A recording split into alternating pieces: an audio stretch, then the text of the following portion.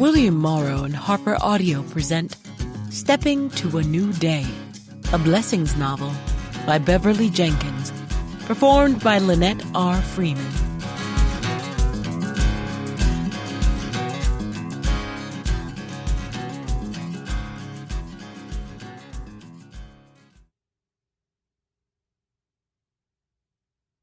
Chapter 1. Riley Curry, the former mayor of Henry Adams, Kansas, stood on the balcony of the seedy L.A. motel he now called home and wondered how he was going to sneak out of town.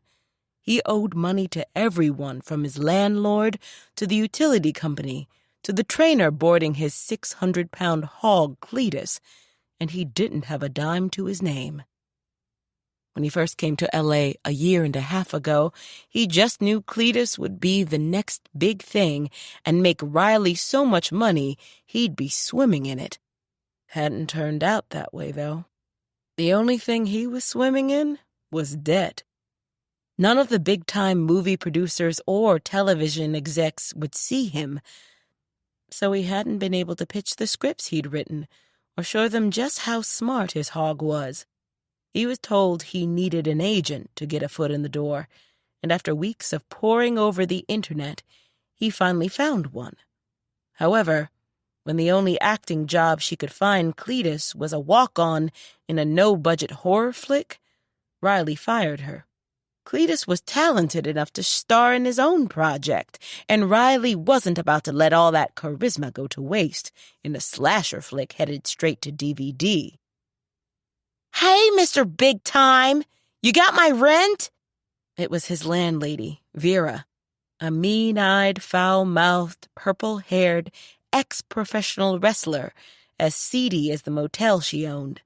She was on the walk below, standing next to an industrial-sized laundry hamper filled with the dirty sheets and towels she'd collected from the rooms. "I'll have it for you on Monday." "Friday!"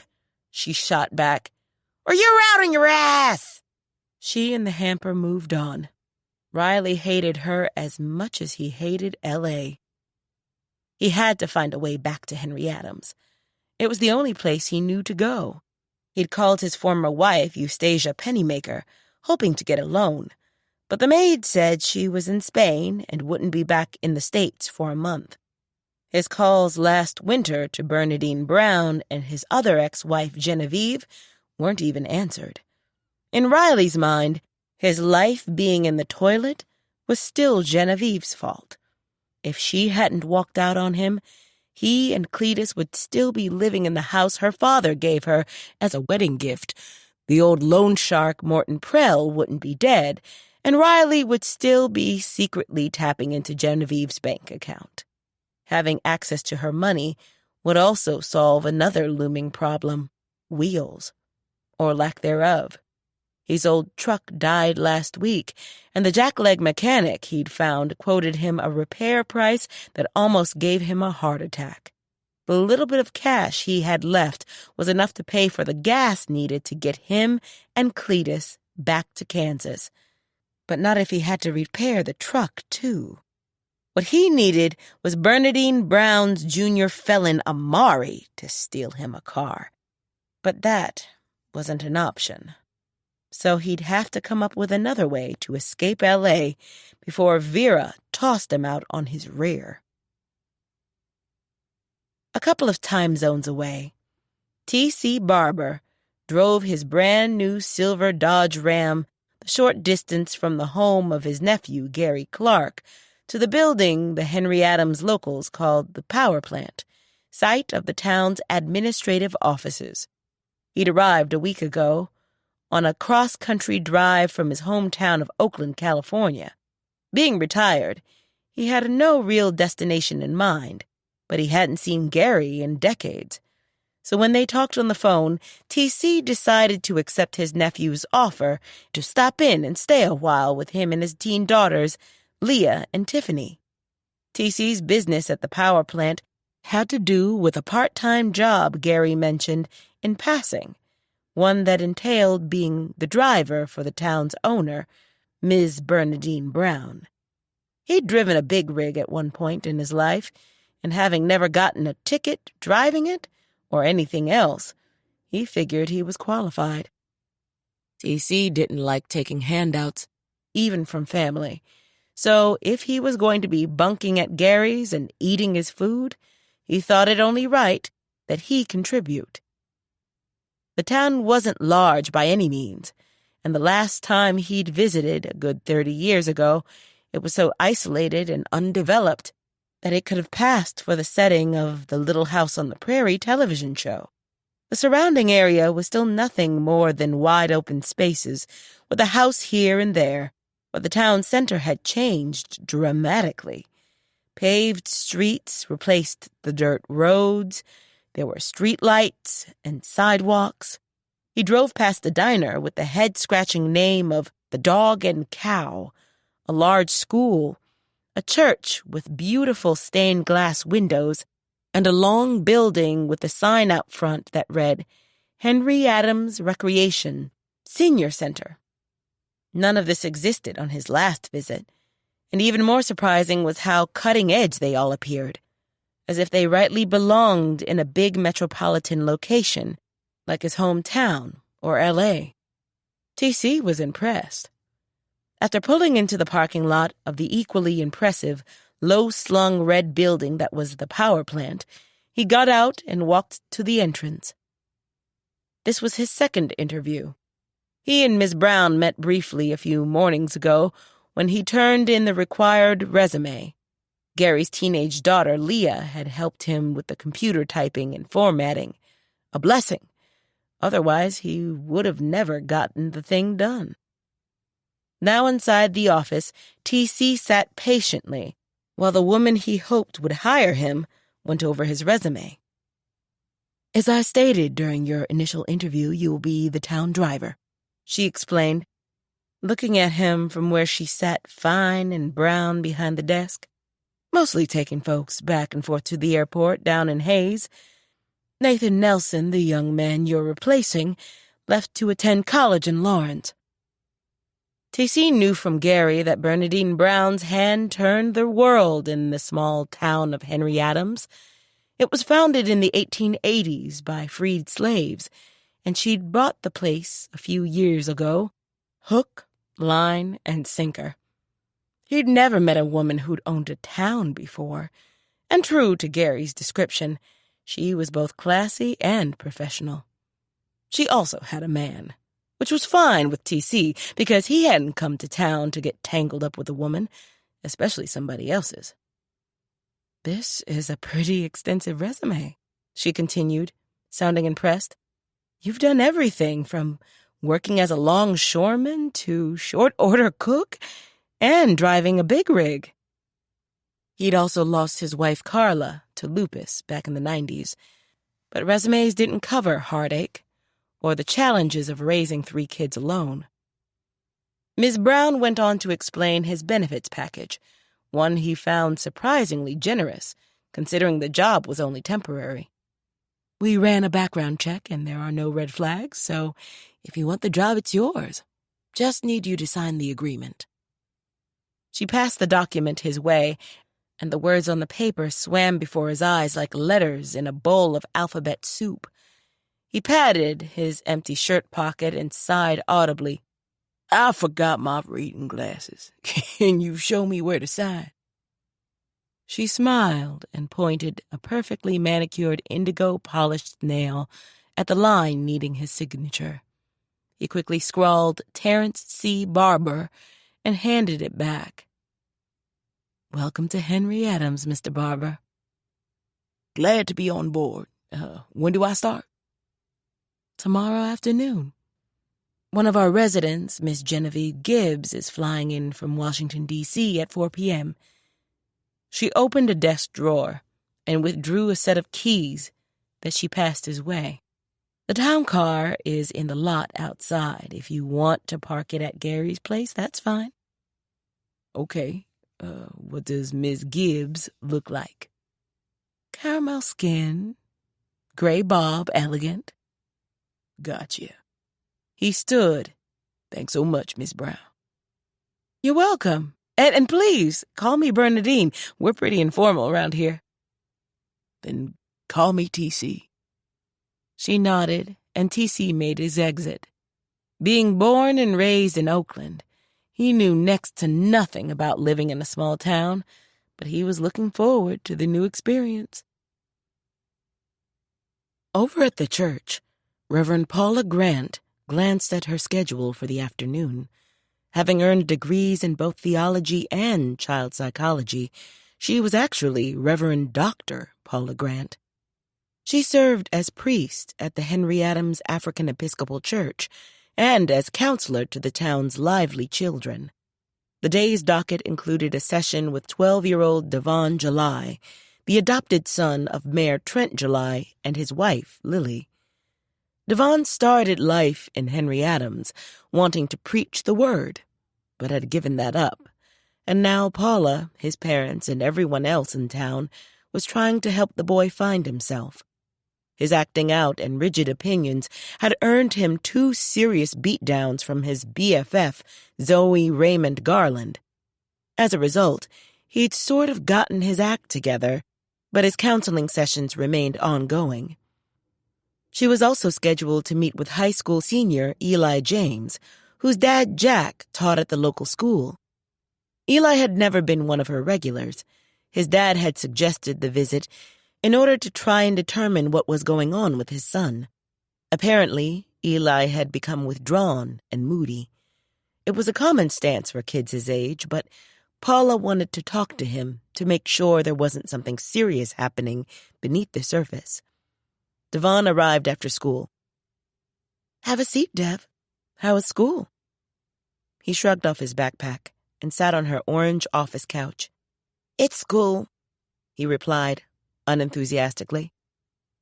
"Mr. James gave us a lot of homework, as always." Devon was thin, the color of a chocolate drop, and had a round head. He'd grown a few inches over the winter and was significantly taller than he'd been when Paula first came to town 3 years ago. "Mr. James gives you lots of homework because he wants you to be as smart as you can be. Helps out when you become an old adult like me." He flashed the smile that had won him the hearts and screams of the groupies he'd collected during last winter's performance of the band he was in, before his parents, Lily and Trent, made him cut his online and offline ties to the girls. "When's the band's next performance?" "Not sure, but we're still practicing on the weekends." "You guys are really good." "Thanks." "So, you and Zoe still BFFs?" "Yep, no more fighting." "Good." Although everyone understood why Zoe reacted the way she had when Devon pushed her buttons, she, too, was one of Paula's clients because of her sometimes over-the-top temper. "Anything you want to talk about today?" She watched him think that over. "Not really." She waited. "I think I want a girlfriend." Knowing what she did about him, Paula wasn't surprised by the response. "May I ask why?" "Amari has one. At least he used to until she moved. But Preston does, and Zoe likes Wyatt, so I need somebody to like too." Amari was Devon's older teenaged brother, and Preston was Amari's BFF. Wyatt and his grandmother were recent arrivals in town, and he was Devon's age. "Do you have someone in mind?" He shook his head. "Then I wouldn't worry about it. The right person will show up at the appointed time." "You think so?" She nodded. "And whoever it is should like you for being Devon, not because you can sing and are in a band." "Oh."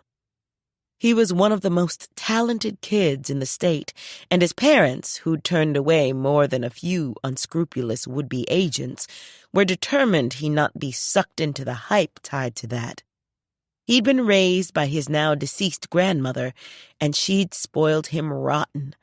His adoptive parents were doing a great job of undoing that as well. "So, how are you and Amari getting along?" "He's an awesome big brother, Makes me think about stuff. Like what? Like, what kind of person I should be? I told him I want to be him, but he said he's already taken, so I have to be myself.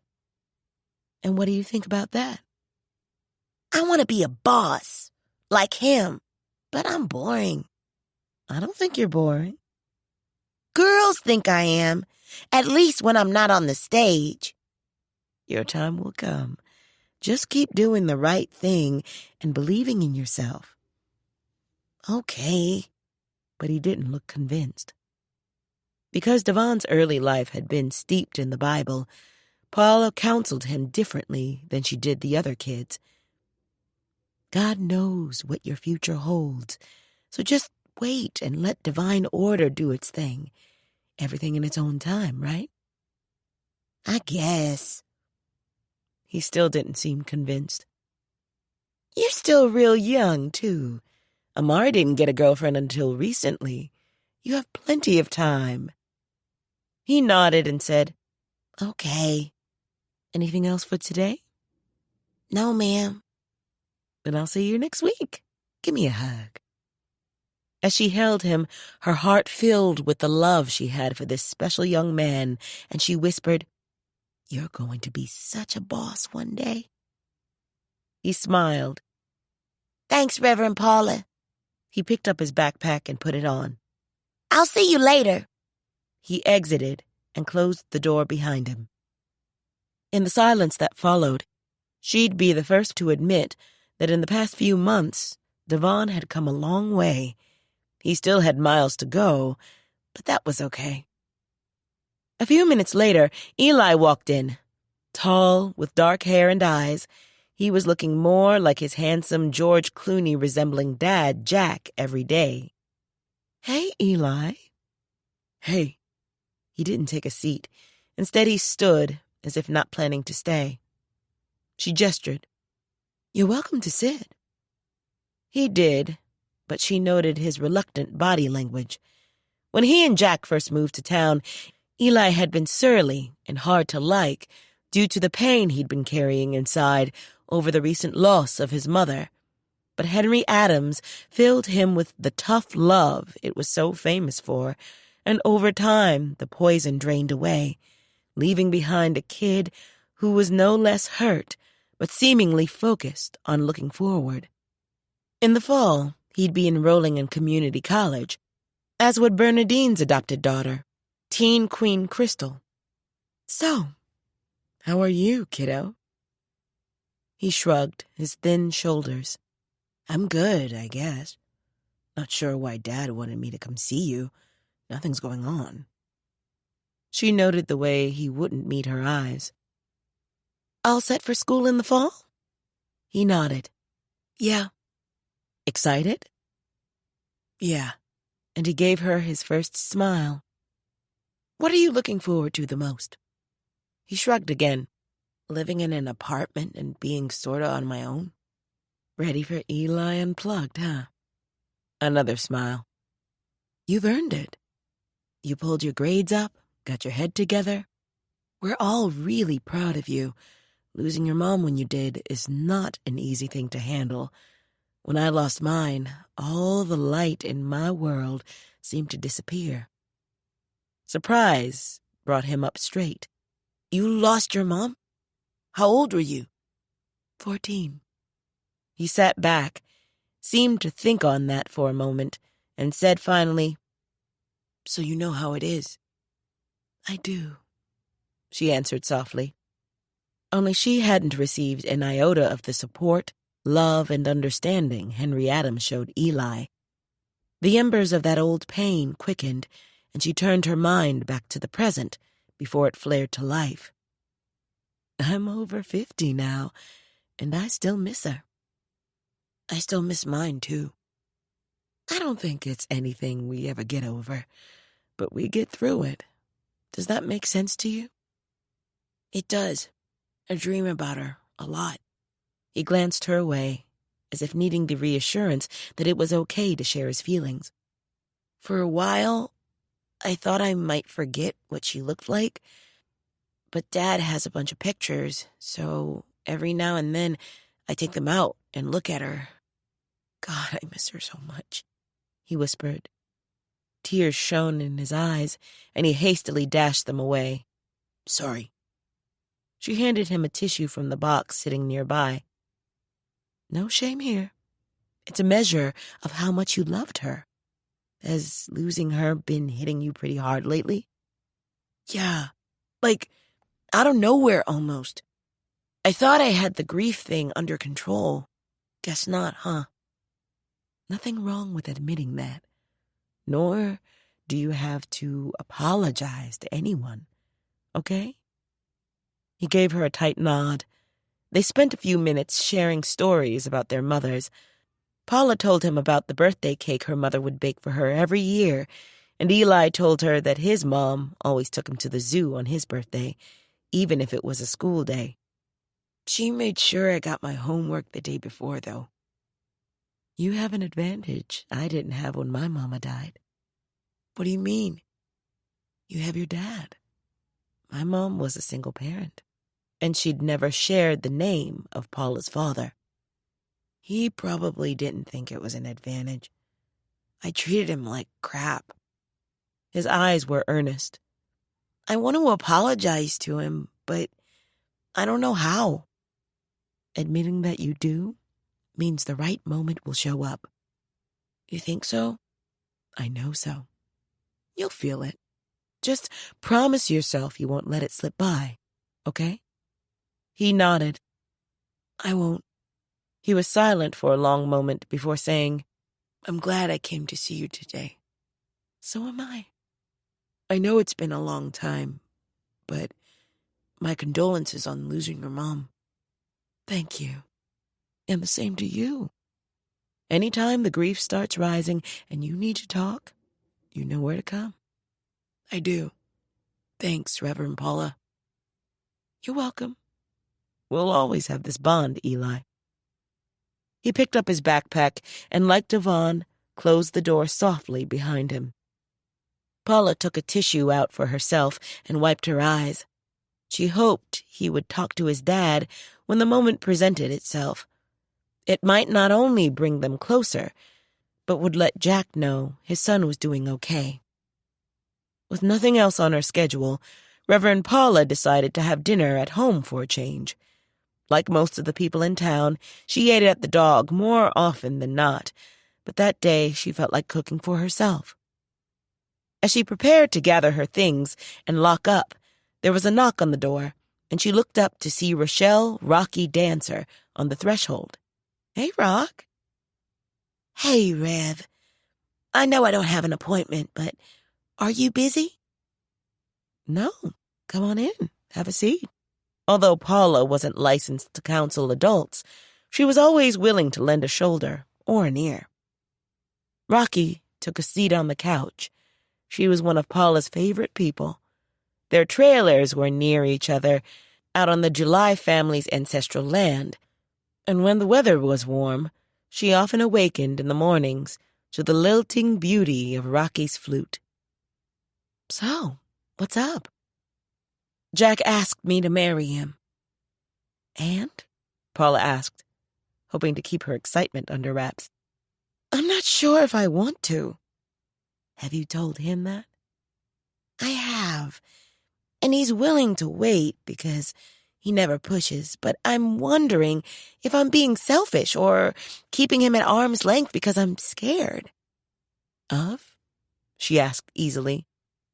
Honestly, that he'll wake up one day wondering what in the world he's doing with somebody as screwed up as I am and leave. Paula smiled. You know he loves you, right? I do, or at least I think I do, but I still can't figure out why. Have you asked him? She gave a tiny shrug. I have, and he's so kind and considerate and puts up with my crazy moods. I suppose I'm still waiting for the gotcha. Like your other relationships? Yeah. Hard to be trusting when you find the man you married prancing in front of the window wearing your underwear. But what does that issue with your first husband have to do with Jack? She sighed audibly. I don't know, Rev. Nothing, really. Guess I'm still trying to wrap my mind around Jack being so good to me. Feel you don't deserve it? Maybe. But you do, you know. We all deserve love and peace and safety in our lives. I guess. No guess, Rock. We do. Rocky stared off for a minute. I know this is a decision I have to make for myself, but I needed to bounce it off of you, too. Always available. I know. You're the best. You can have your couch back. I have to get to work. Thanks. You're welcome. Paula shook her head after the town's resident bombshell left her office. In spite of all the toughness on the outside, a scared and scarred woman lived inside. Paula was convinced Rocky, being the beneficiary of Jack's unconditional love, would go a long way in helping her heal, but convincing Rocky of that might take some time. Paula puttered around for another few minutes, just in case someone else showed up at her door. When no one did, she picked up her coat, keys, and purse, and went outside to her truck to head for home. Eli came home to the smell of burgers frying, and his 18-and-a-half-year-old stomach sat up and took notice. His dad was in the kitchen, and the skillets on the stove were sizzling. Hey, Dad. Smells awesome. Good to know. How are you? Eli sat at the bar-like counter and shrugged. Okay, I guess. He wasn't ready to talk about his visit with Reverend Paula yet, and was glad his dad seemed to know that. You teaching GED class tonight? No. New term starts in 2 weeks. Do you have to work next weekend? Eli had a part-time job as a member of the wait crew at the Dog, the town diner, managed by his dad's girlfriend, Rocky Dancer. Yeah, Saturday morning. Why? Apparently, your grandparents are flying in that Friday. Yours said or Mom's? Mine. When did this happen? My mother called about an hour ago. She never bothers to check if other people have plans. Her plans are always your plans, whether you want them to be or not. Eli loved his grandparents, but sometimes his grandmother Stella acted like she was the Queen of England the way she ordered people around. His grandfather Jack Sr. was really the only person who could make her take a seat. So, I assume they'll be staying with us? Yep. He took the now-done burgers from the skillet and put them on a plate. Eli could tell he wasn't happy. How long are they staying? Just for the weekend, supposedly. But who really knows? He sighed and looked over at Eli. Go wash your hands. These sweet potato fries will be done by the time you get back. Aye, aye. When he returned, everything was ready. He sat at the table, and after adding his preferred condiments to the burger and dousing his fries with ketchup, began eating. Not as good as the Dog's, but it'll do. Hater. Eli grinned and took a draw on the straw in his cola. Why do you think Graham's coming? Truthfully? To try and convince me that Rocky's not the one. Didn't you tell me she did the same thing with Mom? She did, and you know how that turned out. She's batting 0. And that losing streak will continue. Eli noted the fire in his dad's eyes. Personally, Eli liked Rocky a lot. She was tough, both on and off the job, but underneath all that steel, she seemed to love his dad. You don't think she'll stoop to using the race card, do you? I hope not. But she did use the class card with your mother. Blue bloods don't mix with no bloods. She had the nerve to tell me. Eli was appalled. Because Mom was Italian? He nodded as he dipped the end of a fry in the small pool of ketchup on his plate. I was furious, to say the least. Eli was furious for him. Since moving to Henry Adams, the two of them had gone a long way toward being father and son. After his mom died, Eli had been so full of grief, he'd turned on him like a mad dog, accusing him of everything, from not loving him to trying to ruin his life by taking him away from California and his friends. Now that he was older and been set straight by the likes of the town elders and Crystal, he knew his dad loved him a lot. "I went to see Reverend Paula today." His dad paused and studied him for a long moment before asking, "How'd it go?" "It went okay. She lost her mom when she was a teenager, too." "I didn't know that." "Yeah. We talked about that and Mom dying and how I felt.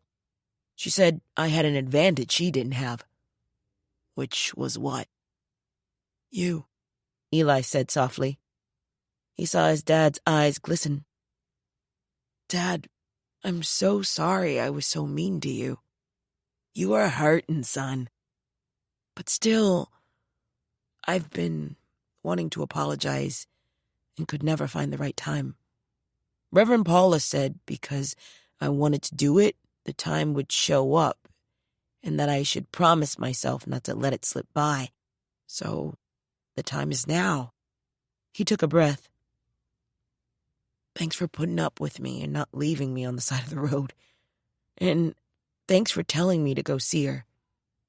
She helped a lot." "You're welcome." "I've been thinking about Mom a lot lately. About how proud she'd be of me getting ready to go to college, even though I'm a year behind, and it's just community college. That you're continuing your education is the most important thing." "I know. I have Tamar to thank, too." The town matriarch hadn't taken any crap from him, and that made him grow up a lot. "I agree." "And Crystal." "How are you two getting along?" Eli shrugged. "Okay, I guess. Even though I'm dating Samantha, I still got a thing for Crystal, if that's what you're asking. Not sure where she really stands, though. Probably still waiting on that loser Diego to ride in on his bike and save the day." Diego July was a cousin of the town's mayor. Crystal fancied herself in love with him, and she'd been crushed learning Diego didn't feel the same way about her. "Women tend to be complicated." "Yeah, finding that out." "It'll all work out in the end. Maybe the way you want, then maybe not, but it'll work out." Eli noted that his dad didn't judge. He rarely did. Even when Eli and the other kids were busted surfing the net in places they all knew were off limits, his dad had screamed and yelled and dropped down on them hard, but hadn't judged. "So, are you going to be able to handle Graham?" "Yes. I figure it's only a weekend. How crazy can she make me in 2 days?" "I got your back." "Good. I'll let you know if we need to hide the body." Eli chuckled and went back to his burger. He had something else weighing on his mind that he hadn't talked to Reverend Paula about, and until he figured out how to approach his dad about it, he planned to keep it to himself. T.C. sat with Leah and Tiffany at the dining room table. He could smell something burning in the kitchen, but being a guest, he was too polite to go and see what the problem was. "Does your dad do all the cooking?" he asked the girls. Leah sighed. "Yes. He's not very good at it, though." "You two cook?" Tiffany shook her head. "Before they got divorced, Mom used to do all the cooking, so we never learned. Dad says he doesn't have the time to teach us and that he can do it faster." "I see." T.C.'s daughter Bethany began helping him in the kitchen as soon as she was tall enough to see over the table. Both his boys, Keith and Aaron, learned to cook from their mom before she got too sick, and after her passing, T.C. helped them refine their skills. T.C. was an excellent cook, and his great nieces were correct in saying Gary was not, if the meals put on the table since his arrival were any indication. Dinner consisted of burnt pork chops, overcooked broccoli, undercooked mashed potatoes, and packaged biscuits. While Gary took his seat, Leah looked at her plate, glanced TC's way, and chuckled softly while shaking her head at her father's lack of skills. Tiff, your turn to say grace, their dad said. She offered up a short, quietly spoken prayer, and once she was done, they began eating. So, you got the job? Gary said, attempting to cut into the dried, burnt chop. I did, TC replied. I start tomorrow. Have to pick up Ms. Gibbs at the airport? Yes, Genevieve, Gary said, smiling. She's coming back from Washington, D.C. Very nice lady. She really is, Leah added. We kids like her a lot. TC saw Tiffany moving her food around on her plate as if doing so might make it disappear. TC wished the same thing. Not only was it badly cooked, it was so tasteless due to the lack of seasoning, they may as well be eating cardboard. But he ate it all. Later, while the girls were upstairs in their rooms doing their homework, he and Gary sat outside on the old-fashioned back porch, watching the end of the day. I think I'm going to like it here, he said. Good. Town's real slow and real quiet, but everybody gets along for the most part. Are you enjoying running the store? I am. Didn't think I would at first. I spent most of my life selling cars, not food, but I'm doing pretty good. Having a good staff helps. Not to mention Bernardine's full support. How long have you been the manager? We opened just before Thanksgiving. Still trying to learn how to juggle my time, though. Rushing home to make sure the girls have dinner, checking their homework, and doing all the other stuff tied to parenting leaves me just enough time to breathe, go to bed, and get up the next morning to start it all over again. The girls seem happy. I think they are. The divorce was hard on Tiff, though. She's just starting to make peace with the idea that Colleen isn't coming back. Our priest, Reverend Paula, is also a child psychologist, and she's been helping Tiff sort stuff out. And Leah? My rock. Handled the divorce pretty well. Colleen always favored Tiff over her, so... But as long as Leah has her telescope and her physics, she's good. Physics? Yes, wants to be an astrophysicist.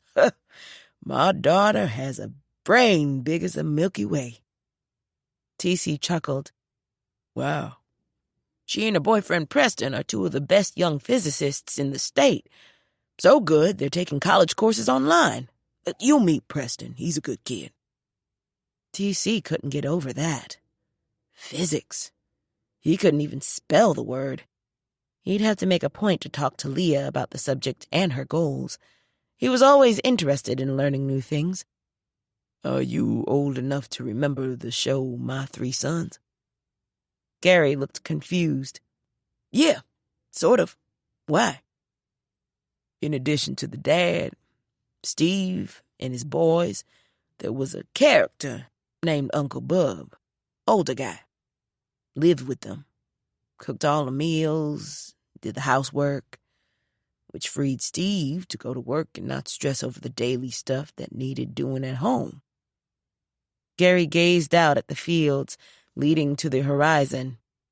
Be nice to have an Uncle Bub. Or an Uncle TC. Gary paused. What do you mean? After your Aunt Carla died, your cousins were all still living at home, so I did the cooking and cleaning and all the other Uncle Bub stuff. Have to say I was pretty good at it, too. So, how about I be Uncle TC for you? I'll do the meals, keep the house up, do the laundry, and teach the girls to do the same along the way. I can't ask you to stick around and do all that, and I can't pay you. Not asking for pay, but you could use the help, Gary. True? Lord knows I do. Then I'm your guy. You get to do the homework, though. I don't know physics from a hole in the ground. Gary chuckled. TC added, Tell you what, let me cook breakfast in the morning. And after I run down and get Miss Gibbs, I'll come back and make dinner. If at the end of the day you don't think I've helped, I'll turn in my apron. Do you? He extended his hand. The emotion in his nephew's eyes let TC know that making the offer was a good thing. Deal, Gary said softly. They shook. Chapter 2. The following morning, the Clark family awakened to the smells of bacon, and they weren't sure what else, but the house smelled like heaven. When they entered the dining room, on the table sat a bowl of steaming scrambled eggs, a plate piled high with strips of bacon, and a pan of biscuits made from scratch. Leah, Tiffany, and Gary stared amazed. Eat before it gets cold, the smiling TC invited. Who wants juice? They all did.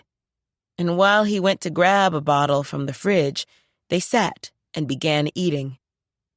Oh, Leah cried around a mouthful of eggs. this is so good. Tiff laughed. No burnt bacon. That earned her a critical look from her dad, but he finally smiled. It's okay, Tiff. Cooking is not my strong suit. And I agree, this is really good.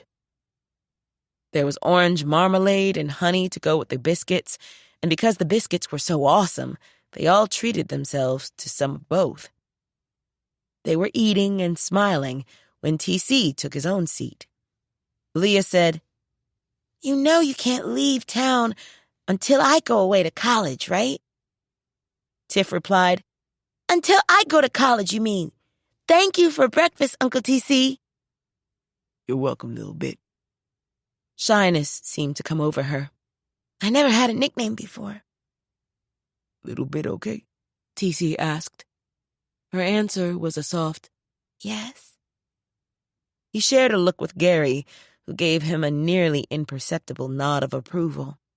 TC sensed the Clarks needed him to not only run the household, but to help them navigate back to being a family, and he felt up for the task. An hour later, the girls and Gary left to go about their day, and TC had the quiet house to himself. He poured himself a second cup of coffee, then stepped out onto the wide back porch. The weather was a bit chilly for a man born and raised in California, but he knew it was something he'd get acclimated to. Having been a big rig driver, he knew how beautiful the sky could be on a spring day in the plains, but to be able to sit down and enjoy it without having to push on to the new stop was something new. If all the smiles at the table were any indication, his first morning as Uncle TC had been a hit. Later, he'd drive down and fetch Miss Gibbs, and he hoped that part of the day would be a hit, too. On her flight home from Washington, D.C., Genevieve Gibbs was exhausted. But it was a happy exhaustion. She'd had such a good time. In addition to taking the White House tour and a nighttime tour of the monuments atop a double-decker bus, she'd visited the Smithsonian, the African American Civil War Museum, and the Native American Museum, and had some of the best salmon she'd ever eaten at a quirky little restaurant called Bus Boys and Poets. This was the first time she'd ever traveled alone, and as a woman in her 60s, she was pretty proud of herself. Not that she'd wanted to go solo. She'd asked her friend and roommate Marie Jefferson to come along, but Marie was still acting like a teenager in middle school in response to last Christmas's surprise visit from long-lost classmate Rita Lynn Bailey. How Marie could hold on to a 40-year-old grudge about nothing, but something Genevieve still didn't get. She and Marie had been best friends since they were 8 years old. Now, Jen had hoped that having Marie with her on the trip to Washington would be a way for them to have some fun and rescue their friendship. Since she didn't want to come along, Jen used the time to do some well-needed soul-searching. For as long as she could remember, someone else had held the reins to her life. First, her parents, then her no-good ex-husband Riley, and after Jen walked out on him, Marie had been the one she'd looked to for guidance. After sharing Marie's home for the past few years and being influenced by how women like Bernadine Brown and Lily Fontaine July fearlessly approached life, Jen felt as if she'd finally come into her own. She now possessed the confidence she'd always lacked. The old Genevieve would have never given her embezzling ex-husband a right cross that knocked him into next week, the way she'd done when he had the nerve to return to town a few years back with a so-called new wife, Eustacia Pennymaker. The punch broke a bone in her hand, but the pain was secondary to the satisfaction that came from watching him slide to the floor out cold. Just thinking about him and his murderous hog, Cletus, enraged her all over again. But she drew in a deep breath and willed herself calm. She was a new Genevieve, large and in charge, in the words of her young friend Amari July, and she loved who she was becoming. The plane finally landed at the Hayes airport, and she made the short walk to baggage claim to get her suitcase. She didn't know the man holding the sign with her name written on it, but Bernadine had texted her last night about having hired a new driver. She'd described him as Gary Clark's uncle, and being near Jen's age, but she'd left out how nice he was to look at. Dressed in a well-tailored black suit and a crisp white shirt that showed off his large, trim frame, he could have been a CEO. A small silver hoop in his ear added a bit of intrigue to his dashing appearance. The old Jen would never dare think such a thing, but the new and improved version of herself definitely appreciated his tall, dark handsomeness. In spite of the changes she'd made to herself, she was still a lady, and so she approached him and extended her hand. Hello, I'm Genevieve Gibbs. Nice to meet you. I'm Terrence Barbour. Most people call me TC. What's the C stand for? Christopher? For a second, she looked at him, and he looked at her, until he finally said, Let me take that bag. As she handed it off, she wondered why she felt so warm. Before she could analyze it, his voice brought her back. When we get outside, will you be okay waiting by the curb while I bring the car around? It's in the lot. That will be fine. Once they cleared the doors and stepped out into the chilly, early April sunshine, he said, Be right back. Yes, Genevieve decided. He was very handsome. Maybe even more so than Mal, or Clay for that matter. Thinking about Clay made her realize she needed to make a decision about whether their slow-moving relationship was still viable. Clay was a sweet, lovely man, but he seemed to prefer the meek doormat Genevieve that she used to be, and since she didn't, they were having issues. The black town car slid smoothly to a stop beside her. TC got out, opened the door, and held it for her. Thank you, she offered quietly. Once she was settled, he closed her in, took his seat behind the wheel, and off they went. After clearing the airport property, he caught her eye in the mirror. Some people like to talk while riding. Others like silence. Which would you prefer? A bit of both, I suppose. He nodded. Sounds good. You want music? I found some jazz on one of the streaming channels. That would be nice. As they turned onto the interstate, Jen listened to the music and mused upon being back in Henry Adams. She had to admit that little Dorothy from Kansas was right. There was no place like home. That also got her to thinking. When a woman her age decides to reinvent herself, living with someone like Marie, who used every day to throw a pity party for herself, was not her idea of fun, nor was it healthy. Marie needed to deal with her issues, make her apologies to everyone she'd offended, and move on. But since she wouldn't, Jen would be the one moving on instead. The idea broke her heart, but rooming with the cold and silent Marie was like living in a freezer, and Jen wanted warmth in her life. The station played an instrumental that was so memorable and familiar. Both she and TC said at the same time, "Haven't heard this in years." They both laughed. It was Wes Montgomery's Bumpin' on Sunset, a classic. "Still sounds good," TC said. "Yes, it does." They listened with quiet appreciation to the groundbreaking guitar virtuoso who'd paved the way for greats like George Benson, Lee Ritenour, and others. When the tune faded away, TC said, "Can you imagine how big he would have been in the music world had he lived?" "If I remember correctly, he died rather young." "Yes, a heart attack at age 45, he informed her solemnly. "Tomorrow isn't promised." "No, it isn't." She sensed a sadness in his tone that made her wonder about its roots, but she'd never be so rude as to ask. A few more classic tunes played. The Sidewinder by Lee Morgan and The Sermon by organist Jimmy Smith. Her father, Nelson, had loved jazz.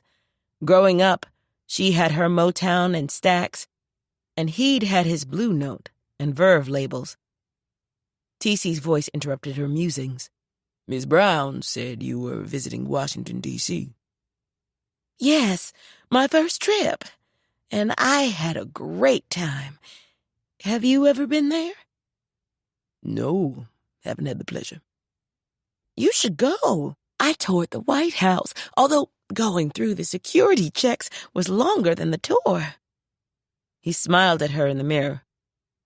"I saw the African American Civil War Museum and their beautiful monument across the street. It has the names of every man of color who served in the Civil War." "Wow, I'd really like to see that. I served in the Army during Nam. What else did you do, if you don't mind me being nosy?" She didn't.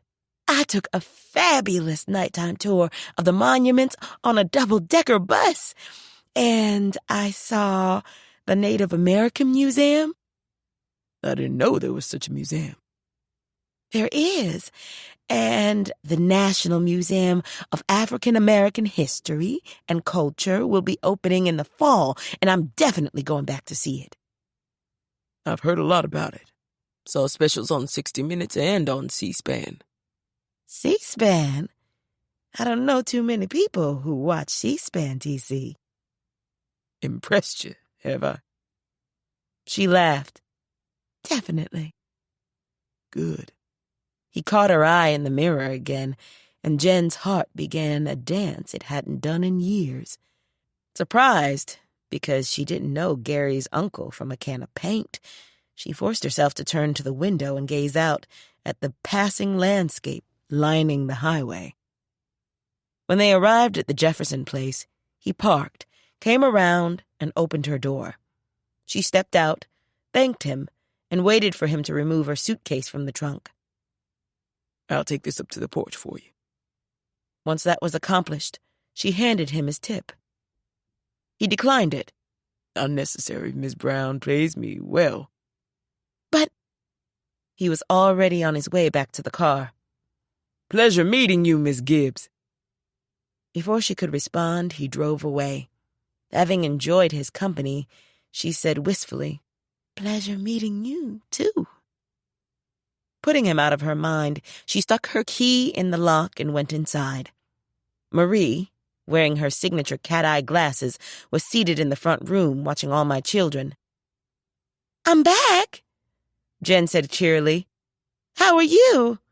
What have I missed?" Because there was always something going on in Henry Adams. Marie shrugged. "Nothing. Same old, same old."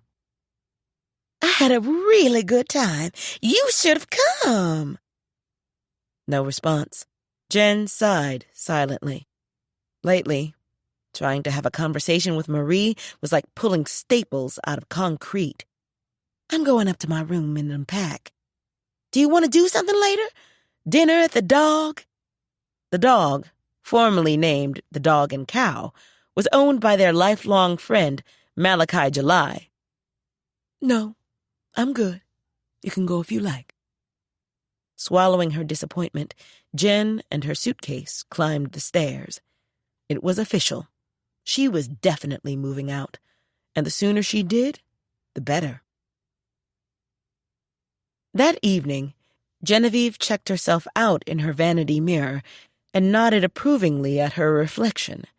The new black velveteen jacket she'd purchased in Washington looked very classy with her red turtleneck, charcoal gray wool pants, and black short-heeled boots. The simple gold chain around her neck matched the bangle on her wrist and the small hoops in her ears. She'd gone back to wearing her gray hair natural, and she thought the elegant cut she'd also gotten in Washington set the tone for the image she wanted to convey. Trim and fashionable, yet classic. She and Clay had talked earlier on the phone and were going to have dinner at the Dog. In spite of their issues, she'd missed him and looked forward to the evening. They agreed on a time and that he'd pick her up, since Jen didn't drive, something else she needed to remedy. She'd relied on other people to get her around all her life, and it was time to step up. She wondered if Clay would be willing to teach her. When she got downstairs, Marie was still in front of the TV watching Wheel of Fortune. Clay and I are going to the Dog for dinner. Marie replied with a distant nod. Jen wished she could help her friend find peace, but that seemed impossible at the moment. So she left her and stepped outside to await Clay's arrival. He pulled up in his truck, and she hurried down the walk to meet him. "Hey, good looking," he said as he got out and came around to open the passenger side door. He gave her a quick peck on the cheek. "Good to have you home. Worried about you, being in D.C. alone." She waved him off. I was fine, just like I told you I would be. She climbed in, and he closed her door. Before her trip to Washington, they'd had a small argument about her traveling alone. She'd appreciated his concern, but her mind had been made up, and that was that. After getting into the truck on his side, he started the ignition, looked her way, and said, "I know you think you're all that in a bag of chips, too, but no more trips by yourself, okay?" Not okay. His lips tightened, but she didn't care. Keeping her voice soft, she asked, Can we fuss after we eat? The smile that he showed cut the tension. "Yes, ma'am." As he drove toward town, she sighed inwardly. His treating her like he always knew what was best was driving her nuts. But she reminded herself that she'd loved him since high school. Marrying Riley Curry instead had been the worst decision of her life. Now they were trying to rekindle what they'd lost decades ago, and she was doing her best to ignore the tiny voice in her head that kept whispering it was too late. The Dog and Cow was the only diner in town, and, as always, during the dinner hour, the place was jumping. The booths lining the walls and tables positioned in the middle of the large room were filled with people, and myriad conversations competed to be heard over the sound of the flashy red jukebox playing Cowboys to Girls by the Intruders. The family of the Dog's owner, Malachi July, had lived in Henry Adams for over a century. Mal was also Clay's BFF. Upon seeing them enter, Mal came over and gave her a hug. "Welcome home. Did you have a good time?" I did. "Good. Hold on a minute. I'll get you to a booth." While they waited, Jen shared smiles and waves with the host of people she knew, from members of the young waitstaff like Bernadine's daughter, Crystal, to Sheila Payne, the town's director of special events, and Sheila's husband, Marine Colonel Barrett. When Jen was young, Her main goal in life had been to leave town and see the world, and she thought by marrying Riley with his boastful plans, it would happen. But as the years passed, she found herself stuck in a loveless marriage with a man who cared more for a hog than he did for his wife. Now that she was finally in charge of her own life, she was content with this small town and the wonderful friendships she'd made because she was no longer stuck. In spite of Riley's embezzlement, she was still financially secure, thanks to Bernadine's advisors, and if she wanted to spend a week in Washington, D.C., or even Paris, she could. Mal waved them over to a booth on the far side of the room. When the smiling Crystal came over to take their order, Jen ordered the trout and veggies. Clay opted for steak, salad, and a baked potato. I'll get this right out, Crystal promised. She headed off to the kitchen to put in their order, and Jen asked Clay, So, what have you been doing while I was gone? Besides worrying? Lord, save me from this man. Besides worrying. Not much. Bing and I drove over to Topeka for the Black Farmers meeting. We're still dealing with the fallout of the lawsuit. Some people with legitimate claim numbers are being told their cases were filed too late for them to be compensated. He was a member of the class action suit filed by black farmers nationwide against the Agriculture Department for its decades of unethical loan disbursements and illegal land forfeitures. Do the people who were denied have any options? She asked. It doesn't look like it, but we'll see. We were also told that the ombudsman, hired to look after our interests, is raking in millions. That should be going toward the settlement. She knew that Clay, his elderly housemate Bing Shepherd, and some of the other farmers in the area had already received their portions of the landmark settlement, but others, particularly many of the women, had yet to receive a dime, and she found that shameful. Did you see Marie at all while I was gone? No. She's been keeping to the house just like she did before you left. I'm worried about her. So am I. And I wish I knew how to help. Living with her is like living in a tomb. I think I'm going to look into getting a mobile home. He paused. Really? She nodded. Time for me to move out and be on my own. I'll talk to Lily and see what I need to do. Are you going to put it on your land? Yes. And sometime in the near future, I'm going to have another house built. And once it was ready, she'd replace the roses and the sunflowers Riley's damn hog had rooted up at her old place. She wouldn't be able to replace the heirlooms and knick-knacks given to her by her mother or grandmother, though. They'd been lost when Cletus trashed the house so thoroughly the county condemned it and then bulldozed the place. Her heart still ached over the loss. She glanced up to find Clay staring at her. What's the matter?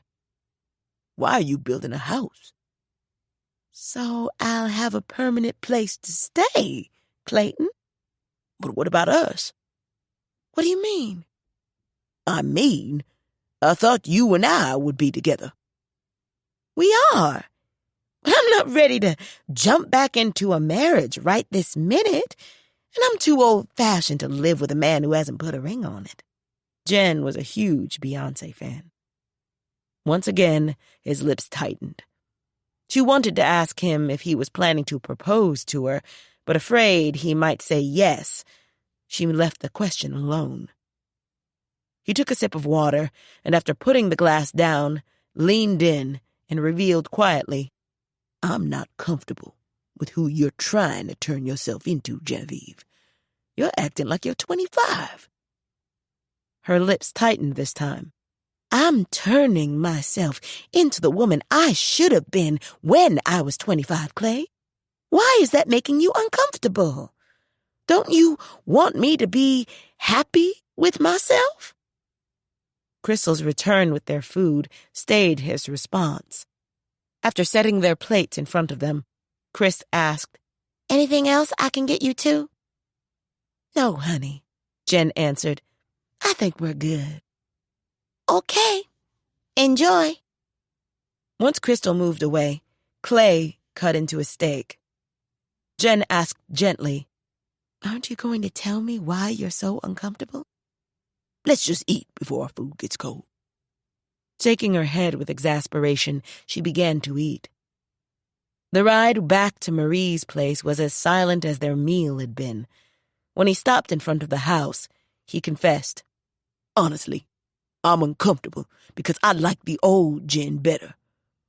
I enjoy looking after you, doing things for you, and you needing me. This new version doesn't seem to need any of that." "I'm sorry I'm no longer helpless, Clay. For the first time in my life, I'm in control of me, not my parents, not Riley, me. And I'm enjoying that. Can't you be happy for me?" "I'm an old-fashioned guy, Jen. I want to take care of my woman." She chose her words carefully. "And I appreciate that. But I don't want to be taken care of, Clay. I'm finally figuring out who Genevieve Gibbs really is. Her strengths, her likes, her dislikes. And I would love it if you'd come along with me on this journey and cheer me on." He didn't reply. "You won't even try, Clay, for us?" He stared stonily out of his window, and when he didn't relent, she reached down and opened her door. "Okay," she said, trying not to be overwhelmed by the sadness in her heart. "I'll see you." She got out, closed the door again, and started to the porch. He drove away, and she didn't look back. Hearing Jen moving around upstairs, Marie couldn't decide if she was glad to have her back or not. On the one hand, she'd been lonely, knocking around in the big old house alone, but on the other hand, being by herself fed the funk she'd descended into since Rita Lynn's visit last Christmas. Her cringe-worthy behavior and the bridges she'd burned on that awful afternoon made her want to climb into a hole and never come out. Apologies to friends like Genevieve were warranted, yet she couldn't bring herself to offer them due to her inner shame and humiliation. As a result, she hadn't been to the dog, attended the town meetings, or checked on how things were going at the beautiful school that bore her name. She knew she had to re-enter the world at some point, but it was much easier not to. How do I face people again? She didn't want to see the pity in Mal's eyes now that he knew she'd been pining for him since middle school. They'd been friends over 60 years, and he'd always viewed her as a sister. Marie had always prided herself on her inner discipline, but when Rita Lynn, who'd given birth to Mal's son while they were in high school, coolly revealed the truth about those feelings, all that discipline flew out the window, and she lost her mind. Age-old anger and resentment rose up like unleashed toxic lava, and next she knew, she was spewing it all over the place, at Genevieve, Mal, and yes, Rita Lynn. If Rita Lynn hadn't ended the encounter by dashing a glass of ice water in Marie's face, there's no telling how much more damage might have been done. Marie dragged her hands warily down her face. And now, here she sat, almost 4 months later, wallowing in self-pity and mad at a world that seemed to offer nothing but heartache. From her cold and distant mother Agnes to the son she'd been forced to put up for adoption and who wanted no contact, to her failed relationships with men, Marie was tired of being strong, optimistic, and hopeful. Her life had been one beat-down after another, and she was tired of fighting back. When Riley entered the crowded car dealership that Friday morning, he didn't have much of a plan, but hoped and prayed something would work out. Since he hadn't had Vera's rent money, she'd kicked him out, as promised. So with no place to live, going back to Kansas was his only option. The showroom floor was packed with people checking out the shiny new cars and SUVs. Balloons were everywhere and huge. Large lettered signs announced a sale in progress, which he supposed accounted for all the looky-loos. Wearing his signature black suit, with its fake red carnation pinned to the lapel, he just knew he looked the part of a man prosperous enough to draw attention. And sure enough, a tall blonde salesman wearing khakis and a blue short-sleeved polo walked right over. "May I help you, sir?" Liking the "sir" part, Riley puffed up and said, "Yes, I'm visiting from my hometown in Nebraska. I'm the mayor, and we're in the market for a fleet of SUVs. I've test-driven your competition, but thought I'd swing by and see what you have before making my final decision." "Excellent. I'm sure we have something that will meet your needs. I'm Adam Reed. Come this way, please." He led Riley through the crowd and over to a nice-looking red SUV that Riley thought would fit his needs perfectly. "What's your name, sir?" the tall blonde salesman asked. Riley panicked. July. Trent July." "Nice to meet you, Mr. July. Whereabouts in Nebraska are you from?" "Hayes. It's right outside of Omaha." "Ah." Reed opened the door and stepped aside so Riley could slide in under the steering wheel.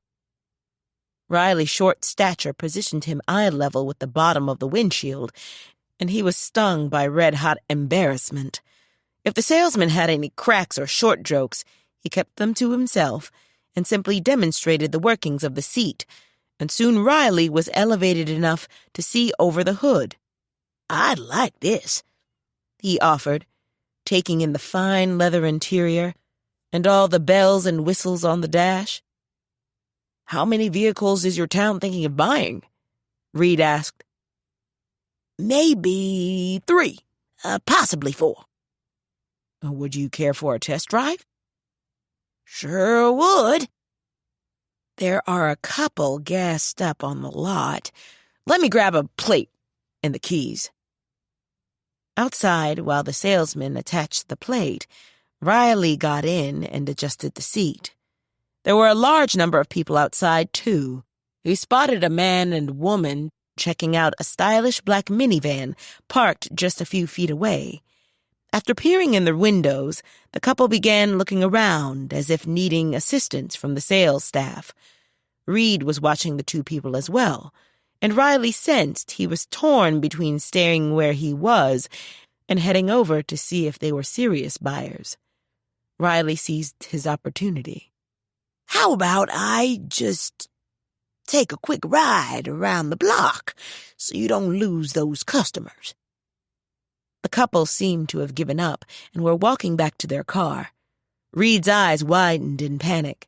"Yes, but do me a favor. I need a copy of your license. Can you go back in and have one of the girls at the cashier station copy it for me and leave it with her?"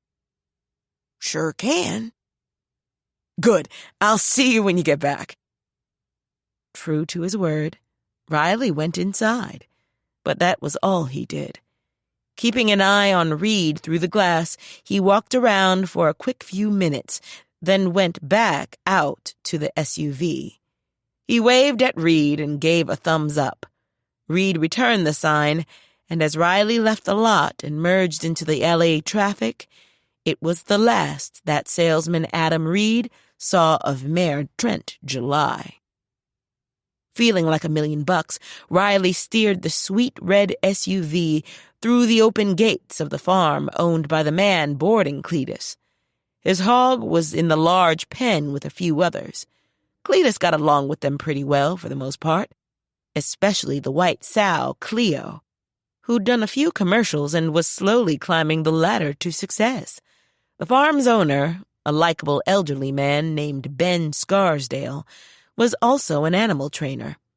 Scarsdale said he'd rarely seen a hog as smart as Cletus and enjoyed working with him. Riley owed him a ton of money, but the man seemed to take Riley's promises to pay in stride and never seemed upset when payment didn't materialize. Riley parked and got out. Cletus lumbered over to the fence. "How you doing, big boy? Came to break you out. You ready to go home?" Cletus raised his head and let loose a few loud snorts, which Riley took to be yes. "Hey, Riley, didn't see you drive up." Riley jumped, startled. Hey, Ben," he replied, hoping he didn't sound or look guilty. He also wondered how much the man had overheard. "Thought I'd take Cletus out for a picnic. He and I haven't had any family time in a few weeks, and I miss him." "That's nice. Where you going?" "Not really sure, but there's going to be ice cream. Cleet loves vanilla." "Is that a new car?" "Yeah," he said, clearing his voice due to the guilt clogging his throat. "Cousin died last week and left me a little bit of money. If Cletus doesn't break me eating ice cream, I'll pay you just as soon as I get back." "That's good news because your bill's pretty high. Don't keep him out too long. He and Cleo have a thing going, and she gets upset when he's not around." Riley saw the sow eyeing Cletus, and Cletus eyeing the sow. He hoped this wouldn't be a repeat of Cletus and Chocolate, the sow his hog married a few years back. When Eustacia walked out on Riley and took her sow with her, Cletus was depressed for months. "Then let me get going. Don't want Cleo to get upset. I'll get the trailer." Riley wasn't sure if the new SUV would be strong enough to pull Cletus's trailer, but found he had nothing to worry about. He waved at Scarsdale, and the man waved back. But Riley was so busy congratulating himself on his cleverness, he missed the angry set of Ben's jaw and the fire flashing in his blue eyes as Riley and his hog drove out of sight. Chapter 3. TC had never attended a town meeting before, so when he entered the diner Monday evening with Gary and the girls, he checked out all the smiling people milling about and visiting, heard the Temptations singing Don't Look Back from the red chrome jukebox, and smiled. He liked the homey feel of the gathering right off the bat. "Let's grab a seat," Gary shouted over the din, "and I'll introduce you around." Following his nephew to a booth, TC estimated there were about 50 people inside, some black, some white, and all carrying plates piled high with appetizer-type food like wings, pot stickers, and cut-up raw veggies. That pleased him, too. Since there were more people than booths, Gary stopped at one already occupied by the mayor, Trent July, and his wife Lily. "Can we join you?" TC had met both briefly over at the power plant while seeing about the job. "Sure." Trent and Lily moved over so he and Gary could join them. Leah and Tiffany were already squeezing into another booth filled with the group of teens. "Welcome to the town meeting," Trent said. "How often do you do this?" TC asked, still glancing around. "Once a month. Gives us the opportunity to stay connected and keep up with what's going on around town." "This is amazing," the impressed TC offered. "You won't find anything like this in Oakland." Lily said, "One of the advantages of small-town living." "I see," he replied. Gary asked, "I know we just had dinner, but do you want something to munch on?" "Sure. How long do the meetings usually last?" Trent answered, "No more than an hour or so. Not much on the agenda this evening." "How much is the food?" Gary smiled. "Free. Courtesy of the boss lady, Miss Brown." TC saw her over on the side of the room speaking with a tall guy about his age. She looked elegant, even when wearing jeans and a soft blue sweater. The tasteful gold bangles and the hoops in her ears seemed to emphasize the fact. Gary said, "Let's grab a plate. We'll be starting soon." The buffet table offered lots of finger food. TC helped himself to a few wings and some little phyllo squares filled with spinach. The woman standing behind the line was knock your socks off gorgeous. Gary said to her, "Rock, want you to meet my uncle, Terrence Barbour."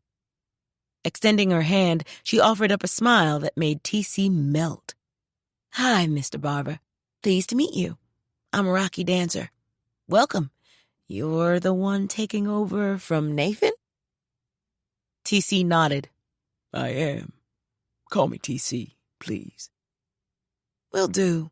Help yourself to the fixings. My assistant Sis does most of the cooking. Best chef this side of the Mississippi." TC eyed the bounty. "Looking forward to trying it out. Nice meeting you, Miss Dancer." "Same here. Call me Rocky." He nodded. He and Gary moved down the line, and as they did, he got away from Miss Brown. He asked Gary about the man she was talking with. "Malachi July. Owns the place. He's also Trent's dad. Their family has lived here over 100 years. Mal's mother, Tamar, is the town matriarch. I'll introduce you to them later. You got enough?" TC eyed his plate. "I think I do." On the way back to the booth, Gary stopped so TC could meet Clay Dobbs and his buddy Bing Shepherd, whose beautifully carved ebony cane was as stately as the man holding it. "Welcome," both men said to him. "Thanks." As they moved on, Gary said, "Clay and Genevieve Gibbs are lovebirds." "Ah," was TC's reaction. He hadn't seen her yet and wondered if he would. He'd had a nice time driving her back from the airport and had to admit to being disappointed that she and Clay were an item, even though he wasn't looking to hook up with anyone while in town. Gary stopped and introduced him to Reverend Paula. She invited him to the church, and he told her how much he liked her navy blue cowboy boots. He then met the Paynes, Sheila and Barrett. The retired Marine was fit and still appeared capable of scaring the pants off a green recruit.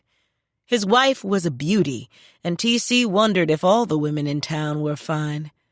Miss Gibbs certainly had been. After leaving the Paynes, Gary said, "Their son, Preston, is Leah's boo, as the kids say." TC wondered if the boy ever got out of line with a dad like Barrett. TC's dad had worked on the docks and had arms the size of redwoods. Anytime TC got out of line, he made sure his daddy never found out. Back at their booth, they found that Trent and Lily had been replaced by a new couple TC had yet to meet. Gary did the introductions. "TC, this is Reggie and Roni Garland." Reggie said, "Nice meeting you. Trent and Lily are up front, getting ready to call the meeting to order. They asked us to hold down the booth while you were gone." TC swore Roni looked just like singer Roni Moore, but he knew he had to be wrong. What would the Grammy-winning songstress be doing in Henry Adams? "Nice meeting you, too. Miss Garland, you probably get this a lot, but you look just like the singer Roni Moore." She smiled serenely. "I do get it a lot, and I'm always flattered." Beside him, his nephew was grinning, and her husband wore a secretive smile. TC studied her features closely again, and finally said to himself, "Nah." Trent rose to his feet. "Okay, let's get this show started." All eyes, including TC's, turned to the front of the room. At that moment, Genevieve Gibbs hurried into the diner, accompanied by a young man and woman, each carrying a toddler in car seats. TC viewed her arrival approvingly. Feeling harried, Jen hastily apologized to the folks at the head table for being late, and she, Kelly, Bobby Douglas, and their twin little ones, Kiara and Bobby Jr., squeezed into the booth with Mal and Bernadine. Marie hadn't attended a town meeting in months, so Jen rode over with Kelly and Bobby. As Trent began to speak, Jen hazarded a glance around the room and saw Clay. He met her eyes briefly before turning away. His refusal to accept her for who she wanted to be still pained her, but no way was she going to veer from her path. His loss, just like Riley. She discreetly swept the rest of the room and found her gaze caught by the new driver, T.C. Barbour. He nodded politely, and she offered a small nod in reply. Wondering why, in response, her heart was beating like a 16-year-old's, she focused her attention on Trent. Trent opened the meeting by introducing Mr. Barbour to the gathering. He's Gary Clark's uncle. Wants to be called T.C., and will be filling in for Nathan as town driver until Bernadine can find a permanent replacement. Can you stand up, Mr. Barbour? A round of applause greeted him, and he raised a hand in acknowledgement. He had on jeans and a charcoal gray turtleneck, and Jen found him as attractive in casual clothing as he'd been in the crisp black suit he'd worn at the airport. Bernadine leaned over. Not bad on the eyes. Hey, Mal groused with a laugh. I'm sitting here too, you know? I'm just saying. Jen silently agreed, but in spite of his good looks and her reactions, she had no room in her new life for a man. If Riley hadn't taught her that, Clay certainly had. Going forward, it was going to be all Genevieve all the time. So for the rest of the meeting, she sat and listened as Trent gave the latest on the new swimming pool he and his team would be breaking ground for in a few weeks, and the plan to turn the old dilapidated Henry Adams Hotel into a loft space. He also brought them up to speed on the small strip mall that would be built and opened by the fall. Kelly's new beauty shop would be one of the businesses going in, along with a pharmacy and real clinic space for Doc Reg so he could move out of the school. Speaking of the school, teacher Jack James stood and announced the opening of the new term for GED classes for those who didn't want to take the classes online. Over the winter, Jen had gotten her literacy certification to teach reading to adults who couldn't read or wanted to improve, and Jack announced that as well. See Miss Jen about setting up a schedule, he said before retaking his seat. She saw T.C. give her a quick glance before returning his attention to the front of the room. She wondered if he knew of someone who needed her help or was checking her out just because. New resident and town fire chief Luis Acosta took the floor next to give an update on how his department was progressing. So far, we have 12 volunteers. Some have experience, but most don't. Training and classes are ongoing. Lily has 2 state-of-the-art engines on order, and as soon as the construction on the new firehouse is complete and passes inspection, they'll be delivered and we'll be up and running. Tremendous applause greeted the news. No one wanted a repeat of last year's deadly fire set by the now imprisoned Odessa Stillwell. After the meeting, the mingling and visiting resumed. Kelly and Bobby were heading home to put the twins to bed. Jen thanked them for letting her ride with them. I'll find a way back, so go on and don't worry about me. Are you sure? Kelly asked. The young family had moved to town that past winter, and Jen had come to love them very much. She was also godmother to the twins. I'll be fine. She kissed the babies. Be good for your mama and daddy, you two. Both toddlers gave her sleepy smiles. We'll see you tomorrow, Miss Jen, Bobby said in parting. Jen nodded and watched them make their way to the door. Having them in her life made up for not having been blessed with children of her own.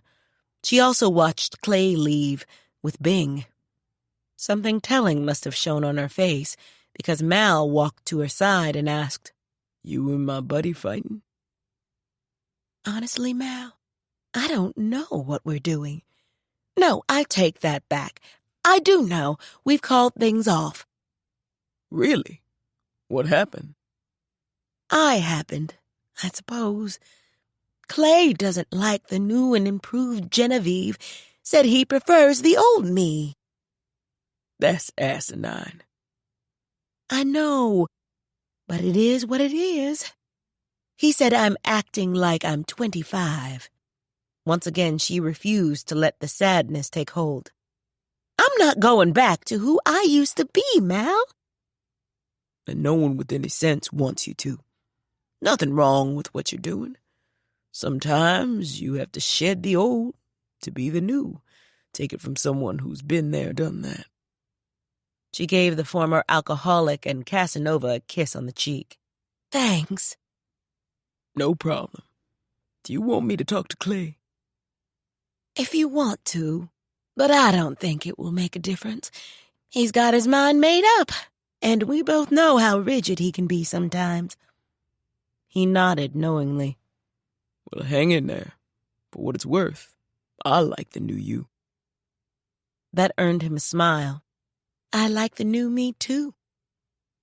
How's Marie? Still the same. I want to smack her and shout, "Snap out of it!" Same here. While you were in D.C., I went to the house to check on her, hoping we could talk, but she wouldn't even answer the door. This is so stupid. Tell me about it. I want her to talk to Reverend Paula, but I don't see her agreeing to that. Me either. We'll just keep hoping and praying that she comes to her senses. He left her to help with the cleanup, and she was grateful to have him as a friend. Putting Marie out of her mind for the moment, Jen looked around for someone to hit up for a ride home. She saw T.C. Barbour talking with Gary and the Garlands. He glanced up casually, and their gazes locked. He nodded and smiled.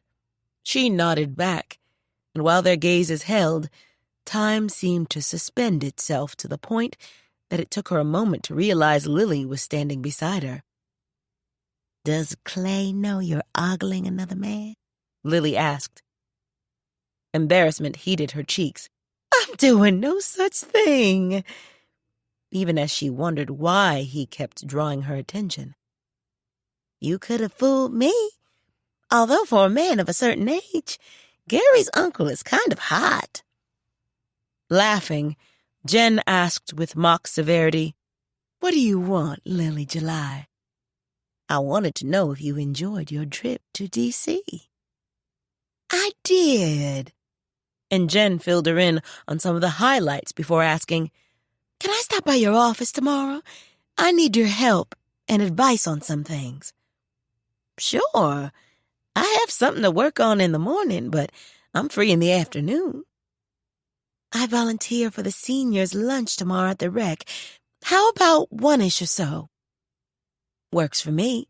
We can talk business and then about what's going on with you and Clay." Jen responded with a soft chuckle.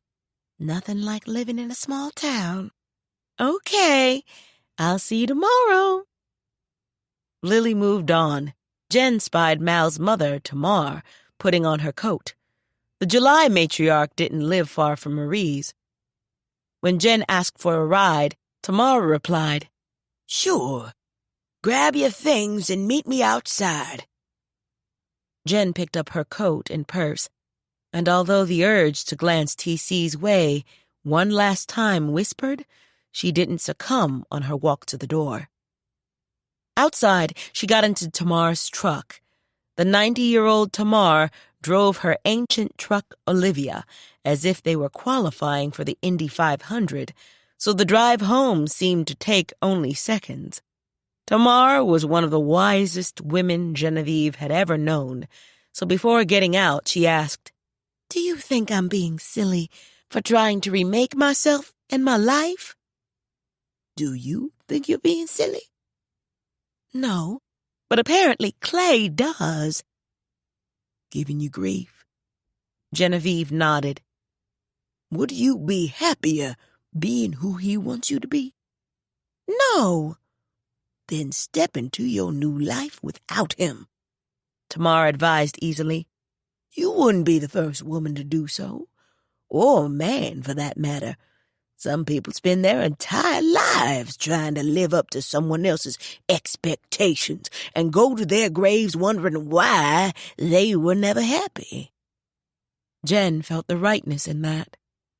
Tamar continued, In the scheme of things, you're still relatively young. The spirit willing, you have a good 20, maybe 30 years left, and you want to greet the sunrise with the smile you put on your own face, not the frown worn by someone else. Wise advice. Haven't lived this long for nothing. Jen smiled. Thanks, Tamar.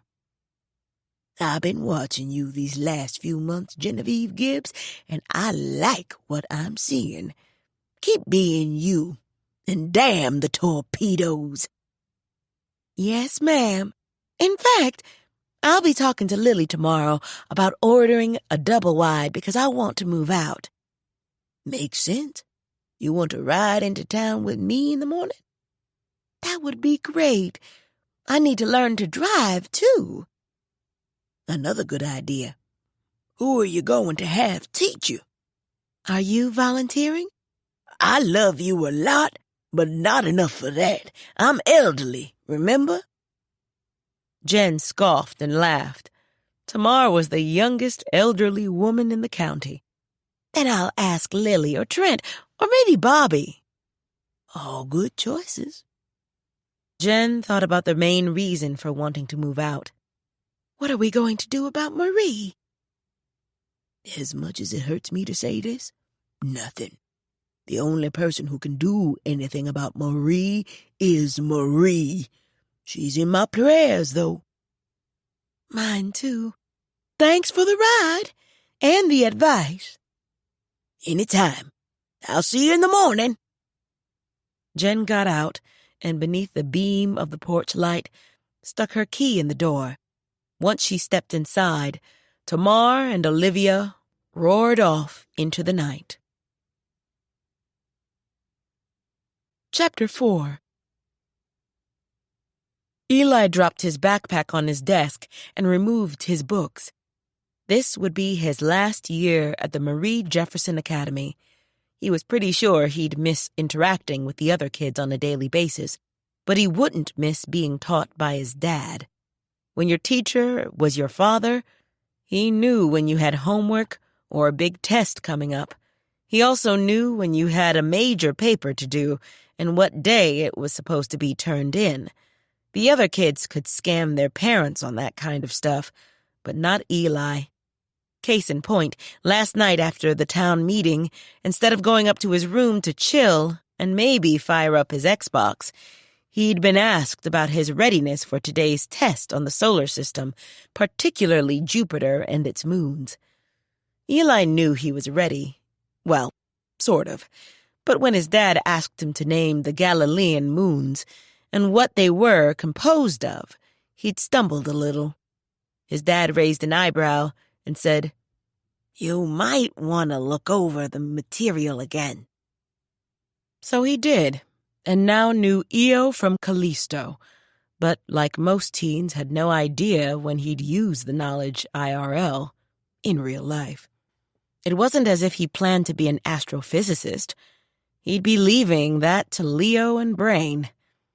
Eli was a sculptor, and was pretty sure when Rodin created the Thinker, not knowing Jupiter's Galilean moons hadn't kept him awake at night. Speaking of sculpting, news from the artist competition he'd entered a few months back was due in the mail any time now. He'd submitted a bust of his mom. Working on it had been one of the toughest experiences of his life. Memories kept rising, and some nights he'd cried so much over losing her, he couldn't see the clay for his tears. But he'd been proud of the finished likeness, and so had his dad. Crystal had also sent in an entry. She was a painter, though, and submitted a triptych based on her life. First prize was scholarship money and the opportunity for the winner's work to be displayed in a big-time California art gallery. He and Crystal really wanted to win, but seeing as how only one of them could come in first, they'd agreed to be happy for each other, no matter the outcome. While the other students like Amari, Preston, and the Clark sisters filed into the classroom and took their seats, he glanced Crystal's way. The grin she shot him made his heart speed up. He continued to have deep feelings for her, even though she'd made it clear she'd rather be friends, which was why he was dating Samantha instead. He and Sam had a good relationship, and he thought she was pretty special, but she wasn't Crystal. Seeing Sam enter the room, he shot her a wink and settled in for the start of the day. As always, class began with the pledge and the Negro National Anthem. It was Zoe's day to accompany the singing on the piano. Eli had been in Henry Adams going on 3 years now and knew the words by heart. When he and his dad first arrived, it had been weird, being one of only 2 white kids in town, and he'd been pretty sure he wasn't going to like it. But nobody made a big deal about it, and he'd done a lot of growing up since then. He'd also learned a ton of Black history and realized people were people. As Amari once pointed out, Eli was now bicultural, and personally, he thought there was a lot of cred in that. After their math lesson and the test, it was time for lunch. Having been born and raised in California, Eli still had no love for the Kansas winter, but the day's weather was filled with sunshine and temps that confirmed spring's warmth would show up for real sometime soon, so they all put on their coats and headed outside.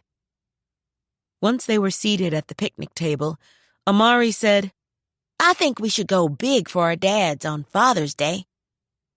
They all knew that the former Detroit car thief seemed to wake up each morning with a plan tied to something big, so Eli said, Okay, I'll bite.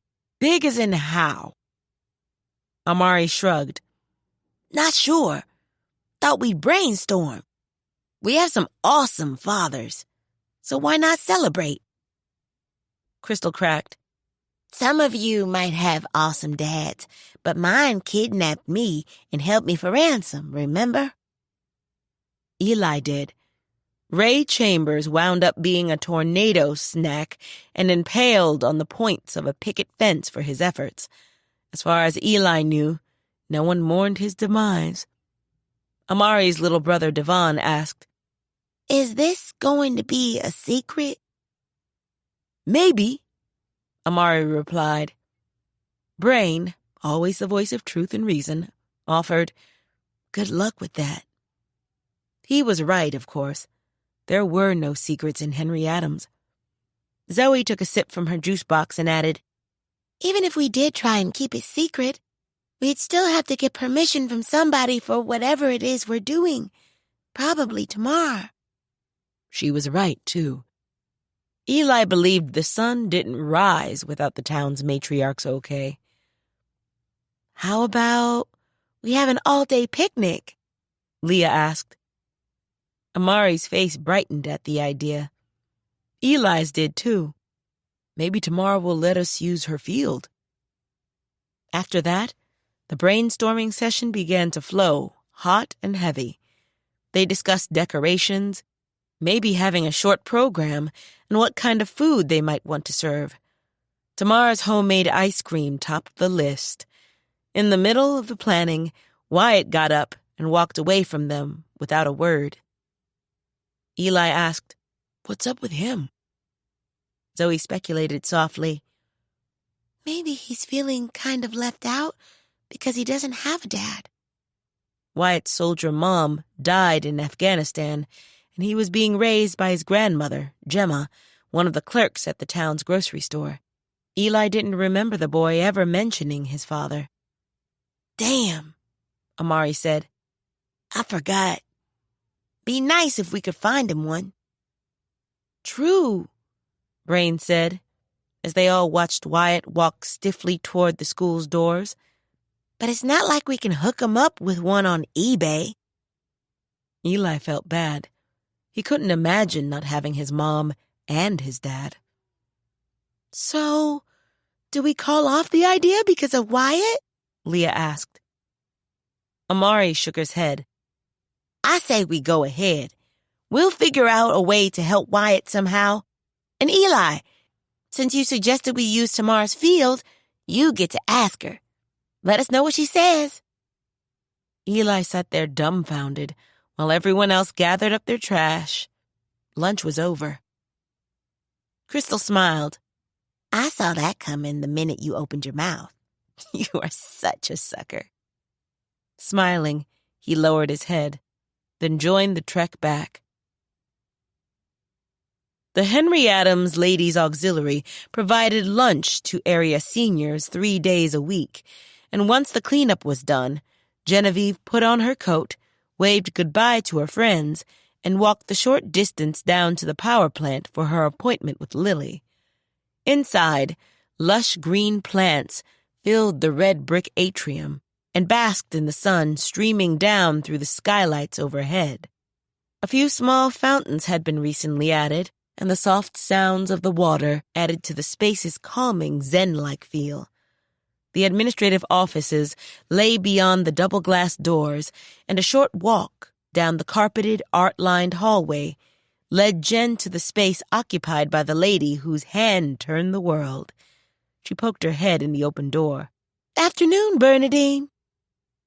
As always, the boss lady was at her desk. Hey there, Jen. How are you? I'm well. Have an appointment with Lily. I'll tell you about it later. Okay, I'm all yours if you need my input. Thanks. Lily was working on a laptop when Jen arrived, and she looked up with a smile. Come on in, Jen. Have a seat. Be with you in just a sec. I need to send these blueprints for the Henry Adams Hotel to Mayor Hottie. He and Bobby are in Franklin talking to a supplier. Jen took a seat. It was no secret how much Lily loved her husband Trent. Jen envied their relationship. That she never experienced such a special connection was one of her life's biggest regrets. Once Lily hit send, she asked, Can I get you some coffee? Juice? Coffee would be wonderful. After they both had their cups, Jen revealed what she'd come to discuss. When she finished, Lily asked, How soon do you want to move? As soon as I can find a suitable mobile home. And after, when Trent has time, I'd like to get with him and have some blueprints drawn up for a new house. You're going big. Go big or go home, as they say, and I want to do both. Has the county said it's okay to rebuild on your land? Yes, I talked to them before I went to Washington. The last testing showed no toxins, but the soil was rich with pig poop, perfect for the roses she wanted to plant. So, what's Marie saying about you moving out? Lily asked. Marie was Lily's godmother. I haven't told her yet. Wanted to speak with you first, so I'd know what kind of timeline I'd be working with. Honestly, in her present frame of mind, she'll probably see it as just one more betrayal, but I can't stay there any longer. Even the air feels oppressive. I understand. I've tried talking to her too, but decided until she has her own come-to-Jesus moment, there's nothing any of us can do. Tamar said the same thing. And that's sad. It is, because I've loved her like a sister all my life. I know. But in the meantime, let's get going on this move. Depending on what you want and what's in stock, I might be able to have a home on your land sooner than later. How big do you want it to be? They spent the next few minutes discussing square footage and amenities. Lily pulled up the website she'd used for the double-wides Bernadine had on Tamar's property for new residents. Genevieve saw a 2-bedroom that she thought might suit her needs, and loved that it had a small front and back porch. I like that one, Lily. Lily checked availability, and to their delight, there was one in stock on the lot. Jen handed over her credit card. Lily made the deposit online, and once all the paperwork was printed out, reviewed, signed, and scanned back, Jen had a new lease double-wide. Lily added a small warning. Trent has a ton of projects on his plate. I'm telling you up front, he probably won't get around to building your home until next year.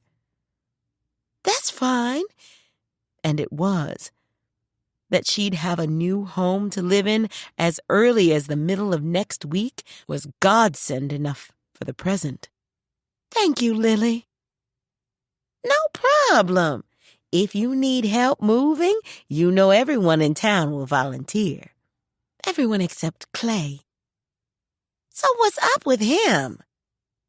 Genevieve filled her in. That is so sad. This isn't the 50s. Why is he expecting you to act like it is? I don't know. And truly she didn't. But she did know that he'd been changed by his service in Vietnam. He'd left Henry Adams a carefree, laugh-filled jokester and returned joyless and rigid. Mal had been changed by the experience, too. She couldn't imagine the horrors they'd lived through. As far as she knew, unlike Mal, Clay hadn't sought help from the VA or anyone else. But then again, the country hadn't been kind to the returning vets of that era, and as a result, many men and women continued to suffer in silence to this day. Clay never talked about his time overseas, but it was the only possibility she could point to as the reason for him changing. That, and the fact that she'd thrown him over for Riley just a few months before he was drafted. Jen? She startled at the sound of Lily's soft voice. Sorry, I was drifting in the past. Forgive me. No problem. How about asking the ladies' auxiliary to help you back? We're always looking for a way to get together. Maybe us being there will help Marie out of her funk. I'd love that. And if it helps Marie, so much the better. Do you have a lot of stuff to move? Not really. I left Riley in a huff, and most of my belongings were still in the house when Cletus trashed the place. She remembered how devastated she'd been upon viewing the aftermath of the hog's rampage on the news. Curtains hanging listlessly on torn-away rods, floors littered with pieces of broken furniture, lamps, and her precious curios. I'm looking forward to buying new things. Things that gave her comfort, fed her soul, and reflected her and her new life. When the girls came in from school, TC had snacks of fruit, cheese, and juice, waiting just as he'd done for his own kids years ago. The smiles on the girls' faces made his heart swell with memories. I wasn't sure what you liked, so I had to guess. If you have a preference for something else, just let me know, and we'll pick it up when we go to the store tomorrow. Leah, in the process of biting into a crisp red apple, paused. We? Yes, ma'am.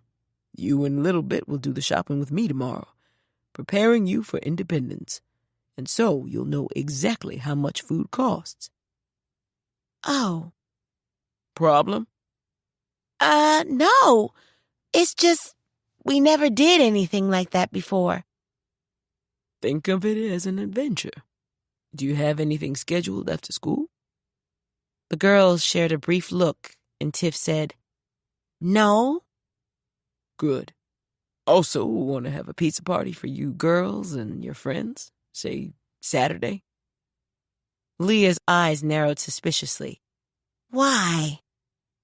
So I can get to know them, and for them to know me too, since I'll be here for a while. He asked again. Problem? Leah appeared ready to say something, but apparently changed her mind. No problem. But the only pizza place is in Franklin, and they're always cold when they get here. We aren't getting them from Franklin. Tiff asked. Where then? We're making our own. Both girls stared with round eyes. TC enjoyed the reactions. It'll be fun, promise. I just need to know how many people are coming to make sure we have enough dough. They were viewing him as if he were an alien who'd just walked through the front door. Take a minute to chill, and then get started on your homework. I'll let you know when dinner's ready. Eyeing each other with what appeared to be amazement, the girls left him in the kitchen alone. Eli backed his car out of the driveway on his way to the neighboring town of Franklin to have dinner with his girlfriend, Samantha, and her parents, but his mind kept replaying how rigid Wyatt appeared walking away during lunch. The kid had been real silent for the rest of the day, and something made Eli want to make sure his friend was okay. Following the death of his mom, Eli hadn't cared about anybody's feelings other than his own. Living in Henry Adams had changed that. So he pulled up in front of the boy's house and got out. Wyatt answered the door and eyed Eli suspiciously before saying, "Hey, Eli." Hey, just stopped by to check you out. We didn't mean to hurt your feelings at lunch. I'm good, thanks. And he promptly shut the door. Stunned, Eli stood there. I know this kid didn't just close the door in my face. But he had, and Eli could either pound on the door or leave. Holding on to his temper, he chose the latter. So much for trying to help. By the time Eli got to Sam's house, he'd let it go, but would be talking to the other kids about the incident because Wyatt hadn't acted good. Sam answered the door and, unlike Wyatt, met his arrival with a smile. Come on in. She lived in a nice house. Her parents seemed to like him, and he thought they were okay as parents went. They didn't hassle him or make him feel uncomfortable, and that's all a kid could ask. Her mom, Natalie, wasn't a very good cook, though, and as they sat down at the table, he politely ate the spaghetti and meatballs because he was supposed to. You looking forward to community college, Eli? Her dad, Philip, asked. He was a plumber. Yes, sir. Her mom glanced Sam's way. Sammy's pretty excited about going to Columbia in New York City, aren't you, honey? I am, she said with a happiness that showed. Her mom sighed. I just wish you'd gotten the scholarship to KU so you'd be closer. I know, but Columbia came through first. Sam was incredibly smart. Her big brain ranked right up there with Leo's and Preston's. She'd set her sights on leaving small-town Kansas the moment she became eligible to apply for colleges. She'd also been smart enough not to apply to KU, even though she told her parents she had. Neither of them had gone farther than high school. Sam was their only child, and because they weren't familiar with the application process, they'd relied on her to handle the paperwork and keep them informed. What are you going to major in, Eli? Her father asked. Art, with a minor in business. He nodded approvingly. Smart. Having business as a backup is a good thing. Art won't pay your mortgage. Eli didn't like hearing that, but nodded as if he agreed. He glanced at Sam. She showed a tiny eye roll. Hiding his amusement, he went back to his plate. At the end of the meal, Eli stood. I'll help clean off the table, Mrs. Dickens. It was what polite guests offered, but as always, she waved him off. Thanks, Eli, but you two go ahead and get your studying started. Can't have you flunking out right before graduation. Her dad didn't offer to do anything and left the table to head for the flat screen in the den. Eli and Sam moved into the living room. As they took out their history assignments, he gave a quick look around to make sure they were not overheard and asked quietly, Are you ever going to tell them you didn't apply to KU? She chuckled. Maybe, after I graduate from Columbia. Have you talked to your dad about letting you move back to California? No, because he'll probably tell me no. I'm waiting on my friend Jeff to call me back. He's going to ask his mom if I can live with them until I finish school. Eli's mom and Jeff's mom had been good friends. If she said yes, he'd have a better chance of getting his dad to agree. Eli enjoyed living in Henry Adams. He liked the people, the friends he'd made, and the maturity he'd found, but he wasn't a small-town kid, and he was feeling stifled by the slow pace and having nothing to do but go to school and hang out at work. He missed the energy of California, the people, his friends, surfing, the music, and, like Sam, he wanted out. But unlike her, he didn't have the grades to get him into a big college, his own fault, so he had no golden ticket.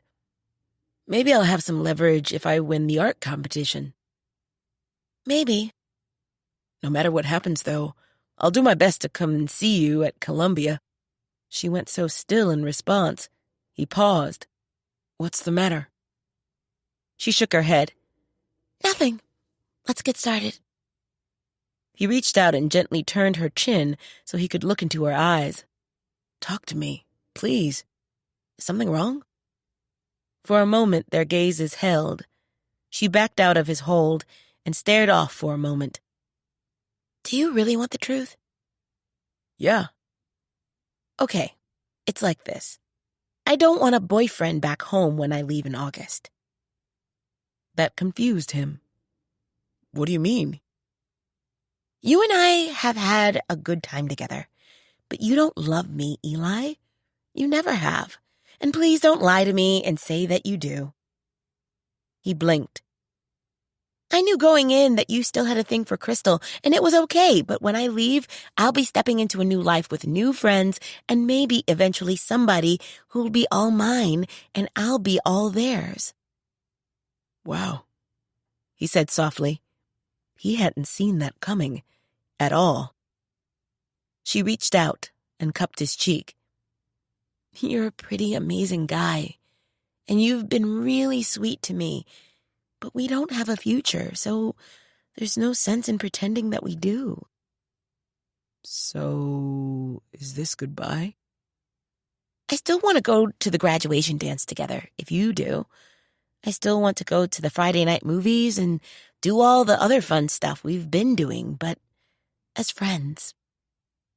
He studied her and realized he'd really screwed this up. All this time, he'd been basically playing her, but she'd played him, too. He felt like such a fool he wanted to rewind time and start over with this incredible girl, because she deserved better. I'm sorry, Sam. Me too. Damn. Do you still want to work on this assignment? She asked quietly. In truth, he wanted to slink home with his tail between his legs. Yeah. What's the first question? Later, lying in bed in the dark, Eli thought back on Sam's startling confession. He felt an inch high. What might have happened had he dealt with her like a real girlfriend and not as a placeholder for Crystal?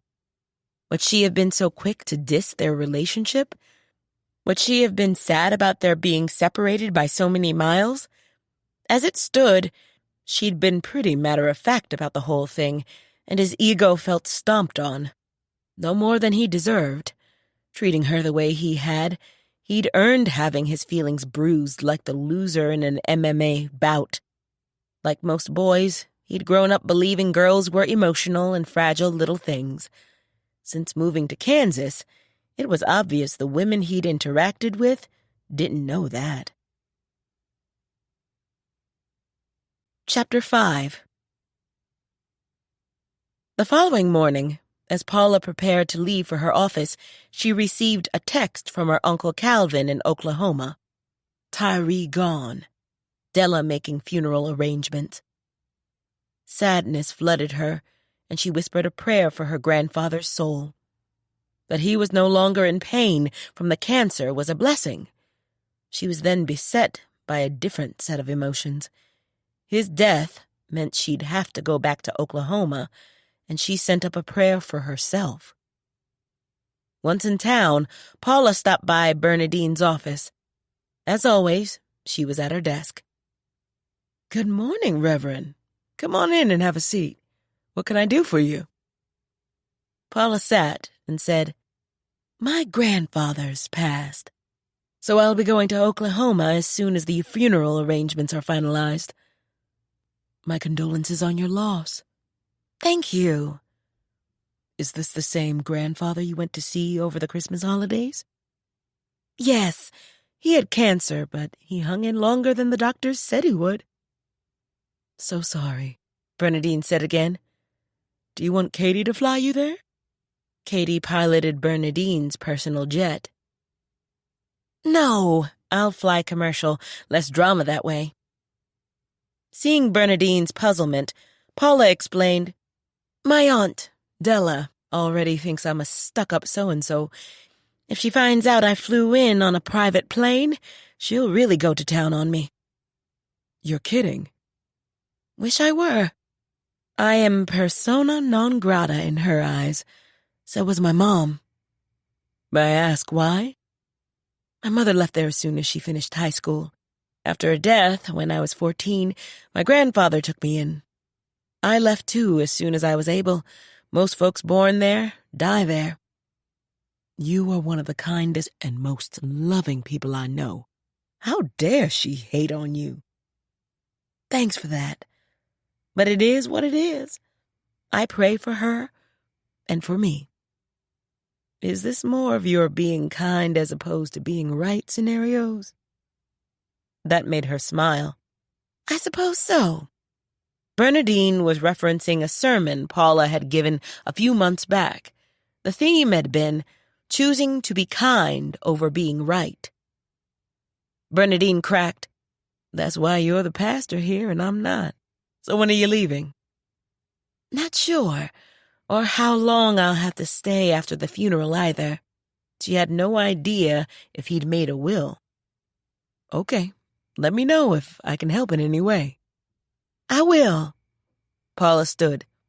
"Thanks, Bernadine." "You're welcome. God bless you." She gave the boss lady a nod and slipped out. On the short drive to the church, Paula thanked God again for bringing Bernadine and Henry Adams into her life. 3 years ago, when the diocese in Miami informed her it would be closing her aging inner-city parish, she'd also been encouraged to retire. Knowing her call was still strong and viable, she'd eschewed the advice and prayed for direction instead. A short while later, the remarkable Miss Bernadine Brown entered her life. Like everyone else in town, it took Paula some time to wrap her head around the depths of Bernadine's generous spirit. But through it, Paula gained a community, a brand new church, and the opportunity to combine the two things she loved most, serving God and helping kids. Inside her office, she hung her parka in the office closet and checked her planner. She had a session with Zoe Garland after school. As far as Paula knew, Zoe, a.k.a. Miss Miami, as she was affectionately called, hadn't gone Muhammad Ali on anyone in quite some time. She assumed the anger management talks they'd been having were helping. Either that, or no one had made Zoe mad enough recently to set her off. Smiling, she closed her planner. Until Zoe arrived, the day was her own, so she sat down at her desk to fine-tune her sermon. One of the upcoming Sunday readings was from Ecclesiasticus, chapter 44, verses 1 through 15. It paid tribute to the ancestors, particularly those unsung. When she began working on the sermon earlier in the week, she thought the verses apropos in light of her grandfather's cancer fight. Now that the disease had won, the words resonated louder still.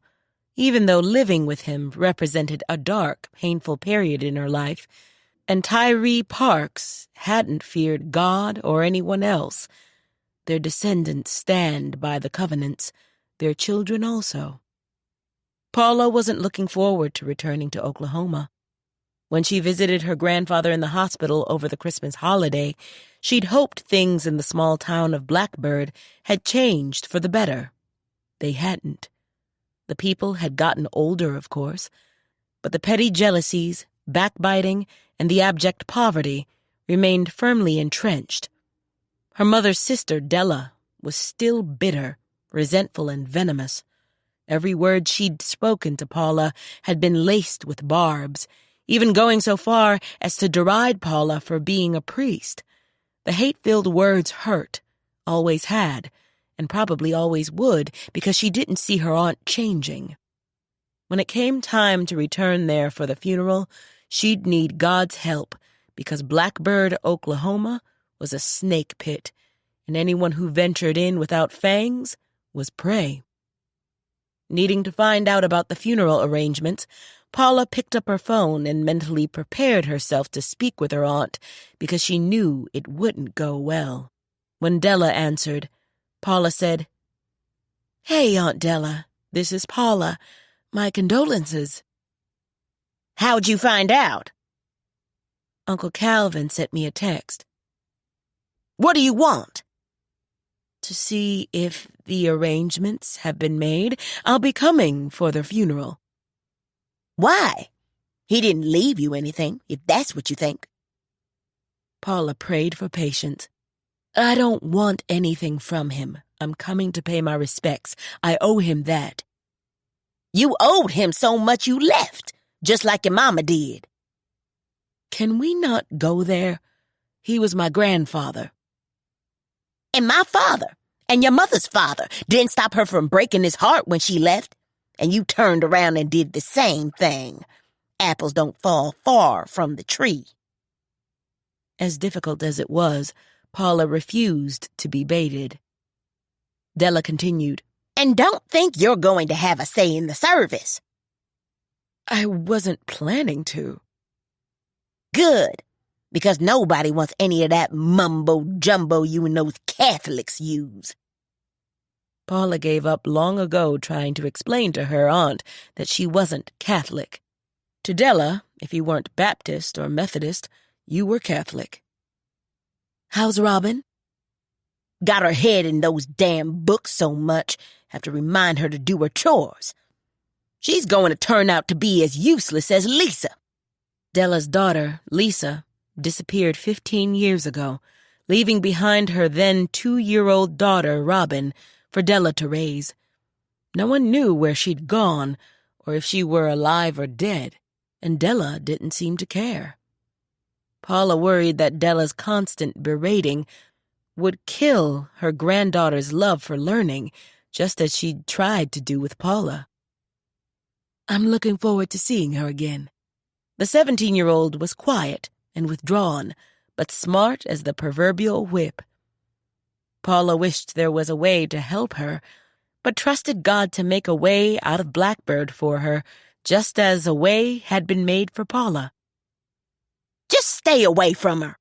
The last thing she needs is you filling her head with more of your college nonsense." On Paula's visit last winter, she'd offered to help Robin pay for college if she chose to attend. Della had been furious, but Paula planned to keep the promise no matter what, because the girl deserved to have as bright a future as possible. "Let me know when the arrangements are set." When no response followed, Paula waited. A glance at the phone's face showed, call ended. Della had hung up. Tight-lipped, Paula tossed the phone aside and wiped at the hot tears in her eyes. Her aunt was going to make her lose her religion, but she was determined to stay forthright. Jen had a literacy session that same morning with a student in Franklin. Usually Nathan chauffeured her there and back, but with him gone, the driver would be TC. Lily's assessment of Henry Adams's newest resident played back in Jen's mind. For a man of a certain age, Gary's uncle is kind of hot. Jen agreed. Granted, she knew nothing about him, which meant he could be a serial player like Mal before Bernadine entered his life, or have some other major fault. but he hadn't given off that vibe. In fact, he'd been nothing but polite and respectful on the ride from the airport. They even shared a similar taste in music, not to mention the man watched C-SPAN, of all things. That alone was enough to add the words, "and intriguing," to the end of Lily's description. If he panned out, T.C. Barbour might be quite the catch for a woman of a certain age, even though that woman wouldn't be her. As the time to leave approached, Jen went to the closet for her blue leather jacket and the tote holding her books and supplies. Nathan was sometimes late picking her up, what with a wife needing to be dropped off at her job and a baby to drive to daycare. It was a wonder he showed up at all some mornings. But a glance out of the curtained windows showed T.C. right on time. Seeing the black town car made the gloomy April day seem brighter somehow. Marie was still upstairs doing whatever behind her bedroom's closed door, so Jen called out a goodbye and left. He was standing beside the open car door when she stepped out onto the porch. "Good morning, Miss Gibbs," he said as she approached. Good morning, Mr. Barbour. How are you? "Doing well." As she walked by him and took her seat, she caught the faint scent of his nice-smelling cologne. After closing her in, he took his seat up front. He swiveled around to face her. "You'll have to direct me, if you don't mind. Couldn't get the GPS to wake up and do its job. Miss Brown said you're headed to Franklin?" Yes, it's the next town over. Go out to the road and turn left. Franklin's not that far. "Okay." He followed her instructions, and soon they were underway. "Do you want some music?" he asked. I do, thanks. Soft jazz played lightly against the quiet interior.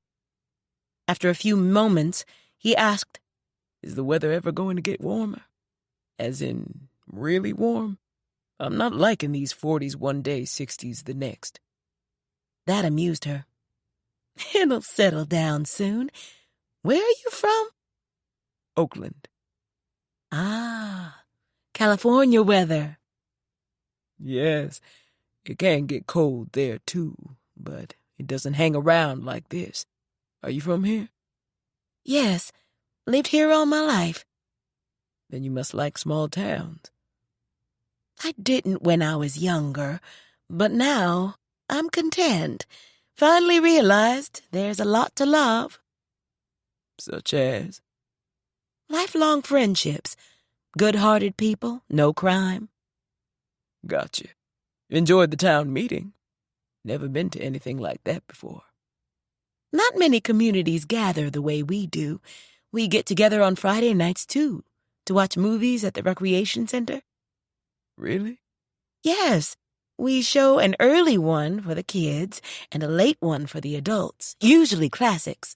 Carmen Jones, Casablanca. I think we're showing Pinocchio and Dreamgirls this Friday. "And everybody turns out?" Yes, kids, babies, teenagers, grown folks. "That sounds really cool." It is.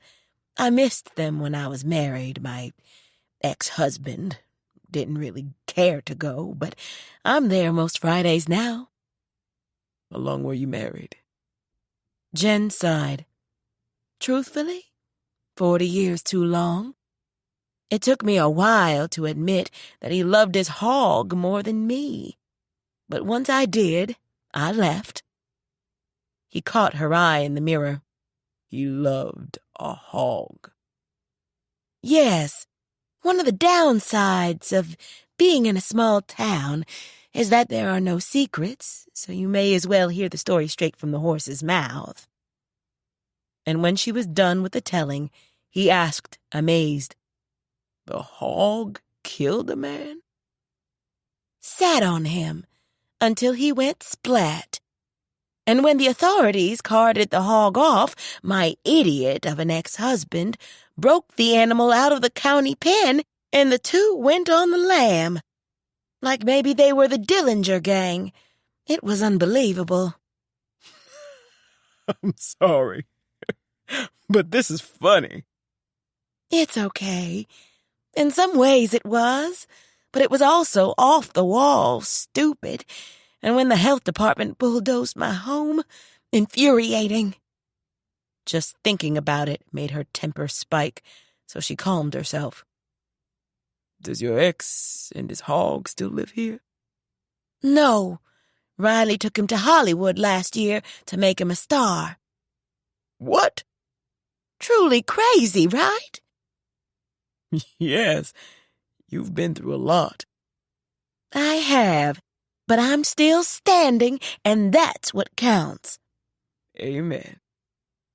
His approving tone made her add one more star to his name. So what about you? Married? Divorced? Widower. Lost my wife, Carla, to lupus almost 30 years ago now. Oh, I'm so sorry. Thanks. Loved her madly. Jen wondered what it felt like to be loved so deeply. Children? 3. 2 boys and a baby girl. All grown now, of course. How about you? Any kids? No. She saw him watching her from the mirror, and she gave him a tiny shrug in response, as if the gesture summed it up. She never knew whether she was the one with the fertility issue or Riley. Her doctor said she was fine. Riley never went. They were now driving down Franklin's main street. She directed him where to turn and to the address. He stopped the car out front. Do you have my number so you can call when it's time for me to take you back? He asked.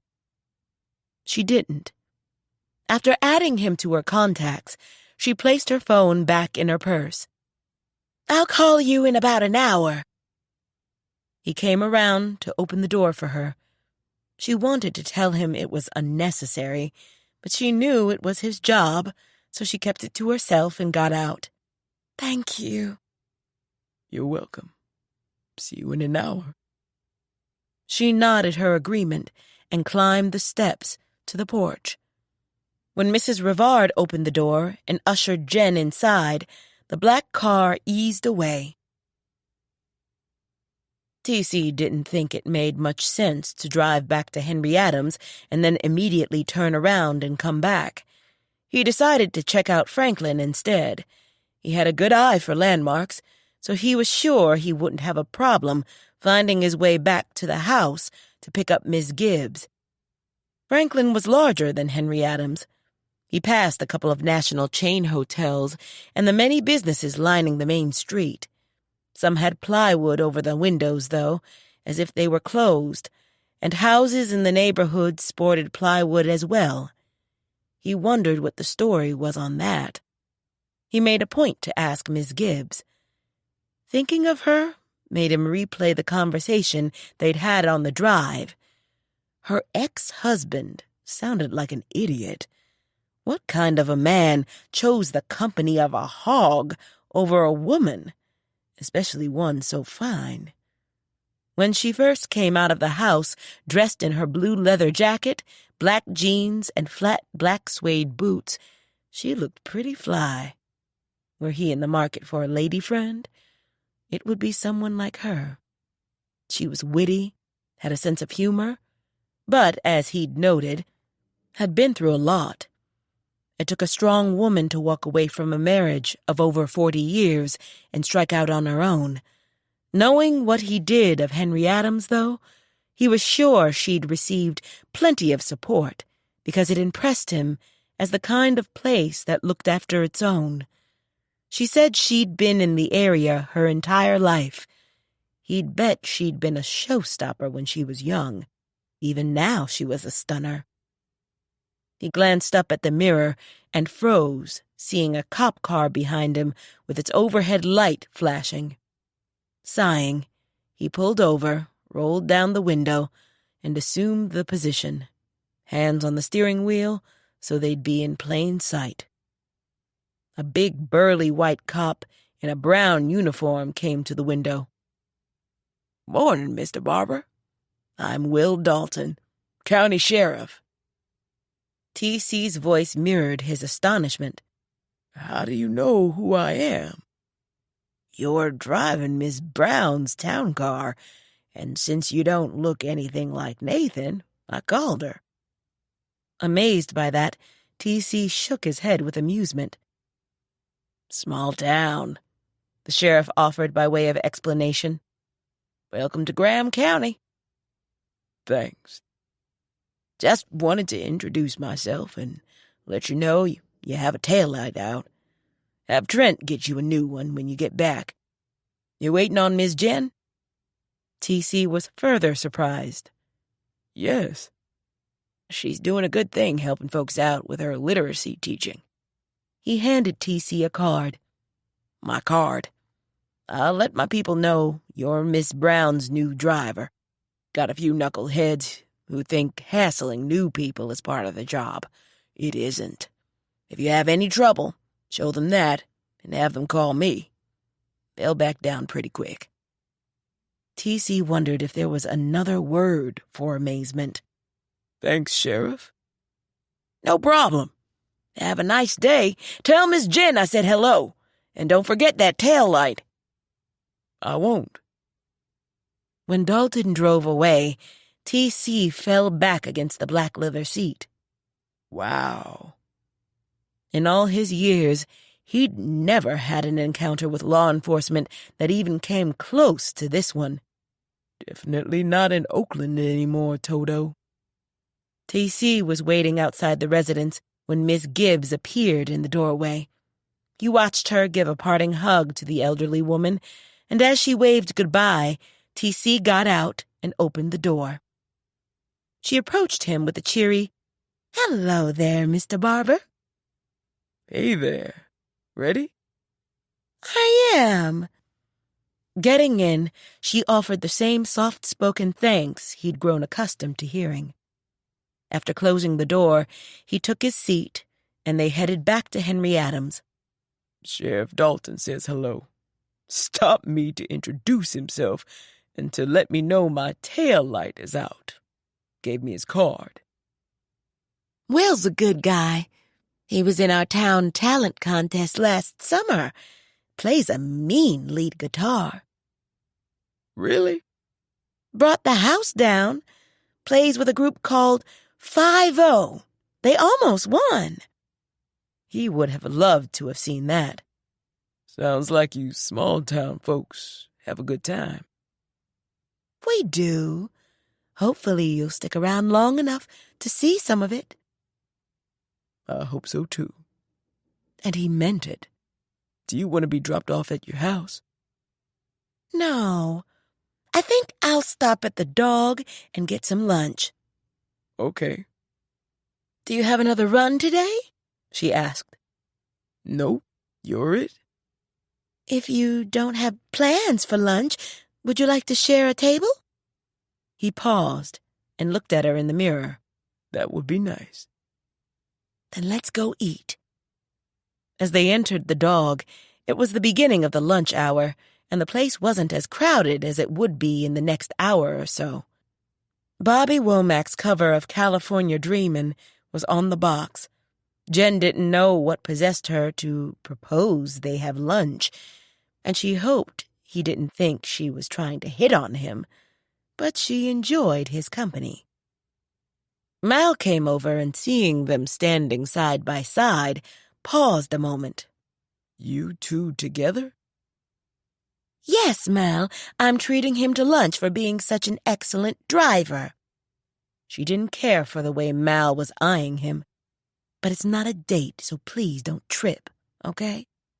Beside her, T.C. chuckled softly at what she didn't know. Apparently reassured, Mal stuck out his hand.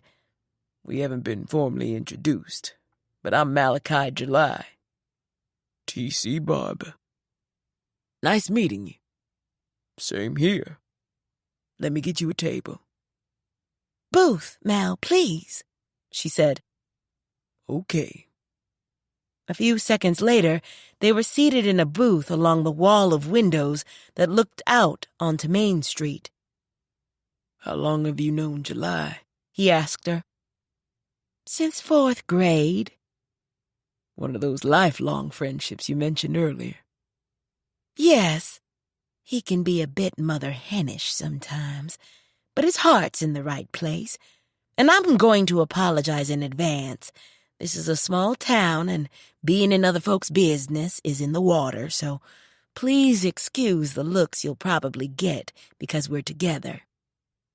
I think I can handle it. It's just lunch, right? The way he said it made her eye him for a moment. Right. He gave her the impression that he knew something she didn't and was amused by it. But before she could muse further, Rocky walked up with glasses of water and menus. "Hey, you two." Jen said, "Hey, Rock." Hi, Miss Rocky. "Hey, TC. Do you know what you want, or do you need a minute?" They viewed the menus. TC pointed to the color picture of the burger and fries. Jen opted for the salmon salad. "Gotcha. They'll be right out. Oh, and you two look real good together." Jen's jaw dropped. TC burst out laughing. "I'm just saying," Rocky said in parting. When they were alone again, the horrified Jen said, "See? Why I apologized in advance." No problem. Who knows? Maybe next time we'll make it a real date and really give them something to talk about. She stared. I'm kidding. I know you have a guy. "I did, but not anymore," Jen admitted. No? "Irreconcilable differences." Ah, I see. I'm sorry. "I am too. But life moves on." When their food came, Rocky had nothing else to say about them as a couple, but she did give Jen a wink. Jen knew by dinner time everybody in town would know she and TC had had lunch together. Clay, too, probably. And speculation would spread like wildfire. As it stood, they were already the center of attention in the increasingly crowded diner, if all the curious eyes turned their way was any indication. This was so not a good idea. But over the course of the meal, they had a good time. He told her about growing up in Oakland and all the jobs he'd had. She told him about growing up as the pampered ladylike daughter of an undertaker and that she still wore gloves to church.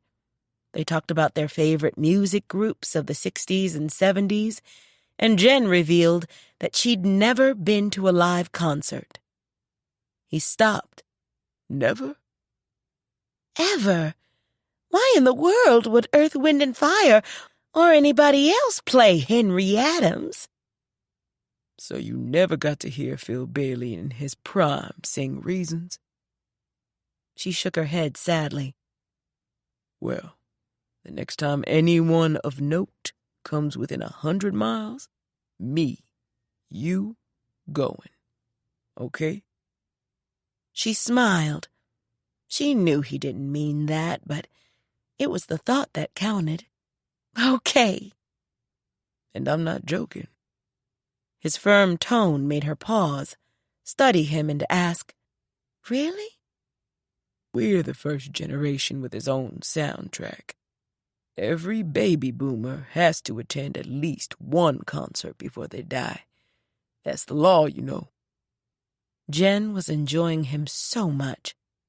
Okay, Mr. That's the Law. I'll keep an eye on the newspapers. Good. To their utter surprise, Reasons, sung by the aforementioned Philip Bailey, filled the air, and TC pointed a fry at her. See? Even the universe agrees.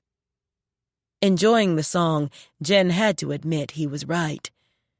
When lunch was over, they went to the desk to take care of the bill. How was everything, TC? Mal asked, running Jen's debit card. Best burger I've had in a while. I'll be back. Good. He handed Jen her card and receipt. Outside, TC said, "Thanks for lunch. Next time it's on me." Sounds good. She put another star next to his name. Clay would never let her pay for their meals together. Ever. He took it as an affront to his male pride. TC, on the other hand, hadn't balked. She liked that.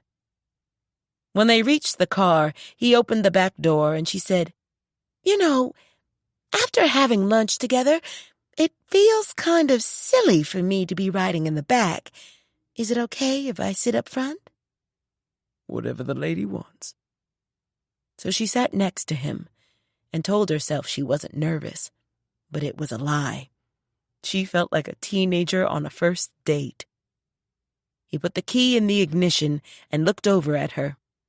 "I had a good time." I did as well. Silence filled the car for a long few seconds, and as it lengthened, her heart started doing that crazy dance thing again. He finally turned the key and drove her home. As she was getting out, she glanced up at the house and saw the windows on the curtains move. Marie was spying, but Jen gave it little thought. Thanks again for the ride to Franklin and for the good time at lunch. "You're welcome. I'm holding you to the concert." I will keep an eye out. I promise. "Good. Enjoy the rest of your day." You too. Jen went inside, and before she could close the door behind her, Marie, now seated on the couch, asked coolly, "Who was that?" Jen didn't like her tone. T.C. Barbour, Bernadine's new driver. Since when? Since Nathan and Lou and the baby moved to Lawrence. If he's a driver, what were you doing riding in the front seat? Jen took off her coat and hung it in the closet. Because we had lunch and he's a nice guy. What's Clay going to say about you riding around with Mr. Nice Guy? Jen held on to her temper. If you would leave the house or talk to me occasionally, you'd know that Clay and I are done. Why? Because he's Clay. So you're throwing yourself at this new guy? You don't know anything about men. And you do? Marie's lips tightened. Jen didn't want to throw Marie's past relationships in her face, but she wasn't putting up with this third degree any longer. She'd been putting off telling Marie she was moving out because of the uncertainty of how she'd react. But at this point, Jen was too upset to care. So you know, I'm moving out. When? Probably by the middle of next week. I'm leasing a double-wide and putting it where my house used to be. Jen thought she saw pain cross Marie's face before it was immediately replaced by the familiar mask of disinterest. Marie shrugged. Fine with me. Jen waited to see if she'd say anything more, but when she didn't, Jen walked by her and climbed the stairs to go to her room. Alone, Marie closed her eyes against the painful emotions and told herself it didn't matter.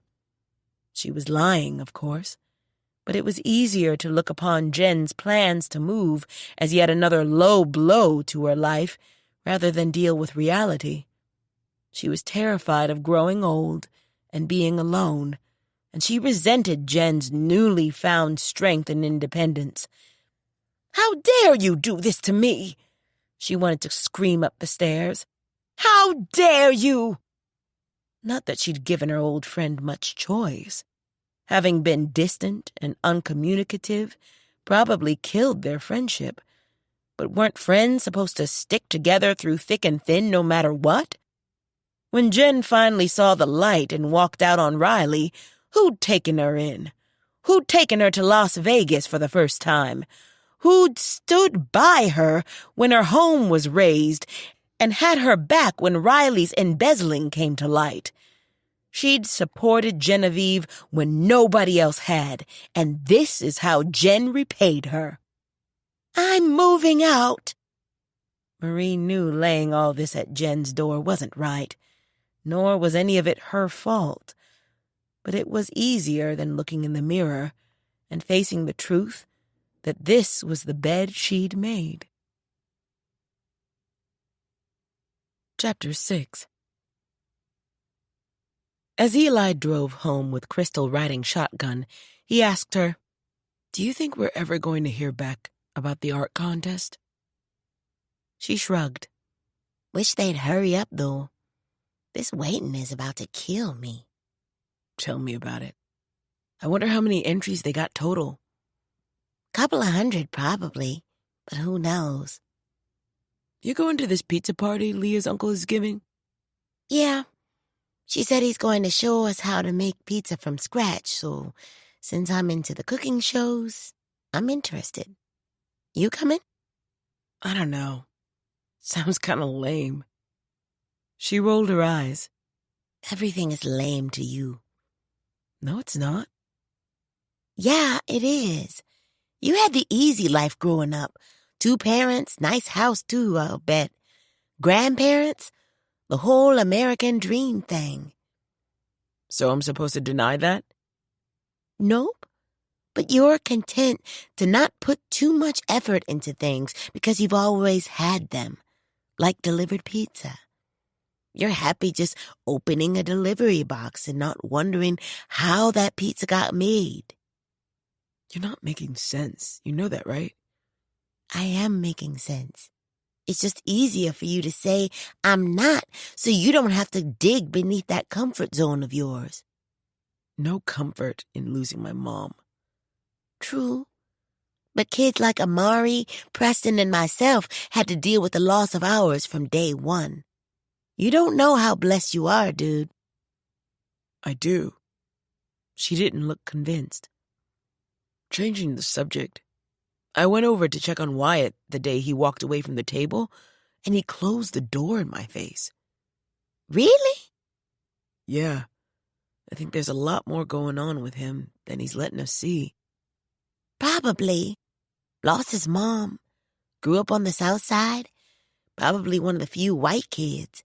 I'd have a lot going on underneath, too. You going to try and be big brother? Eli hadn't given that any thought. It sounded like a good idea, though, and would probably win him points with her. Yeah, if he'll let me. They were now in front of her house. She gathered her stuff from the floor of the car. Sounds good. Let the rest of us know if we can help. And if you learn anything new about him, we might need to know. I will. God, I hope the letter from the contest is in the mailbox, she said, looking at her house. Me too. Now remember, you're supposed to be happy for me when I win. He laughed. Get out of my car, girl. I'll text you later. Giving him a smile, she did just that. Backing out of her driveway, he drove across the street to his own house. Once inside, Eli made himself a sandwich. His dad wouldn't be home for at least another hour, so he needed something to tide him over until dinner. If he knew how to cook, he could get their meal started. But his dad had always done the cooking, and he'd done the eating, so he didn't know how. He thought back on the conversation he'd had with Crystal in the car. Was this what she'd meant about him not looking past his comfort zone? Eli didn't expect to have the world handed to him, or did he? He certainly expected his dad to cook dinner, but he helped out too. He cleaned his own bathroom, did his own laundry. Well, sometimes. He also put the dishes in the dishwasher after dinner. Since his mom's death, his dad had taken over the chores she used to handle, and Eli never really thought about how his dad felt about carrying the load. He just expected his dad to do it. It never occurred to him until that moment that maybe his dad would like to come in after school and chill sometimes, instead of heading straight to the kitchen to cook for his almost 19-year-old son every day. He winced at that truth. He supposed he was being selfish. Damn you, Crystal. Now he was going to have to learn to cook. After school, TC and his nieces piled into his truck and drove the short distance to the grocery store. Once there, Tiffany grabbed a cart. You have our list, Leah? He asked. Yes, sir. Okay, what's first? She looked at her phone. Tomato paste. When they reached the right aisle, he stood back and watched Leah pick up a can before asking her, Is that paste or sauce? She read the label. Oh, this is sauce. She put it back, studied the other red-labeled products nearby, and grabbed another can. This is paste. Tiff asked, What's the difference? Paste is thick. Sauce is loose, almost like juice. He explained, while Leah put a number of the correct cans into the cart. Never knew there was a difference, Leah admitted. That's why we're doing this, He said with a smile. What's next?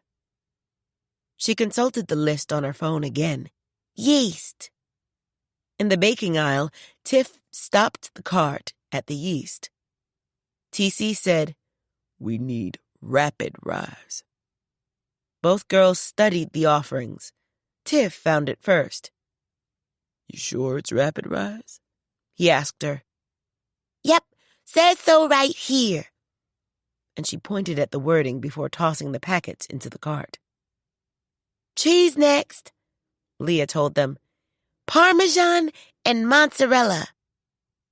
When they reached the dairy aisle, he once again made the girls double-check the package labeling to ensure they'd picked up the correct product. They then moved on to the meat.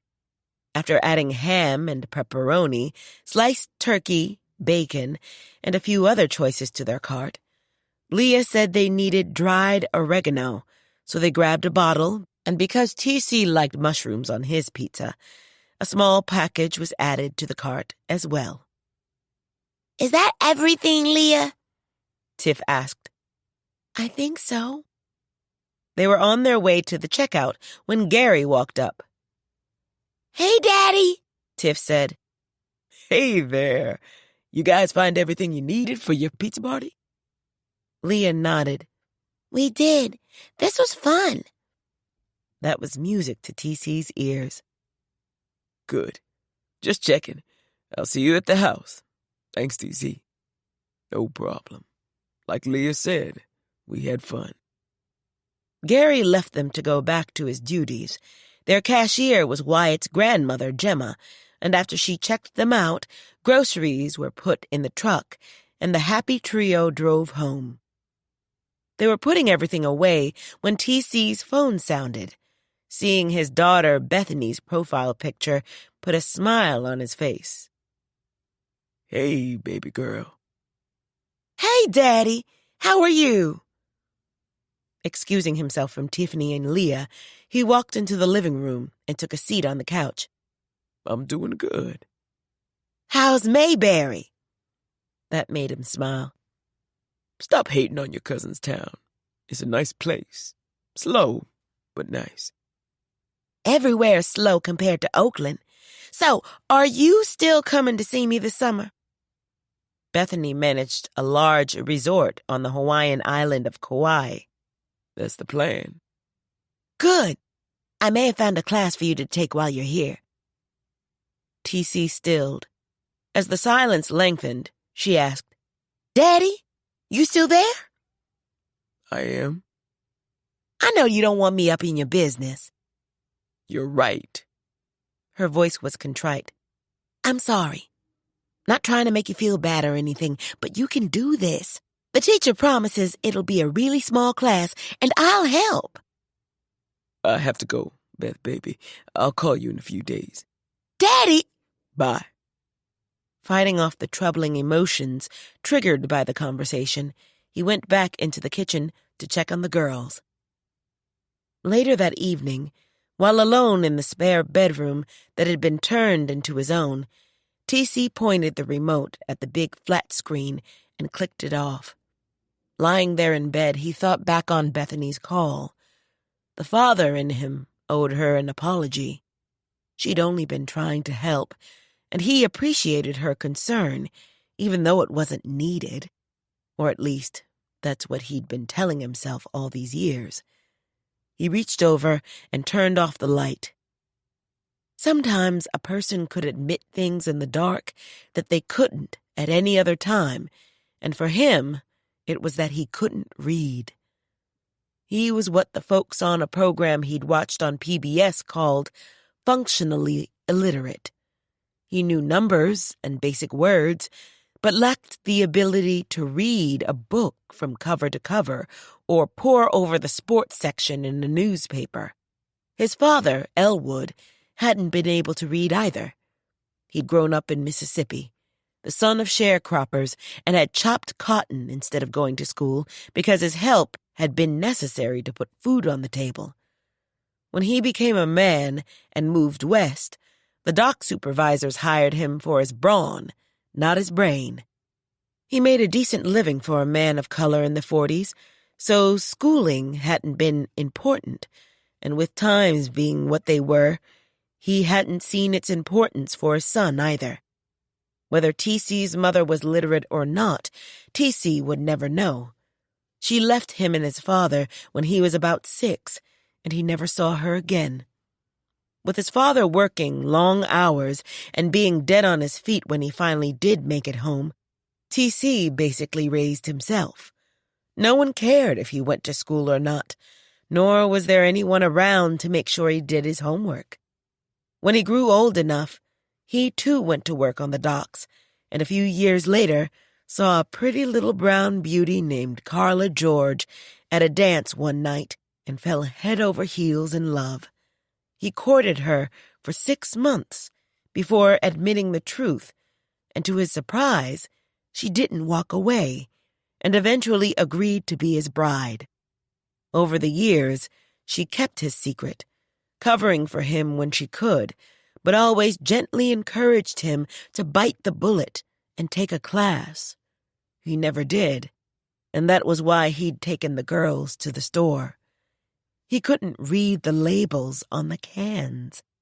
He knew some things by sight, like meat and eggs, and even though tomato paste and tomato sauce often came in different-sized cans, he wasn't familiar with the brands Gary carried, and he needed the girls to read the labels for him. He also needed them to get the yeast because Rapid Rise was different than the regular kind. Yes, it had been a shopping exercise for them, but it was also one of the tricks of the trade employed by a man with his deficiency. He thought back on Genevieve and her literacy classes. He sensed she might be the one to help him out, but like many people in his position, there was an element of embarrassment and shame tied to his condition. They'd had such a nice time together at lunch. Would she think less of him if he confessed the truth and asked for her help? There was no way to know, and he didn't want to mess things up with her. So he lay in the dark, haunted by his future and his past. Right before Carla died, he promised her that he'd learn in her memory, but hadn't kept his word. "I'm so sorry, baby," he whispered. And he was. He turned over, hoping for sleep, but it was a long time coming. Friday morning, Jen rode over to the wreck with Tamar to help set up for movie night. There were hot dogs to take out of the freezer, packages of buns to count, cartons of soda syrup to mix and put into the fridge, and countless other duties that went into making the weekly gathering a success. Bobby Douglas had been tapped by Tamar to be their muscle for the morning. Under Jen's supervision, he was moving the big popcorn machines into place when Clay walked in. "Can I talk to you for a minute, Genevieve?" Even at the age of 60-plus, Clay Dobbs with his golden skin was still gorgeous as a sunrise. But when she unconsciously began to compare him to the tall, dark, handsome, TC. She shook her thoughts back to the matter at hand. Sure. Bobby, see what else Tamar needs help with. I'll be back in a minute. Let's go to the gym, Clay said. Upon entering, she asked, "What do you want to talk to me about?" I hear you had lunch with Gary's uncle. And? Are you trying to make me jealous? It was lunch. It had nothing to do with you. Obviously upset, he looked off for a moment. She hoped he didn't think he had the right to tell her what she could or couldn't do, but he gave the impression that he did. I don't want you having lunch with him again. Don't be ridiculous. I'm not your child. Genevieve, I know we're having some issues, and you probably think, Stop right there. You don't know what I'm thinking, because if you did, we wouldn't be having these so-called issues. You've stated your position. I stated mine. I'm not the woman you want. I can live with that. you're too old to be trying to turn yourself into somebody different, he gritted out. That hurt. Thank you, Clay. I really wanted to hear that. Excuse me, I have to get back to work. And she left so he wouldn't see her tears. On her way down the hall, Sheila stepped out of one of the storage rooms. Jen, are you okay? No, but I will be. What's wrong? An angry Clay passed them by without a word. As he barreled through the door leading to the parking lot, Jen said, That's what's wrong. She told her about the hard time Clay had been giving her and what he'd said. Sheila shook her head disapprovingly. You know, I had the same sort of problem with Barrett. I do. Sheila left her husband for a brief time in response to his extramarital affair and returned revamped and stronger. He didn't like who I turned myself into, but the more I liked myself, the more I didn't care what he thought. Stick to your guns, girl. There's nothing wrong with what you're doing at all. Jen wiped her eyes. It was good hearing Sheila affirm what she already knew. And she was not too old. Thanks, Sheila. Sheila draped an arm over her shoulders and gave her a squeeze. Forget about old man sourpuss Clay Dobbs. A man worth your heart will love who you are. Jen raised her chin and smiled. Thanks. You're welcome. Now let's get back to the kitchen before she who must be obeyed sends the bloodhounds to track us down. Walking beside Sheila, Jen felt much better. But Clay calling her too old continued to resonate like a sore tooth for the rest of the day. To TC, walking into the auditorium for the Friday night movies felt like walking into the town meeting or the Dog. The atmosphere screamed community, and all the word encompassed. His plan had been to stay in Henry Adams through the summer and get back on the road before the snow fell. But the more he got to know the place and its residents, the more it pulled at him to extend his stay. Granted, the slow pace was taking a bit of getting used to. After all, he was a city boy. But he was enjoying the small-town vibe. Following his nieces and Gary down the aisle, he marveled at how packed the place was, and that the auditorium with its plum-colored seats and huge stage was grander than he'd imagined. To the left was the concession area, with large hot-air popcorn machines, a hot dog station, and others with people lined up buying nachos and ice cream. The facility would be a perfect venue for a big-time concert. Thinking about that made him discreetly scan the room for Genevieve Gibbs. She said she always attended the movies, and he hadn't seen her since they'd had lunch together the other day. He spotted her serving up hot dogs. She wore a white apron over her blue sweatshirt and jeans, but even in the casual attire, She looked elegant somehow. You ladies want food? Gary asked his daughters. Leah responded, "We'll get some after we get our seats." Gary said to TC, Which means, see you later, old guys. Leah grinned, and she and Tiff headed for a group of young people farther down the aisle near the stage. Do we old guys have a designated area, too? TC asked. Not really. We just can't sit with them. TC felt eyes on his back and turned to see a light-skinned man about his age glaring his way. Who's the guy in the red check shirt? Gary turned. Clay Dobbs, Jen's boyfriend. Like everybody else in town, he probably heard you two had lunch. TC remembered him now from the town meeting. She said they aren't together anymore. Irreconcilable differences was how she put it. Interesting, Gary said, eyeing him closely. TC held up his hands. I think she's fine, but I had nothing to do with whatever their issues are. I'm not one for spreading rumors, but this is a small town, and word is he's having a hard time with her new personality, Gary said. Seeing TC's confusion, he explained. I guess she used to be pretty timid, but she isn't anymore. TC found that surprising. She seemed so confident he couldn't imagine her timid or why her man would want her to remain that way. They found seats, and TC asked, You think I can go over and get a hot dog without Clay shooting me in the back? Gary chuckled. I guess we'll find out. I saw Reggie when we came in. I think he can handle a buckshot victim. He's the doctor, right? Gary nodded.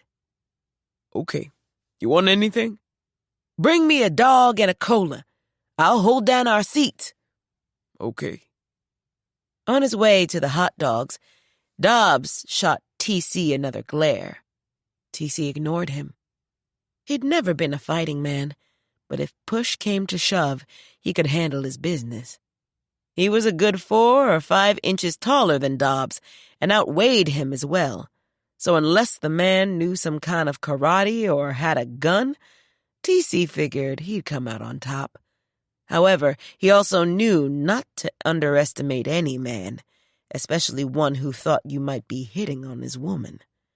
The woman in question gave him a smile when it was his turn to order. "Hey, Mr. Barbour." How are you, Miss Gibbs? "I'm doing good. You?" No complaints. "What can I get you?" He told her, and she filled his order. After giving him his change, she handed him 2 cups. "The soda machine is over there, to your right. Help yourself." Thanks. He moved aside, and the next person in line took his place. Loaded down with drinks and dogs, TC made his way back to his seat. If Dobbs was still glaring, he didn't know or care. TC was unwrapping his hot dog when a commotion in the back of the auditorium caught everyone's attention.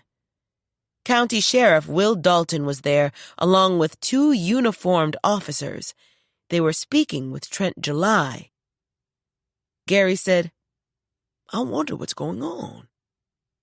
Next they knew, Trent was being handcuffed, and an angry buzz went up from the crowd, who by then were on their feet. Mal ran up the aisle, along with a teen who shouted, "Oh, hell no!" Tamar and July's wife, Lily, charged to the scene as well.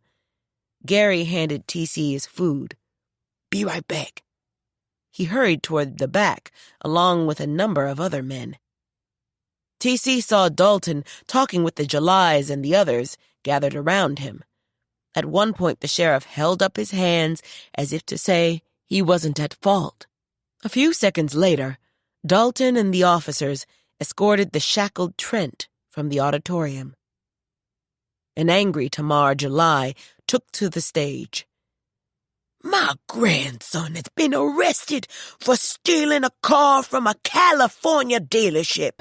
Will thinks it's a case of mistaken identity and promises to get it straightened out. The family is going with them to make sure that happens. So in the meantime, movie night is canceled. Everybody go home. Chapter 7. Riley, with Cletus in tow, had been driving for days, and he was tired. All he wanted to do was pull over and sleep, but that was impossible. 1, Cletus was already mad about having crossed the Nevada desert in the trailer and would undoubtedly pitch a fit if he was confined too much longer. And 2, Riley was pretty sure the car salesman had figured out he wasn't coming back, which meant the police were probably looking for him, and he didn't want to be found. Having been on the lam before when he broke Cletus out of the state's pen a few years ago, he knew to cover his tracks as best he could. So before leaving L.A., he'd replaced the dealer's plate on the SUV with the one from his old truck, still sitting dead behind Vera's motel. She'd have it towed eventually, but there was nothing he could do about that. At a fast food place outside Las Vegas, he'd placed the dealer's plate, along with the meal's leavings, into the empty bag and stuffed it in a trash can at a rest stop along the highway. Confident law enforcement wouldn't know where he was, he'd patted himself on the back once again for his cleverness. But cleverness didn't help him drive or offer a solution to his other problem, a place to sleep. It was getting dark, he was having trouble seeing, and he'd learned after the disaster on the first night that pulling into a motel was out. While trying to sneak Cletus into the room, he'd been busted by the desk clerk. She'd ordered Riley off the property and threatened him with the police. Cletus had balked so much about going back into the trailer, Riley had to bribe the big hog with the candy bar he'd been saving for his own treat, and they'd spent the night in the parking lot of the local Walmart. The next night, he'd tried a highway rest stop, but Cletus created such a racket, screaming and throwing his immense weight against the sides of the pen, wanting out. Riley was cussed at by a bunch of angry semi-drivers who promised to feed Cletus to a meat grinder if he didn't shut up. Having little choice, Riley drove back to the highway. He caught a few hours of sleep after Cletus dozed off, but for all intents and purposes, he'd been awake for too many days to count, and now he worried he was one nod away from crashing his sweet, stolen SUV and maybe killing them both. The exhausted Riley finally arrived in Henry Adams just as dawn broke. He still had a key to Eustatia's half-finished mansion on the edge of town, and it was his plan to sleep there until he figured out his next move. He pulled up next to the house, and the state of it rendered him instantly awake for a few moments. The doors were gone, replaced with large sheets of plywood, and all the once fancy windows were boarded up too. He wondered what happened. Getting out, his tired legs had trouble supporting his weight as he swayed his way to the listing porch that was missing many of its planks. The 2 stately columns installed by Eustatia's builders were no longer upright, but looked about to keel over at any moment.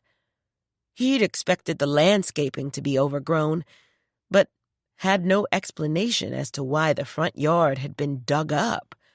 There were large, deep holes everywhere. Cletus was screaming to be let out of the trailer, but Riley needed to sit down for a moment in order to shake off the need to sleep. He placed his head against the leaning column, and next he knew, he was out like a light. When he awakened, he was so groggy, he thought he saw Trent July standing over him. Not sure if he was dreaming or not, he opened his mouth to say hello, only to have a fist explode in his face, and just like that, he was out again. The next time his eyes opened, He had trouble seeing, and his face hurt. He sensed he was in a moving vehicle. He was lying on his side and tried to struggle upright, but for some reason, his hands were behind his back, and he couldn't bring them forward. When he saw Sheriff Will Dalton's face, he froze. "Welcome back, Curry. You're under arrest for identity theft and car theft. You have the right to remain silent." Riley fainted dead away. Leah and Tiffany's friends began arriving at noon for the Uncle TC pizza party. The younger kids rode their bikes over. Crystal and Eli came in Eli's old Subaru. TC had each of them bring a pie plate to put their pizzas in. The kids put their music on the wireless speaker system, and after everyone washed their hands, the pie making began. Tiffany, Devon, Zoe, Wyatt, and the Acosta kids, Alfonso and Maria, worked together on the sauce. Crystal helped TC roll out the dough he'd made earlier that morning. Eli, Preston, Leah, and Amari sliced up the meat. When everything was ready, TC showed them the process. Sauce first, followed by mozzarella. Meat and veggies came next, and grated Parmesan finished it off.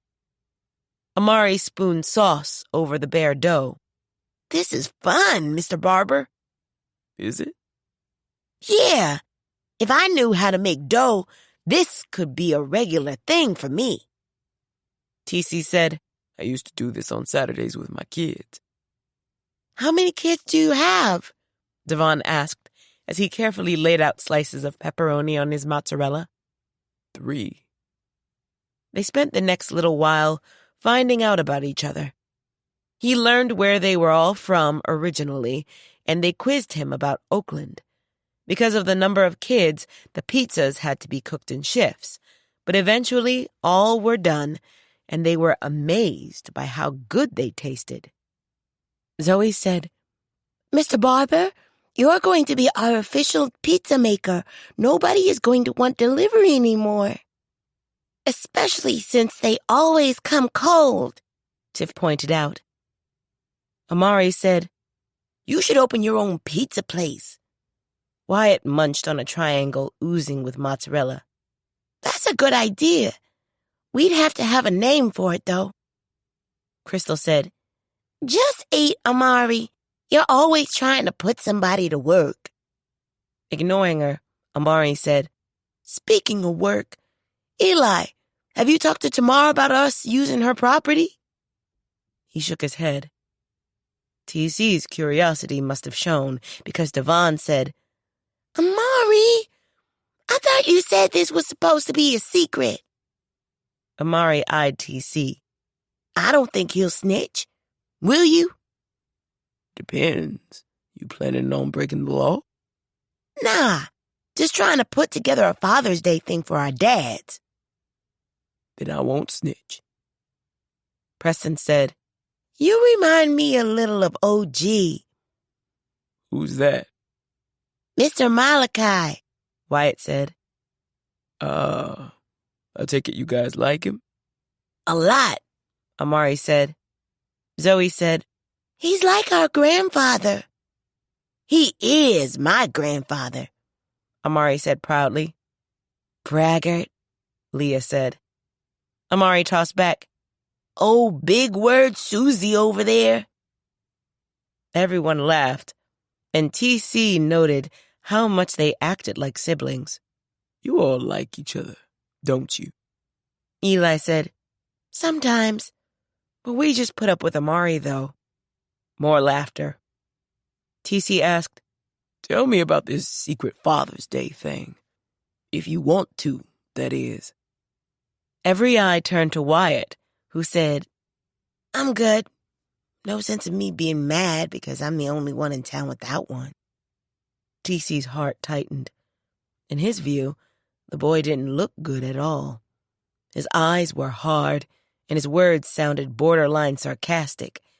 From the way the kids reacted, this discussion had come up before. He made a mental note to ask Leah about it later. Amari said, "You're a good manager for the band, Wyatt. Do you want to be manager for this?" "No." Crystal said, "I don't have a dad either, Wyatt, but I'm going to help out." "Good for you." He stood up. "Mr. Barbour, I've had a great time, and thanks for the pizza lessons. I'm going home now." A startled TC glanced at Leah, who shook her head as if to say, "Don't interfere." And because he didn't know any of them well enough to intervene, he followed her unspoken advice. But he did ask, "Do you want to wrap up the rest of your pizza to take home?" "Yes, thanks."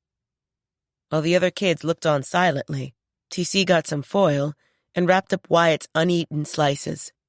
Wyatt stuffed the pizza and pie plate into his backpack. TC asked, "Do you want to ride home?" He shook his head. With a wave, he exited. After his departure, Zoe said, "We need to find him a daddy, y'all."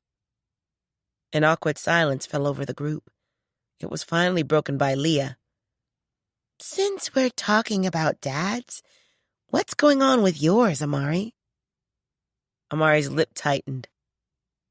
"Sheriff Will let him go a little bit after they took him in. The real perp was Miss Jen's crazy ex-husband with the killer pig.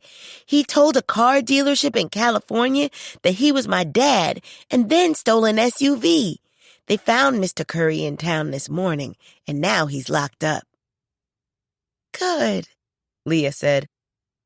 Preston said, "He's really nuts." Amari said, "Yep, I'm glad Miss Jen got rid of him."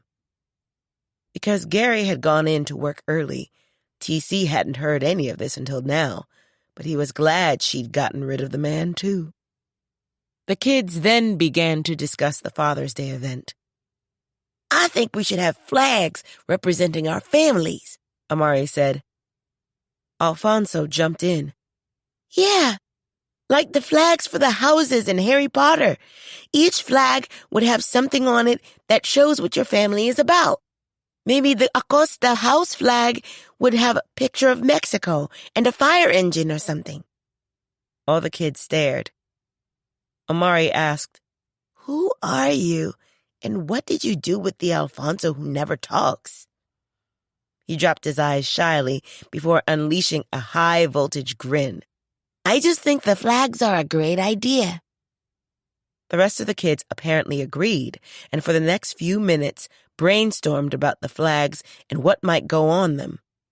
In the middle of the conversation, Leah asked, "What are the flags going to be made of?" Crystal said, "Maybe we can silkscreen them like the ones I did for the August 1st parade." "And we pay for them how?" Preston asked. Zoe said, "Everybody should have some gold coin money left, right?" Once again, TC was in the dark.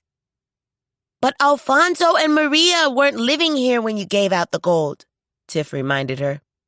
Eli then took a moment to tell the Acostas and TC about the coins Zoe inherited last fall after the death of the town's hermit, Cephas Patterson. She gave one to everybody in town. TC was impressed. "That's pretty fabulous, Zoe." "Thank you." TC said, "If you all can come up with a way to get the flags made, I'll pay for Alfonso and Maria's. Is that okay with you two?" The siblings spent a few seconds whispering to each other, and finally Maria said, "Our dad and abuela would tell us to say no, but I think we want to say yes. Right, Alfie?" He nodded. "Thank you, Mr. TC." "No problem. Wanting to give your dads a special day is cool. I'll help if you need me to." So TC was allowed to be in on their secret plan, and he felt very special indeed. Riding home after the pizza party, Eli said to Crystal, "I like their uncle." "Yeah, he was nice. Felt bad about Wyatt, though." "I know. I'm going to go by his house after I drop you off and see if I can't convince him to come hang out with me. If you think about it, he's like the lone wolf. Devon has Amari and Zoe. Leah has Preston and her sister. Zoe has you." And you and I are pretty tight. And you have Samantha. Yeah. Guilt rose in response to Sam's name, but he squelched it. So far, he hadn't said anything to Crystal about the breakup. Maybe I can take him to the skate park in Franklin. I haven't been on my board in a while. One of the other not-so-hot things about Kansas. You can only board when it's warm. His phone sounded. Keeping one eye on the road, he peered at his phone. It was his friend Jeff in L.A. He was so anxious to talk to him, he didn't care if Crystal overheard them. He put him on speaker. Hey, Jeff. What's up? Nothing, man. My mom said no. Aw, hell. Really? Damn. I know. She said you were a bad influence. He sighed. Okay, man. I'm in the car. I'll call you back later. Okay. Sorry. No problem. And because Crystal was Crystal, she asked without shame. What was that about? He glanced over. I want to move back to California. I was hoping Jeff's mom would let me live with them while I went to community college, and once I finished, I could find a place of my own. What's your dad saying? Haven't brought it up because I know he'll tell me no. But if Jeff's mom had said yes, he might have said yes too. Tired of small-town living. I understand. You're not going to call me stupid for wanting out. No, I get it. So, what's plan B? I don't know. Your dad's pretty cool outside of the classroom. Maybe he'll surprise you if you talk to him. I doubt it. You won't know until you do. Why do you think he'll say no? Because I don't know anything about living on my own. It's sort of the same thing you and I talked about the other day. That comfort zone thing. And you're right. I thought about him having to come home every day and cook for me. You can't cook for yourself? Never had to. Or thought about it. You are truly pitiful. I cook for my mom at least 3 nights a week. Yeah. Give you the Awesome Crystal Award. Better than the Eli Booby Prize. Shut it, he said, chuckling. I'm going to see if Sis will teach me to cook. Good choice. Rocky and OG can hit up their insurance company if you burn the place to the ground. Hater. Truthfully, though, you wanting to help out your dad is a good thing. I'm proud of you, Eli.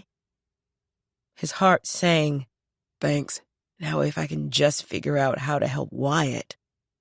It'll come. He hoped so. He was glad Chris hadn't asked him about his being a bad influence. Jeff's mom was right. He'd lost his mind after his mom died and acted out in ways that made him view that version of himself with shame. Shoplifting, stealing cars, one of which had been hers. Drinking, all the dumb, stupid stuff a suburban kid could do, he did. His dad had been furious, especially the night he'd had to get out of bed to come bail Eli out of jail.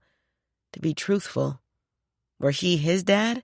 After all the drama he caused back then, he wouldn't let him live on his own either.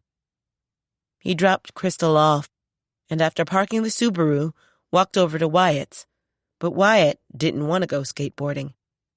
I don't have a skateboard, he explained, talking to Eli through the screen door.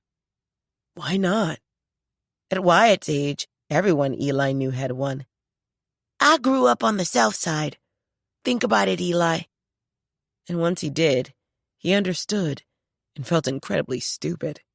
Sorry. Look, I'm just trying to be a friend, if you let me. Why?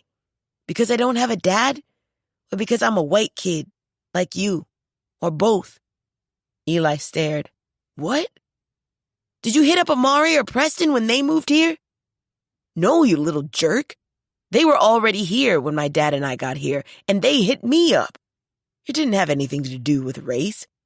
You need to talk to Rev Paula about whatever you're going through because I'm officially done. And he stepped off the porch. Behind him, the door slammed. He didn't care. Little dumbass. Wyatt's grandmother pulled into the driveway. He waited for her to stop so he could cross it and go home. She waved. He grudgingly waved back. When she got out of the car, she said, "What's wrong? You look ready to punch somebody." "Your grandson is an idiot." She paused.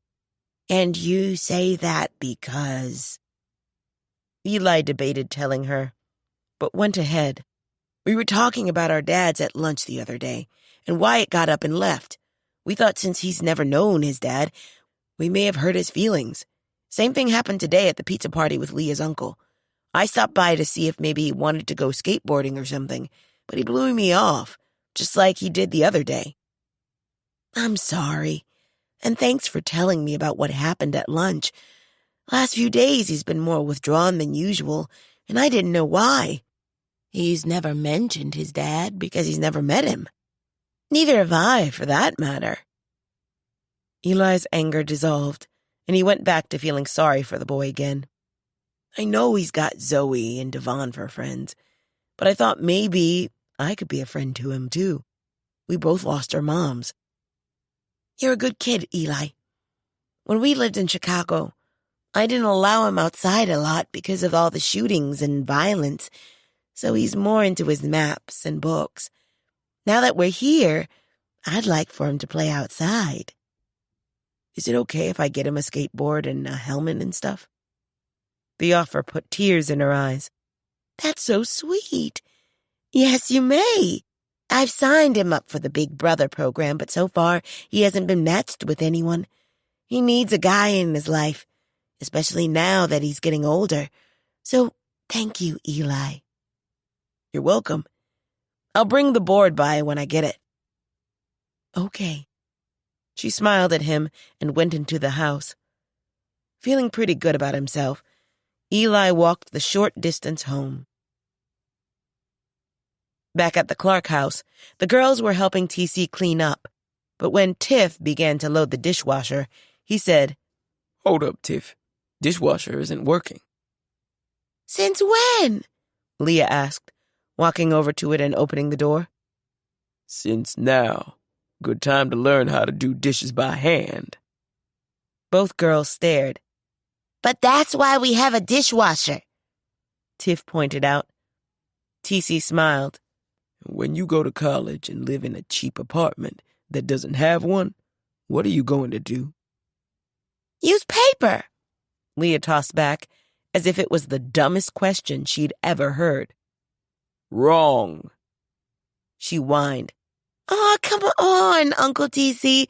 This is the 21st century. Nobody washes dishes by hand." "How about girls in Afghanistan?" She blew out a breath. "Way to bring the guilt, Unc." "Thank you. Now go grab your music and let's get started." Tiff looked confused. "Music?" "Yes. Washing dishes and music go together." Looking doubtful, they trudged off to grab their phones and Bluetooth speakers, and when they returned, he motioned them to the sink. "Leah, since you're the oldest, you get to wash." "Thanks," she said, rolling her eyes. "Watch the sarcasm," he warned. Instantly contrite, she whispered, "Sorry." "Little bit, you dry." She nodded enthusiastically. So for the next hour, while Rihanna, Taylor Swift, and a bunch of other singers TC didn't recognize filled the kitchen, the Clark girls learned to wash dishes the old school way. He showed them how much water to put in the sink and how much detergent to add. When it came time to start, he told Leah to put the silverware in the soapy water first. "Why first?" Because silverware goes in your mouth, and you want the water to be clean. Some folks wash the glasses first or the plates, but I raised my kids to wash the forks and spoons first. "I guess that makes sense. I learned something today." Is that a good thing? She nodded and smiled. "Yes." So the silverware was washed first. As Tiff dried the forks and spoons and placed them back in the drawers, Leah asked, Do I make fresh water now? No. Glasses and plates next. You can put them in separately or in together. Just be careful. You don't want a glass to break and cut your hands in the water. Her eyes widened. TC smiled. There's a lot more to this than you thought, huh? Yes. He watched her wash the outside of the first glass, and when she paused and stared at it as if puzzled by something, he asked, Problem? Yes. How do I wash the inside? He showed her, and she said, Duh, Leah. Simple. Not if you've never done it before. Their dad appeared in the kitchen. Whoa! You ladies are washing dishes? Is the dishwasher on the fritz? Tiff shook her head as she dried a glass. Uncle TC said we needed to learn because when we go to college, we may live in a cheap place that doesn't have one. An impressed-looking Gary met TC's smile. Way to go, Uncle Bub. Any of the pizza left? TC said, Saved you some dough. And the sauce is still on the stove. Cheese and meat in the fridge. You ladies think you can handle the rest of the dishes and show your dad how to make his pizza? They nodded. Then my work here is done. Going up to my room to watch my Oakland A's play some baseball.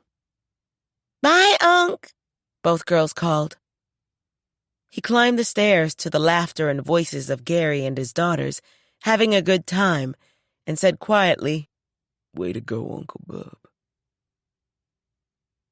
Later that evening, Genevieve decided only an idiot like Riley would think impersonating Trent and then stealing a car was a good idea. She hoped the authorities would keep him locked up and throw away the key. According to the text she'd received earlier from Lily, Riley was being represented by one of Eustatia's lawyers, and they were scouring Europe, trying to find her so she could post Riley's bail. Why the woman continued to take Riley's calls was something Jen didn't understand, because if he called her, even if he claimed to be on fire, she'd still hang up on him. Putting her silly ex-husband out of her mind, she took her jacket out of the downstairs closet to wait for Tamar to pick her up for the ladies' auxiliary meeting. They usually didn't meet on Saturdays, but something must be going on for Sheila to call them together by text on such short notice. Marie was still in her room, so Jen assumed she wasn't going. After Jen's announcement that she was moving, Marie had even less to say. So Jen had all but given up on trying to save their friendship. When she and Tamar got to Lily's house, all the women in town were there, from Rocky to Gemma Dahl to Ana Ruiz to Bernadine and Kelly Douglas. Everyone except Marie. Tamar said, Genevieve, please take that seat over there. And she gestured to the beautiful purple rocker Trent purchased especially for Lily when he built the room for her. By the smiles on all their faces, Jen sensed this was not going to be a regular meeting. What are you all up to? Lily said, Just sit. You'll find out soon enough. As she sat, Bernadine stood. Genevieve Gibbs, you've impressed us all with your quest to remake yourself. You've been focused, strong, and determined. You even have a new home on the way. So, to show how much we support and love you, we have decided to give you a housewarming party. An amazed Genevieve watched as the women brought in gift after gift after gift and laid them at her feet. She started to cry. Sheila said, Anything you don't like, you can exchange, so not to worry, okay? Hands trembling with emotion, Jen began opening her presents. There were towels and sheets, pillowcases and candles, 2 sets of china, cookware, bakeware, silverware. One box held a dozen crystal champagne flutes, another a gorgeous bathrobe in her favorite shade of gold. For the next 10 minutes, she opened the mountain of boxes and gift bags. Anything and everything she might have purchased for her new home, her friends supplied, and when she was done, she was a hot, crying mess. Tissue in hand, she looked around at the women she loved most of all, and a part of her wished Marie had been there too. The always intuitive Tamar said, "Don't worry about Marie. She'll be back with us soon." Jen dearly hoped so. Lily said, In the meantime, champagne from the boss lady's collection. Let's use my flutes. So the flutes were washed, and once they were all filled, everyone raised theirs, and Bernadine declared, "To sassy women everywhere, long may we reign." "Hear, hear!"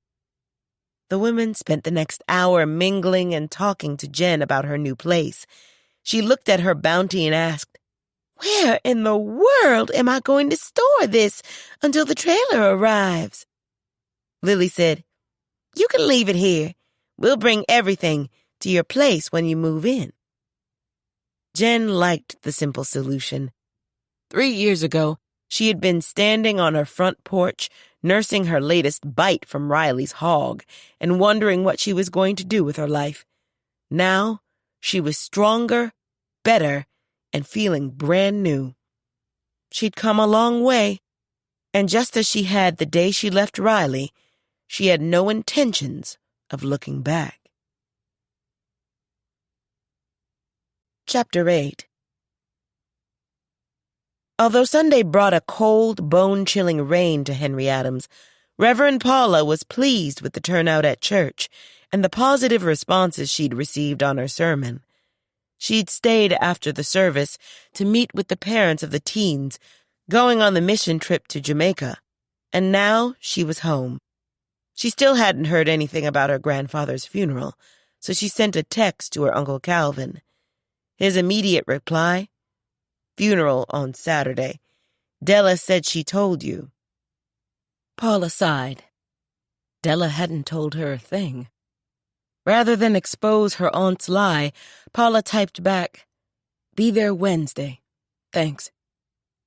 Putting the phone down, she walked over to the windows and looked out at the gray day. Obviously, Della didn't want her at the funeral. She'd hated Paula from the day they met, and Paula still didn't understand why. Her grandfather certainly hadn't favored her over her aunt. In fact, he had no problem telling Paula to her face how much of a burden she was, and how much he resented her presence in his life and home. Leaving the window, she entered her bedroom and sat down at her small desk to boot up her laptop. She needed to determine how much of her bank account the airlines would demand for a round-trip ticket on such short notice. The fare was only slightly staggering, but the idea of having to return to Blackbird continued to haunt her. So after securing her ticket, she turned on the TV, hoping the baseball game might distract her enough to keep the demons at bay. When that failed, she took down a book she'd been anxious to dive into, but the memories of growing up kept playing in her head, so she closed it and looked at the clock. It was 4:30. She didn't really want to cook dinner, but knew she had to eat something, so she decided to brave the day's still ugly weather and seek the balm and good food found at the Dog and Cow. When she entered, the after-church rush was over, so it wasn't as crowded as it probably had been an hour ago. Mal walked up. "Nice sermon this morning, Reverend. Table or booth?" "Whatever you have is fine." He scanned the interior for an open spot. "Okay, this way." And led her to one of the tables. "Thanks, Mal." "No problem. Eli will be with you in a sec." Paula used the time alone to applaud herself for having left her trailer and to look around to see who else was there. She spotted town construction boss Warren Kelly and his auburn-haired wife, Jane. Behind them, Gemma Dahl and her grandson Wyatt shared a table with Zoe and her parents, Reg and Roni. When they waved Paula's way, she waved back. In one of the booths by the windows, Sheriff Will Dalton sat eating with his wife, Vicky, who'd been diagnosed with ovarian cancer back in January and was undergoing chemo. She looked frail as a baby bird, and the treatments had taken her hair, but she was laughing at something her husband was saying, and that made Paula smile. Behind the Daltons sat Clay Dobbs and Riley Curry, wearing a pair of oversized dark glasses. Since there was no sun outside, she assumed the shades were covering the 2 black eyes he'd reportedly been given by Trent July. Trent's cast-encased hand had been signed by nearly everyone during coffee hour that morning. Because she didn't condone violence of any kind, Paula hadn't added her signature, but she certainly understood Trent's response to Curry's scam. Hey, Reverend Paula. Eli walked up and placed a glass of water on our table. He was wearing the black shirt and pants that were standard attire for the waitstaff. Hey there, Eli. What can I get you? He asked. Special today is baked trout, brown rice, and asparagus almondine. Sounds good. I'll have that. He wrote it down. By the way, that special moment you told me to look out for, it came, and I talked to my dad. Turned out okay. Thanks for the advice. You're welcome. He continued in a softer voice. Don't tell anyone, but Sis is going to teach me to cook. I figure I can do dinner a few times a week and give my dad a break. How thoughtful, Eli. He blushed a bit. Thanks. I'll get your order in. He left her alone, and Paula beamed. Like Devon, Eli had come a long way. She picked up her glass to take a sip of water, but paused when Clay approached her table. Can I talk to you for a minute, Reverend?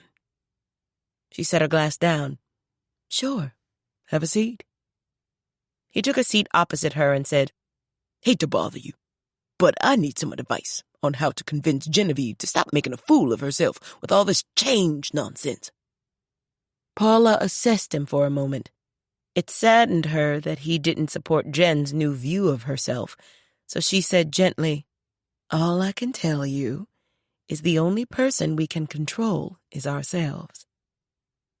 His lips thinned, and he gazed off for a few seconds. She knew it wasn't what he wanted to hear, but it was the truth. So you don't think a man should be head of his household? Paula paused. If he has a household to be the head of, you and Jen aren't married, are you? No, but never mind. I knew I shouldn't be talking to a woman about this. And to her surprise, he got up and stalked off. Her eye caught Mal's, and as if he knew what had been discussed, he shook his head in what looked to be disappointment and offered a shrug as if to say, What are you going to do? She shrugged in reply. She hoped Clay and Jen worked out their issues, because knowing the path Jen was on, Clay was going to wind up on the curb permanently if he wasn't there already. In the middle of thinking about that, Rocky appeared at her side. Got a minute? Sure. Paula was beginning to wonder if maybe she should have stayed home and had a nice quiet dinner there instead. I've decided to tell Jack yes. Are you at peace with the decision? I am. Then congratulations, she offered genuinely. You'll be good for each other. He'll be good for me. Not sure about the other way around, but I'm going to try and make it work. Thanks for listening, Reverend Paula. No problem. Let me know if the church can help in any way. Will do. Watching Rocky head back to the kitchen, Paula was happy for her and knew everyone in town would be too. She and Jack were well loved.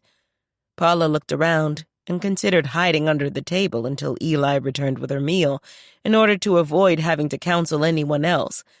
But smiling at the silly thought, she took out her tablet and played a few rounds of Candy Crush instead.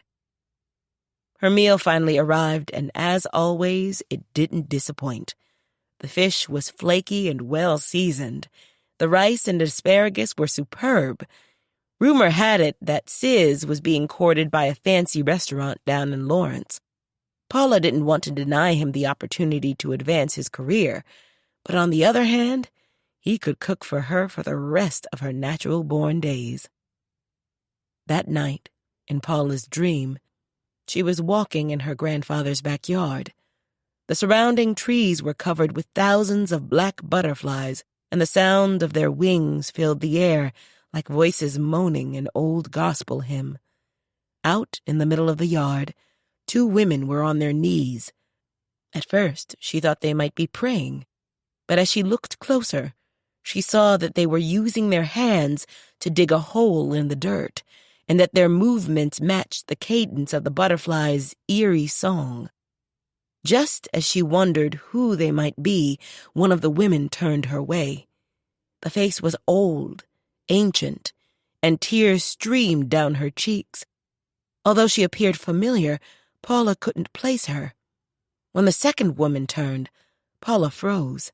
It was her mother, Patricia, and she too was weeping. "Mama?" No response. Instead, the 2 began digging faster and deeper. The dirge of the butterflies grew stronger. The sky darkened. Thunder boomed. Lightning answered. And rising winds tore at Paula's robe. The dirge was now so deafening she covered her ears with her hands. The butterflies suddenly peeled away from the trees and swarmed her like a malevolent cloud.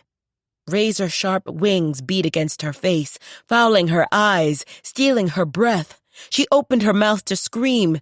The black cloud parted just as her mother reached into the open earth and withdrew a human skull. She raised it high against the violent storm, and Paula bolted awake. Shaking, Paula turned on the lamp on her nightstand. She dragged her hands over her eyes and felt the damp sweat on her face. Good Lord, what was that? She drew in a deep breath and tried to calm herself. Aspects of the nightmare were already beginning to fade, but the skull in her mother's hand remained. Had the nightmare been fueled by her grandfather's upcoming funeral? And who was the old woman with her mother? Paula was sure she knew her, but her name and identity remained just out of reach. Having no answers, she got up, washed her face, and walked through the darkness to the kitchen for a drink of water. Returning to her bedroom, she turned off the light and scooted back beneath the covers, hoping to go back to sleep. But remnants of the disturbing dream lingered, and a strong sense of foreboding kept her awake for quite some time. Over at the Clark house, the girls and Gary were asleep, but TC was in his bedroom awake. There was a late-night NBA game on ESPN, but he wasn't paying it much attention because he had other things on his mind. Years ago, his wife Carla saw a card company's commercial on TV about a man who couldn't read, who'd saved all the cards he'd received from his family and friends in a box. The commercial went on to show the man getting help from a kindly tutor, and at the end, sitting down and reading the decades of cards he'd hoarded. Carla encouraged TC to start a box of his own, and he had. It originally held a pair of work boots. Why he'd placed the box in the truck along with his other personal stuff when he left Oakland, he had no idea. But he opened it now and looked inside. It was stuffed with cards dating back to the 90s. Envelopes in every color of the rainbow held greetings he'd received from his kids for his birthdays, Father's Days, and myriad holidays. When the kids were young, he'd been able to trick them into reading them by saying he wanted to hear them express the written sentiments. But once they grew up and moved away, their cards came by mail, and he could only open them, look at them, and put them away. "You're pretty pitiful," he thought to himself. And he supposed he was. Lord knew he wanted to be able to read, and now that he was on the downslope of life, the urge to set aside the fear and take the plunge grew stronger. But the fear was just as strong. Reverend Paula's sermon that morning about paying homage to the ancestors struck a nerve. Carla hadn't been an ancestor, but she had been his wife, and tackling his deficiency once and for all would not only honor her, but also people like his father, grandfather, and the others in his line, all the way back to slavery, who hadn't been able to read either. His kids were the first readers in his family. Carla's family read, of course, but not the people on his side, at least as far as he knew.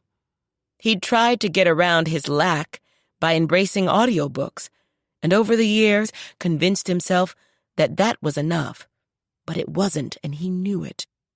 The face of Genevieve Gibbs floated across his mind's eye, just as it had the last time he'd had this debate with himself. Carla always strongly believed that God put people in your life when you needed them. Was that the reason he'd ended up in Henry Adams? Fate? He didn't know, but sometime soon he needed to take a trip to the wizard for some courage and find out. As dawn broke, Riley hadn't gotten much sleep due to the throbbing in his nose, so he got out of bed and padded into the connecting bathroom. The mirror told him what he already knew. Both eyes were still as black and blue as the huge bruise spanning the bridge of his nose. Were it Halloween, he could pose as a raccoon.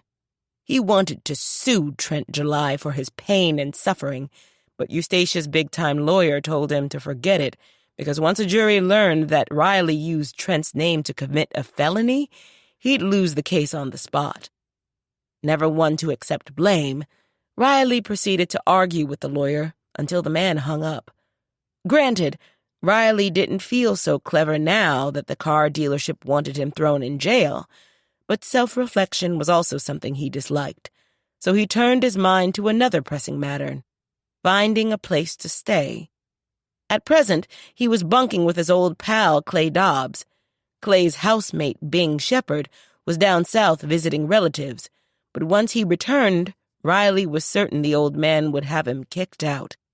Eustatia's lawyer and Sheriff Dalton advised him not to leave town. Cletus was making himself at home in one of Clay's pens, but if Riley was forced to leave, where would they go? His only hope was that the interior of Eustatia's partly built mansion looked better than the outside, and he could stay there. So, what did the lawyer say last night? Clay asked as they ate breakfast. Riley told him everything, including the part about being warned off suing Trent. The lawyer's probably right, Clay noted. No, he's not. I want July charged with assault, and I want him to pay for my pain and suffering. Did you tell the lawyer that? I did.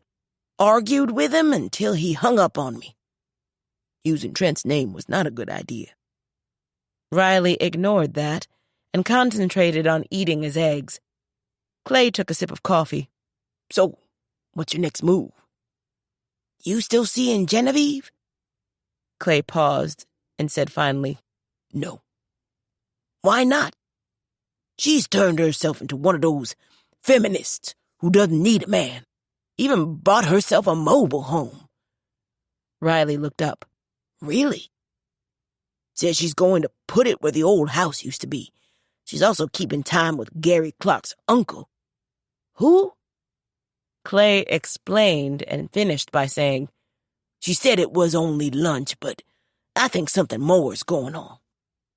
By then, Riley was only half listening. He was thinking about her trailer. If he could finally convince her to own up to the error of her ways, maybe her guilt would allow him and Cletus to move back in. She's still staying with Marie? Clay nodded. Maybe after we check out Eustatia's place, I'll stop in and see her, for old time's sake.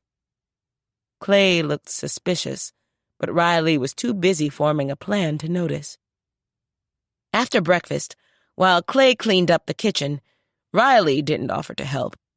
Riley took Cletus a large mixing bowl of his favorite rice cereal that he'd had Clay buy at the grocery store. Here's your breakfast, big boy. Cletus trotted over, and Riley slid the bowl beneath the bottom rung of the pen and set it on the ground. While the hog ate, Riley said, "Going to see Genevieve later." Cletus raised his head and squealed. "I know," Riley said. "I don't want to see her either. But we need somewhere to live. Clay's not going to let us stay here much longer, and she's getting her own place. This whole mess is her fault, and once I explain it to her, she'll let us come back." Riley heard a horn blow. It was Clay in his truck. "Okay, I had to go. You be good." The ride over to Eustatia's took only a few minutes. The last time he'd seen the place, he'd been too tired to really take it in.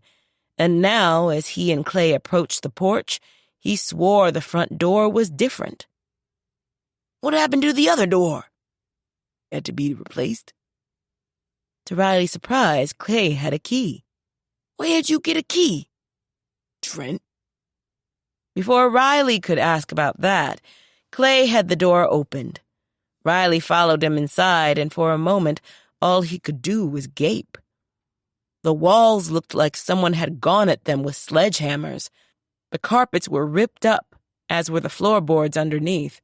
Ceiling fans lay like dead insects amidst piles of broken plaster, splintered wood, and shattered glass. "What happened?" "People tore the place up looking for gold." "What?" So Clay explained about Cephas Patterson finding outlaw Griffin Blake's hidden stash of gold coins. "Last fall, when word got out, every treasure hunter within 500 miles came to town looking for more." "And they came here?" Riley asked. Clay nodded. "Probably because the place looked abandoned. They broke into Patterson's place and trashed it. The new recreation center was hit too. By the time the police showed up and put a stop to it, the damage had been done." A grim Riley said, "Let's see the rest." Stepping carefully because of all the broken glass, they continued the tour, and he stared around in shock at the gutted kitchen. "Where are the appliances?" The fancy stainless steel double oven and its companion fridge were nowhere to be seen. All the high-end sink fixtures were missing, too. "Looted. When the rioters didn't find any gold, they took whatever they could, including Eustatia's appliances, air conditioner, furnace, and hot water heater." Riley wanted to cry. "Why didn't somebody let me know?" "You didn't leave a forwarding address, remember?" It was apparent that he and Cletus couldn't live there. Moving in with Genevieve was the only option. It was either that, or pitch a tent and live outdoors, and he didn't own a tent, or anything else for that matter. "Take me by Marie's, so I can talk to Genevieve." "She's not going to take you back, Riley." "Who said anything about that? I just want to say hello." Uh-huh. "Instead of trying to bamboozle your way back into her life, you might want to look for a job.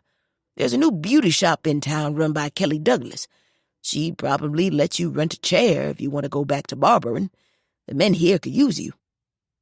"I'll think about it," he said. But in truth, he wasn't.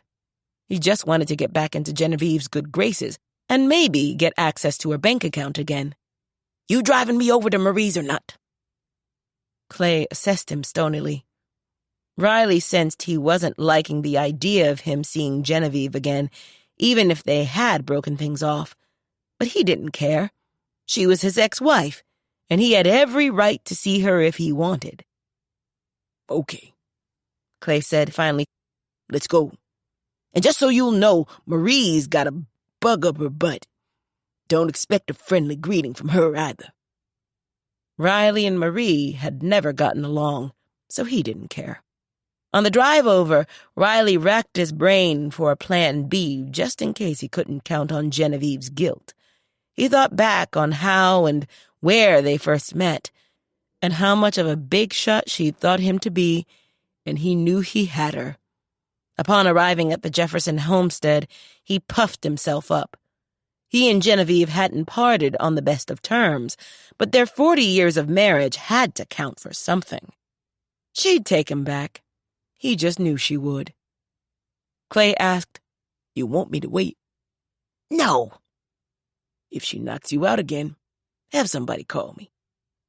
Ha ha! Putting on his shades, Riley left the truck, and Clay drove away. On the porch, Riley pressed the doorbell. Seconds later, the white lace curtains in the front window moved, then dropped back. Someone was home. He waited. Nothing. He pressed the bell again. Still no response. He leaned forcefully on the bell for a good 10 seconds. The door was snatched open, and there stood Marie. What do you want? Came to see Genevieve. She's not here. The door slammed closed. Hopping mad, he laid on the bell again, but when she didn't respond, he sighed in surrender. It occurred to him that maybe he should have had Clay wait. He now had no way to get back, and no phone. Although it was a cloudy day, the temperature wasn't bad. So he took a seat on the top step to wait for Genevieve's return.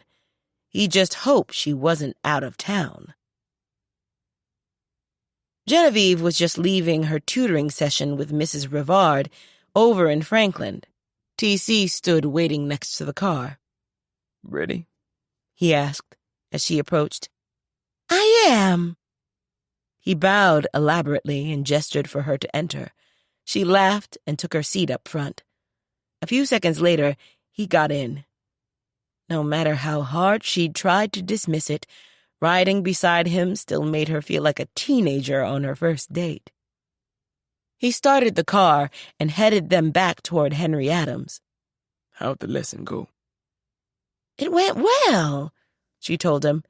She's almost at the point of not needing my help, and that's the goal. I'm very proud of her. How long have you been working with her? About 6 weeks. Is that average? It depends on the person. When I took the training, I was told it could be as fast as a month, or as long as 6. Some students are very motivated, and some are fearful. I see. Something in his tone made her look his way. Something wrong? Nope. Just thinking about Mrs. Rivard. I imagine it took a lot of courage for her to ask for help. It did. She couldn't read at all when we first got together. Did she say what made her decide she wanted to learn? Yes, she wanted to be able to read to her new grandchild. She hadn't been able to with her daughter. That's pretty powerful. It is. As always, he had the jazz station on, and a nice guitar tune began to play. I like that, she said.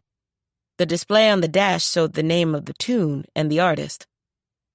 T.C. said, Since I'm supposed to be keeping my eyes on the road, who's it by? Lee Ritenour. Song is called Windmill. Says it's from his World of Brazil CD. I'll have to get that. Jen took out her phone. What are you doing? Downloading it. He chuckled. You're something else. I'll take that as a compliment. That's how it was meant to be taken. She glanced up from her phone. His praise made her feel good inside, and she said quietly, Thank you For what? for taking me seriously. How could I not? She shrugged. Remember those irreconcilable differences I mentioned the day we had lunch? I do. My doing things like downloading music was one of them. Huh? I was told I was trying to act like I was 25, and it wasn't becoming. That doesn't make much sense. I agree, she said firmly. As we used to say back in the day, I think you're very cool, Miss Genevieve Gibbs. Don't change yourself for anybody, okay? I don't plan to. Good. Let the haters hate. Amen. They rode the rest of the way to Henry Adams, listening to the music in a companionable silence. Jen found herself enjoying his company more and more. He turned the car into the drive. Upon seeing Riley sitting on the top step, she groused, "Oh, good Lord." What's wrong? "That's Riley on the porch." Who's Riley? "My ex-husband." The pig guy? "Yes." He leaned forward to check him out. Day's a little cloudy for shades. "He's wearing them to hide the black eyes he got from Trent." TC looked confused. "I'll explain later, or better yet, have Gary tell you about it." Okay, but I take it you weren't expecting him. "No." I thought you said he was in L.A. Why is he here? "Obviously wants something. Always does." She opened the door. You going to be okay talking to him? He asked with concern. Do I need to stick around? "I'll be fine, but thanks for the offer." Are you sure? "I am. You go on and do whatever you were planning to do." I was planning on asking you to have lunch with me. Jen eyed him and wondered if she'd ever breathe again. "Really?" Smiling softly, he offered a small shrug. "I'd like that." She forced herself to stop staring. "Can you wait while I take my tote inside?" For as long as it takes. Filled with wonder, she left the car. Who's that? Riley had the nerve to demand. He peered past her, trying to see into the car. Why are you here? I came to see you. Why? Just wanted to see how you were. I'm fine. She walked by him to the door and took out her key. That the fella Clay says you're seeing? That's none of your business, or Clay's. I'm only asking because I don't want you to be taken advantage of. Something you know all about, right? She wanted to sock him and send him flying off the porch. Look, Genevieve, No, you look, she said, cutting him off. You stole thousands of dollars from me, and the only reason I couldn't put you in jail was because your name was on the account and the bank said I had no concrete proof you took it without my permission. But Genevieve, don't say another word to me, Riley Curry. You stole from me. You chose that damn hog over me. You even married another woman while you were still married to me. Go away. I don't want you in my life. That said, she went inside.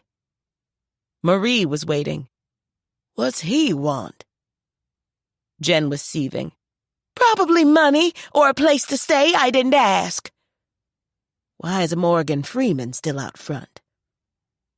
Jen was putting her tote in the closet, and upon hearing that, she stopped and turned back. Morgan Freeman? Really, Marie? This is why I'm moving. Without another word, she slammed the closet door and sailed back outside. Riley was still there. He opened his mouth, but the glare she shot him made him rethink whatever he was planning to say, and she stormed past. Inside the car, she was sure steam was curling out of her ears. Can we go, please, before I punch something? That mad, huh? Madder. Riley's an idiot, and so is Marie. Who's Marie? The woman I live with. We've been friends all our lives, but she's lost her mind. She just called you Morgan Freeman. He chuckled. Driving Miss Daisy. Yes. It's okay. I've been called worse. I didn't know you could get this angry. The last time I did, I punched Riley so hard I knocked him out and broke a bone in my hand. He barked a laugh. Really? Whoa.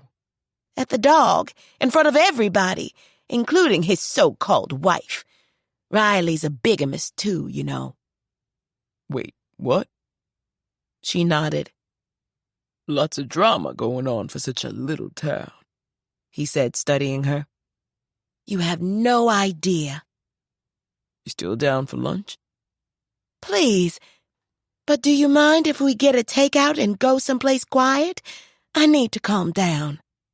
Whatever you want. Thank you. Jen called ahead so she didn't have to wait long for their order to arrive at the desk. Once it was paid for and the speculation on Mal's face ignored, she returned to the car. So, where to? He asked. Let me make a call. Once she did, she gave him directions. Chapter 9. When they reached their destination, he took in the large old house surrounded by open land and asked, Where are we? The July homestead. Park here and we can walk down to the creek. There's a picnic table there. They left the car and covered the short distance across the open land to the creek. As they sat, he said, Nice spot. It is. Peaceful, too. All this wide open space takes some getting used to for a city boy. She removed his sandwich and her salad from the bag. Are you enjoying being here, though? I am. Definitely different. Never lived any place so quiet. It grows on you. They ate in silence for a while, and she again thought about how much she liked his company.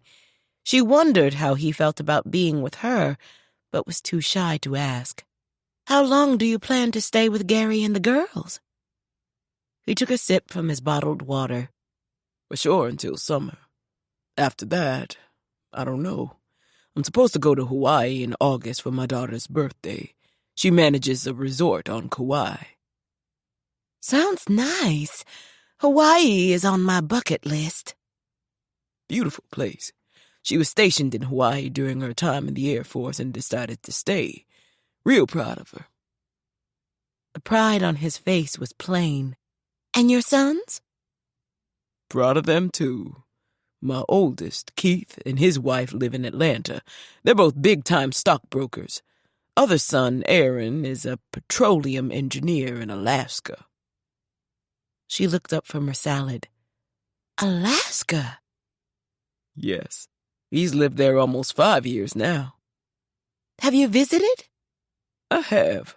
A couple of times. Like Hawaii, it has its own kind of beauty. Never been there either. She mused on what it might be like to see those places with him and caught herself. When she looked up, his eyes were waiting. He asked quietly, Where have you traveled besides D.C.? Just Vegas.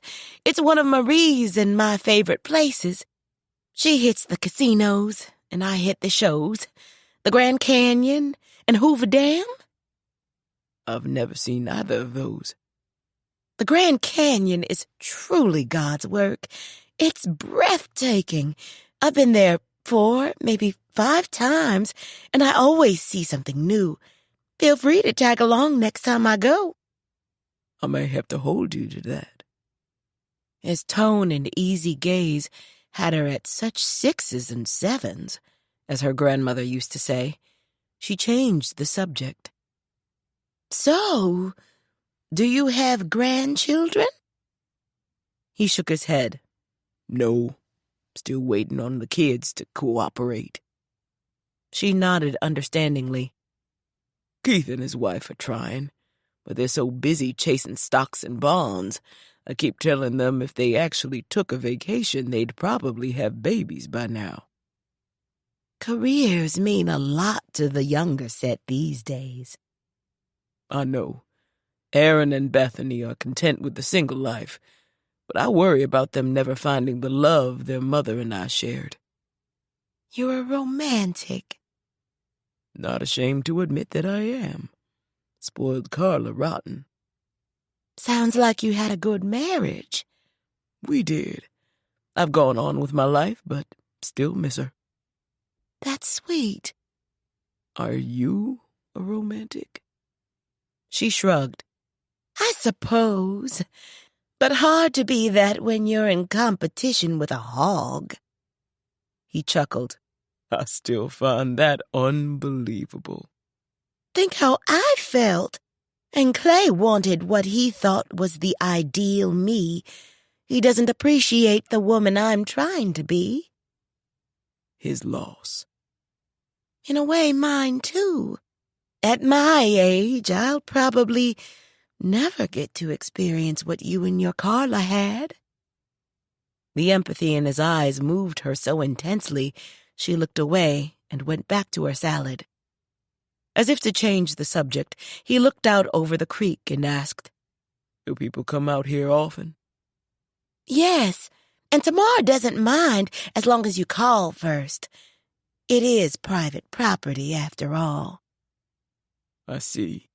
Being out here with all this peace and quiet makes a man want to buy some land of his own. She nodded. I have land, too, but it's a much smaller plot. The Julys have been on this homestead since the 1880s. Gary told me about the history here. It's an honor to live in a place where the race has walked free for over 100 years. I can't wait for my new mobile home to arrive so I can have a place of my own again. When's it coming? Hopefully in the next couple of days. Do you need help moving? I don't think so. But if I do, I'll let you know. Please. Okay, I will. Jen had trouble holding his gaze because of the connection she sensed growing between them. She wasn't sure what to do about it, and Lord knew she didn't want to be staring all cow-eyed at the man. I like being in your company, Miss Genevieve Gibbs. She somehow managed to reply. And I enjoy being in yours, Mr. Barbour. Be nice if we could do this again. I'd like that. Have you found us a concert yet? She lowered her head to hide her smile. No, not yet. You are looking right. I am. Good. The silence between them stretched until he finally glanced at his watch. Are you ready for me to take you home? In truth, the answer was no, but she said instead, Yes. Hopefully Riley's gone by now. Where's he staying? With Clay. Ex-husband staying with ex-beau? I know. We all grew up together. I was sweet on Clay in high school, and he was sweet on me, but I married Riley. It's complicated. Nothing worked out for any of us, though. Sorry to hear that. At least I came to my senses and cut bait. Otherwise, I'd still be in a bad marriage with a hog as a third wheel. They gathered up their trash and placed it in the large waste can by the table's edge. Thanks for the company, she said. You're welcome. For a moment, they just gazed at each other. Jen felt the connection tightening, but had no idea if it was her imagination. Shall we? He asked quietly. She nodded, and they walked back to the car. When he stopped in front of Marie's, Jen was pleased to find the porch empty.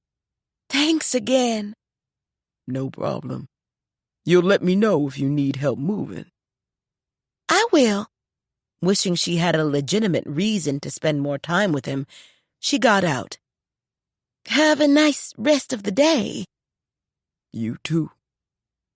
Up on the porch, she stuck her key in the lock and gave him a wave. As she stepped inside, she watched him drive away and wondered where their relationship might lead. The house was quiet.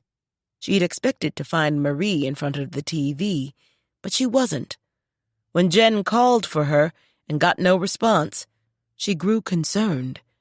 Knowing Marie usually parked around back, she walked into the kitchen in order to see if the car was there, but found a note attached to the back door. Back later, M. Since Marie rarely left the house these days, Jen was surprised.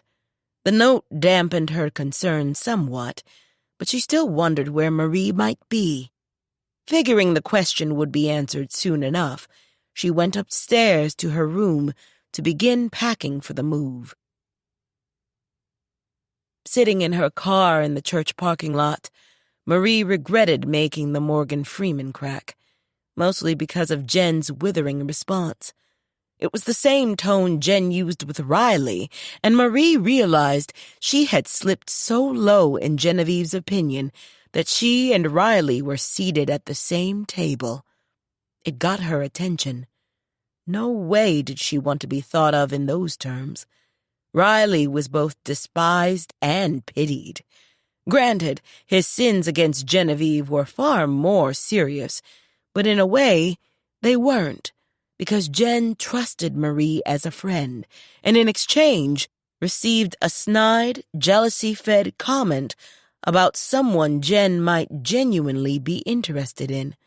Everyone knew that Riley had no plans to change and was content to be himself for the rest of his life. However, Marie wasn't. Not with her life, her acerbic attitude, or the hole she found herself in. So she got out and walked to the doors. Inside, she found Reverend Paula seated at the desk in her office. "Marie," she said, looking and sounding surprised. "Hello." "Hi, Paula. Do you have some time? I'd like to talk to you." "Yes, I do. Take off your coat and have a seat. Can I get you something? Coffee? Tea? Water?" "Tea would be nice." "Okay, I'll be right back." While she went to get the tea, Marie drew in a calming breath and wondered if this was the right choice. She'd never shared her problems before, because she'd always convinced herself that there was nothing in life she couldn't handle on her own. With her life spiraling out of control, that confidence had fled. And if anyone could put things in perspective without judging, it would be Paula. Marie also trusted her not to run to the dog and tell everyone in town her business. She'd been bitter and alone long enough. She needed someone to light the way back. Paula returned with a tray holding a steaming mug, a spoon, and a few packets of sweetener. She set it on the table nestled against the sofa where Marie was seated, and while Marie doctored the brew to her liking, Paula settled into a nearby chair and waited silently. Marie began. "I'm sure you've heard about the mess at the dog last winter." "I have, but I wasn't there, so for me, it's all hearsay. Why don't you tell me what happened?" So Marie did, and didn't spare herself in the telling. Paula asked gently, "So what made you so angry at Rita Lynn?" "Mal wasn't supposed to know that I loved him. I'd planned on keeping that to myself for the rest of my life. But when Rita told him how I felt, I just lost it. I was embarrassed, hurt. I felt betrayed." "Understandable." "I wanted to crawl into a hole." "And so you did." She hadn't expected Paula to view it that way, too. "Yes. And now?" "Now, I want out. Genevieve is so upset she's moving. A few weeks ago, Mal came by to see me and I wouldn't answer the door. I'm a mess, Paula." "You're not a mess. You're just hurting. And I get the sense that it goes deeper than Rita Lynn. I never met your mother, so tell me a little bit about her. Did you two get along?" "I loved her. She barely tolerated me." "Explain that, please." Marie shared the painful story of getting pregnant in college by a man who refused to marry her. "I came back to Henry Adams, pregnant and ashamed. My mother thought it best to put the child up for adoption. The nuns whisked him away as soon as I gave birth. Her voice trailed to a whisper. I never even got to hold him. Her heart tightened painfully at the still raw memory. I'm so sorry. And from then on, I couldn't do anything right in her eyes. She didn't like the car I drove, the men I dated, taking Jen to Vegas when she asked me to. And your father? Marie chuckled bitterly. I grew up believing he died in the Korean War, because that's what she told me. But on her deathbed, she confessed that I was born out of wedlock, too. Paula looked shocked.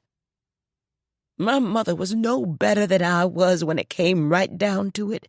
She berated me and put me down my whole life for committing the same mistake she'd made. I was furious at her when I learned the truth. Have you reconnected with your son? Another funny story, Marie said sarcastically. He called me a couple of years back, said he was in town and wanted to meet me. Lily drove me over. I just knew he wanted to be in my life, but no. All he wanted was medical information. That had to be heartbreaking. It was. And I felt stupid and hurt and broken inside for being so hopeful. My life seems to be one low blow after another. But your teaching brought you joy, no? It did. My students were all the children I never got to hold. I loved them all. And she had. She never felt so alive as when in the classroom. That made her think of Trent. He'd been one of her best students, and because of the altercation with his mother, Rita Lynn, their relationship was strained, a strain that also affected Marie's relationship with her goddaughter Lily. No woman should have to choose between husband and godmother, so to keep from negatively impacting their marriage, Marie had distanced herself from Lily as well. Your friends miss you, Marie. Marie's lip trembled. She told herself she'd pluck out her eyes before letting the tears fall, but fall they did. How do I fix this, Paula? How do I look at Mal and not feel like a fool? How do I apologize to Trent for being so screwed up that when he and his mother came to see me, I slammed the door in his face? And poor Genevieve, we've been sisters of the heart since we were 8. She can't stand me right now. I've burned so many bridges. Marie wept brokenly, terribly. Paula got up and held her close. It's okay, Paula whispered. No, it isn't. How am I ever going to face them again? I don't think it'll be as hard as you imagine. They all love you. Paula handed her some tissues and waited while she tried to pull herself together. You're one of the heartbeats of this community. Everyone knows you're hurting, and they all feel powerless to help. As for Mal, please don't beat yourself up over him knowing the truth. Loving someone, even if it isn't returned, isn't something to be ashamed of. Marie wanted to believe her, especially the part about reconnecting. But how could Paula be so sure? As if having read her mind, Paula said, And you know why I know it won't be hard? How? Because, as I said, they love you, Marie. Very much. Gather your courage and talk to them. Then make peace with yourself so your blessings can flow. Marie blew her nose and thought about how she might do it, and realized she knew. When Mal first started AA, I went with him to some of the meetings. At one, they talked about making amends being a big step in recovery.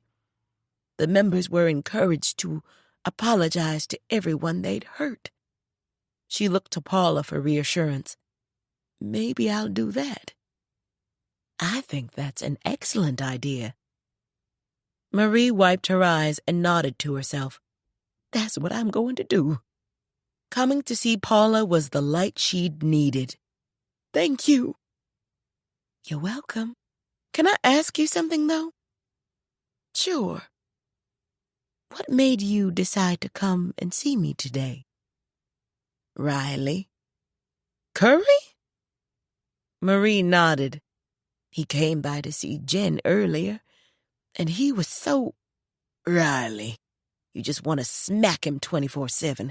I looked at him, and then at myself, and I felt like Jen wanted to do the same thing with me, especially after the way I taunted her this afternoon. I don't want people here dealing with me the way they deal with him. Might not make sense to you, but it did to me. The trigger doesn't really matter. I was just curious. There were no visions or directives from the Lord involved. Paula laughed, then turned serious. Welcome back.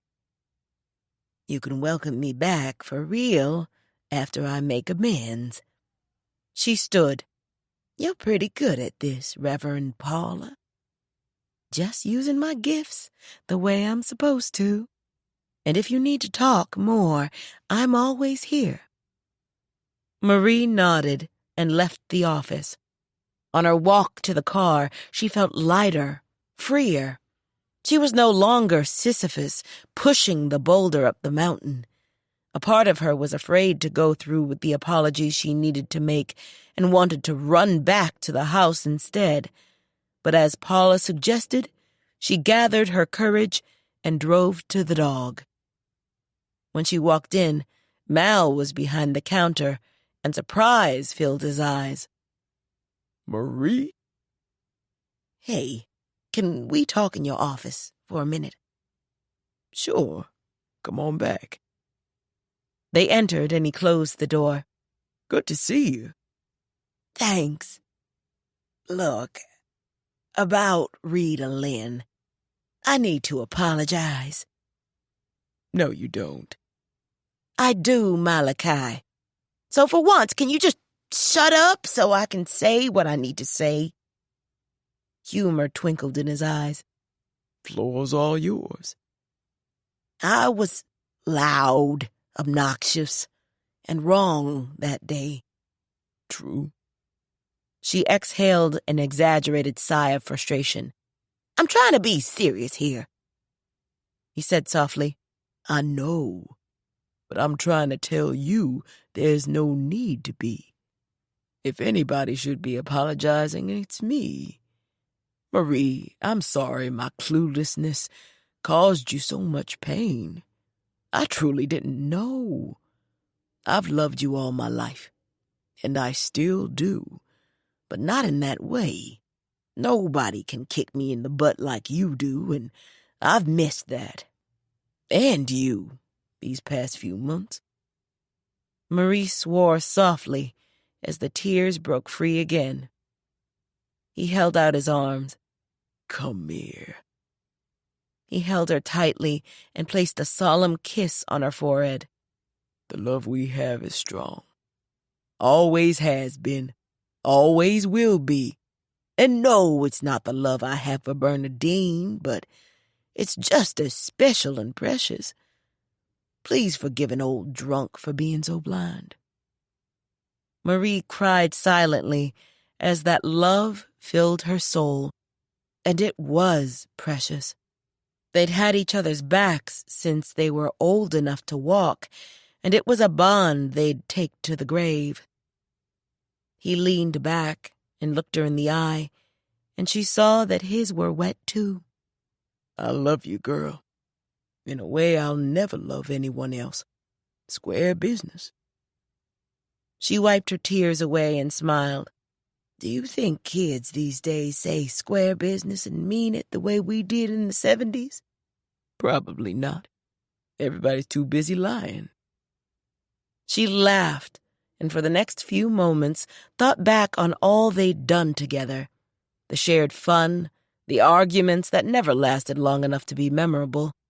And she knew how blessed she was to call him friend. Thanks, Mal. You helped save my life, Marie. It doesn't get much better than that. Now, before we both start bawling again, how about some lunch? My treat. You're on. After lunch, Marie was still feeling good about herself and her friendship with Mal. When she pulled into the driveway at her home, she assumed Genevieve was home, and she was hit by a bit of apprehension. Suppose Jen threw her apology back in her face because of the hell she'd put her through these past few months. She decided the only way to find out was to go in and see, and pray. Marie heard her moving around in her bedroom, so she stuck her head in the partially open door and knocked softly. "Jen?" Jen turned and, seeing Marie, frowned. Yes? "I went to see Reverend Paula today to talk about my issues." Her face softened. That's so great, Marie. Did she help? "A lot. I'm so sorry for being such a witch. You, of all people, didn't deserve the treatment I've been dishing out. I'm apologizing to everybody I hurt, hoping they'll forgive me." That earned her a soft smile. I've missed you. I've missed myself. Can you forgive me? You know I can. What brought this on? Riley. "Huh?" Marie laughed. As the kids say, what had happened was. For the next hour they talked, shed a few tears over the pain that had divided them, and began slowly resurrecting their lifelong friendship. I'm doing my own 12-step program by apologizing to everyone I've hurt. I already talked to Mal. How'd it go? Marie thought back. It went well. I still need to talk to Trent and Lily and Rita Lynn. Jen paused. You sure you want to talk to her? No, but I need to. She's Trent's mother, and she'll be visiting again sooner or later, so I need to clear the air. We'll probably never be BFFs, but I don't want drama between us spilling onto Trent and Lily's marriage. You're right, she said, and added, Look at you, being all mature and rational. And you don't have to move now. But Genevieve's response was not what Marie thought it would be. I do, she said gently. It's time for me to fly on my own. We'll still be best friends and do what best friends do, but I need my own place. You taking me in after I left Riley has meant so much. You helped me grow up a lot. Clay doesn't like this new me, but I hope you do. I do, Marie replied, and thanks for not throwing my apology back in my face. I never do that. I know, but I worried I treated you so badly that you wanted to punch me out like you did Riley that day at the dog.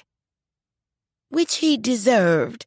I admit there were a few times I wanted to punch you too, but I was more hurt than angry. I'm so sorry. It's okay, Jen said reassuringly. We're good now, right? Yes, we are. Joy filled Marie's heart, and let me apologize for the Morgan Freeman remark this morning. I appreciate that. So tell me about him. Do you like him? I do, but we're just friends. Uh-huh. We are, Marie. Marie smiled. You're blushing, Genevieve. Am not. Are too. Go away unless you want to help me pack. Hand me a box. Chapter 10. When Eli came home from school, he checked the mailbox first thing, hoping to get news from the art competition. He rifled through the small stack of envelopes at warp speed and stopped at the one addressed to him. The return address showed the name of the museum running the contest. He ripped it open as if it held gold and read, "Dear Eli, thank you for your submission. The judges found your sculpture to be outstanding. However, it was not picked as the best in its category.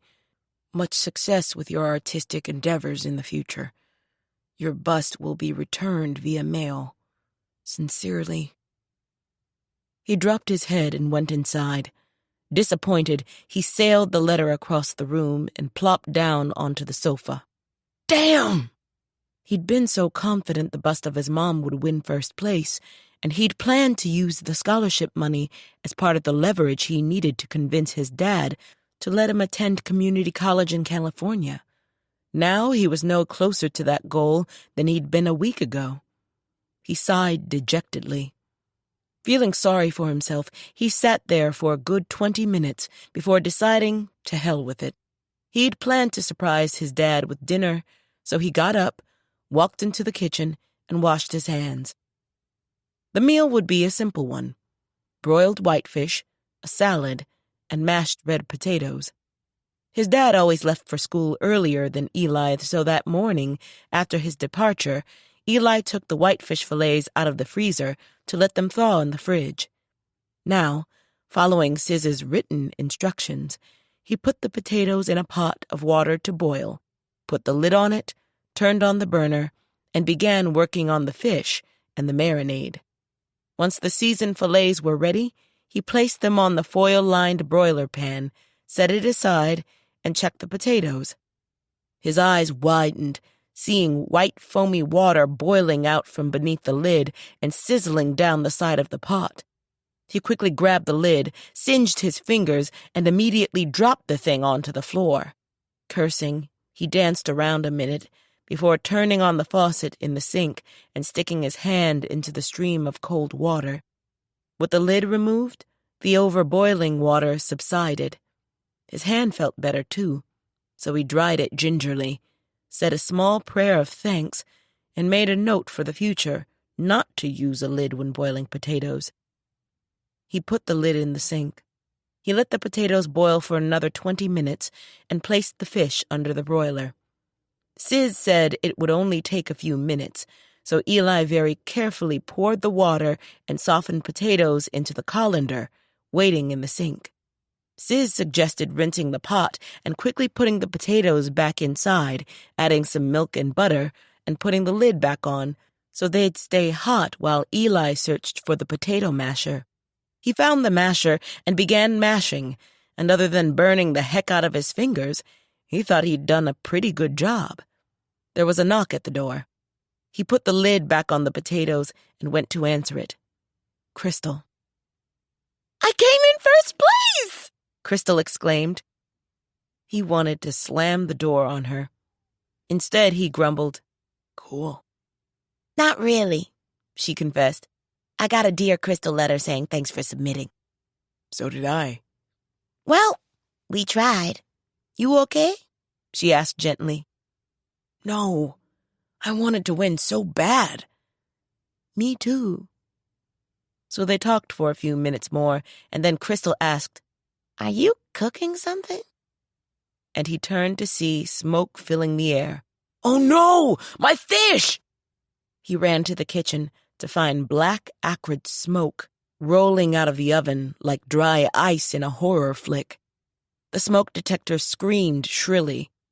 Crystal shouted, Look through the glass in the door first. Make sure it isn't on fire. Where's your extinguisher? Ignoring her advice, Eli yanked down the oven door and billowing smoke rushed out like a fast-moving cloud. Coughing, he grabbed pot holders and quickly pulled the pan out. The fillets looked like charred black hot dogs. Oh, man! He was walking the pan to the sink counter when he noticed his dad standing beside Crystal. "Hey, Eli," his dad said, eyes twinkling with muted amusement. An angry Eli tossed the pan in the sink. "No jokes, Dad, okay?" "No jokes here. What was that supposed to be?" A chuckling Crystal said, "I'll see myself out. Bon appetit." Eli glared at her retreating back. When he heard the front door close, he answered, "Whitefish fillets. I was going to surprise you with dinner, but I needed to step up so you could come home and chill and not have to cook for me all the time. I appreciate the gesture. Too bad it turned out to be crap. The thought counts, though." "Can't eat thoughts." "No. Didn't win the art competition either. The letter came today. I'm sorry. I know how hard you worked on the bust." Eli shrugged. "Thanks. Today sucks." "Mine didn't. My son tried to make my life easier, and that's a good thing in my book. Do you want to eat at the Dog?" "No, because Sis will ask me how my cooking went, and I don't want to have to tell him I screwed up after he spent all last week giving me lessons." "Then how about we make a quick run to the store, pick up some fish, and start over?"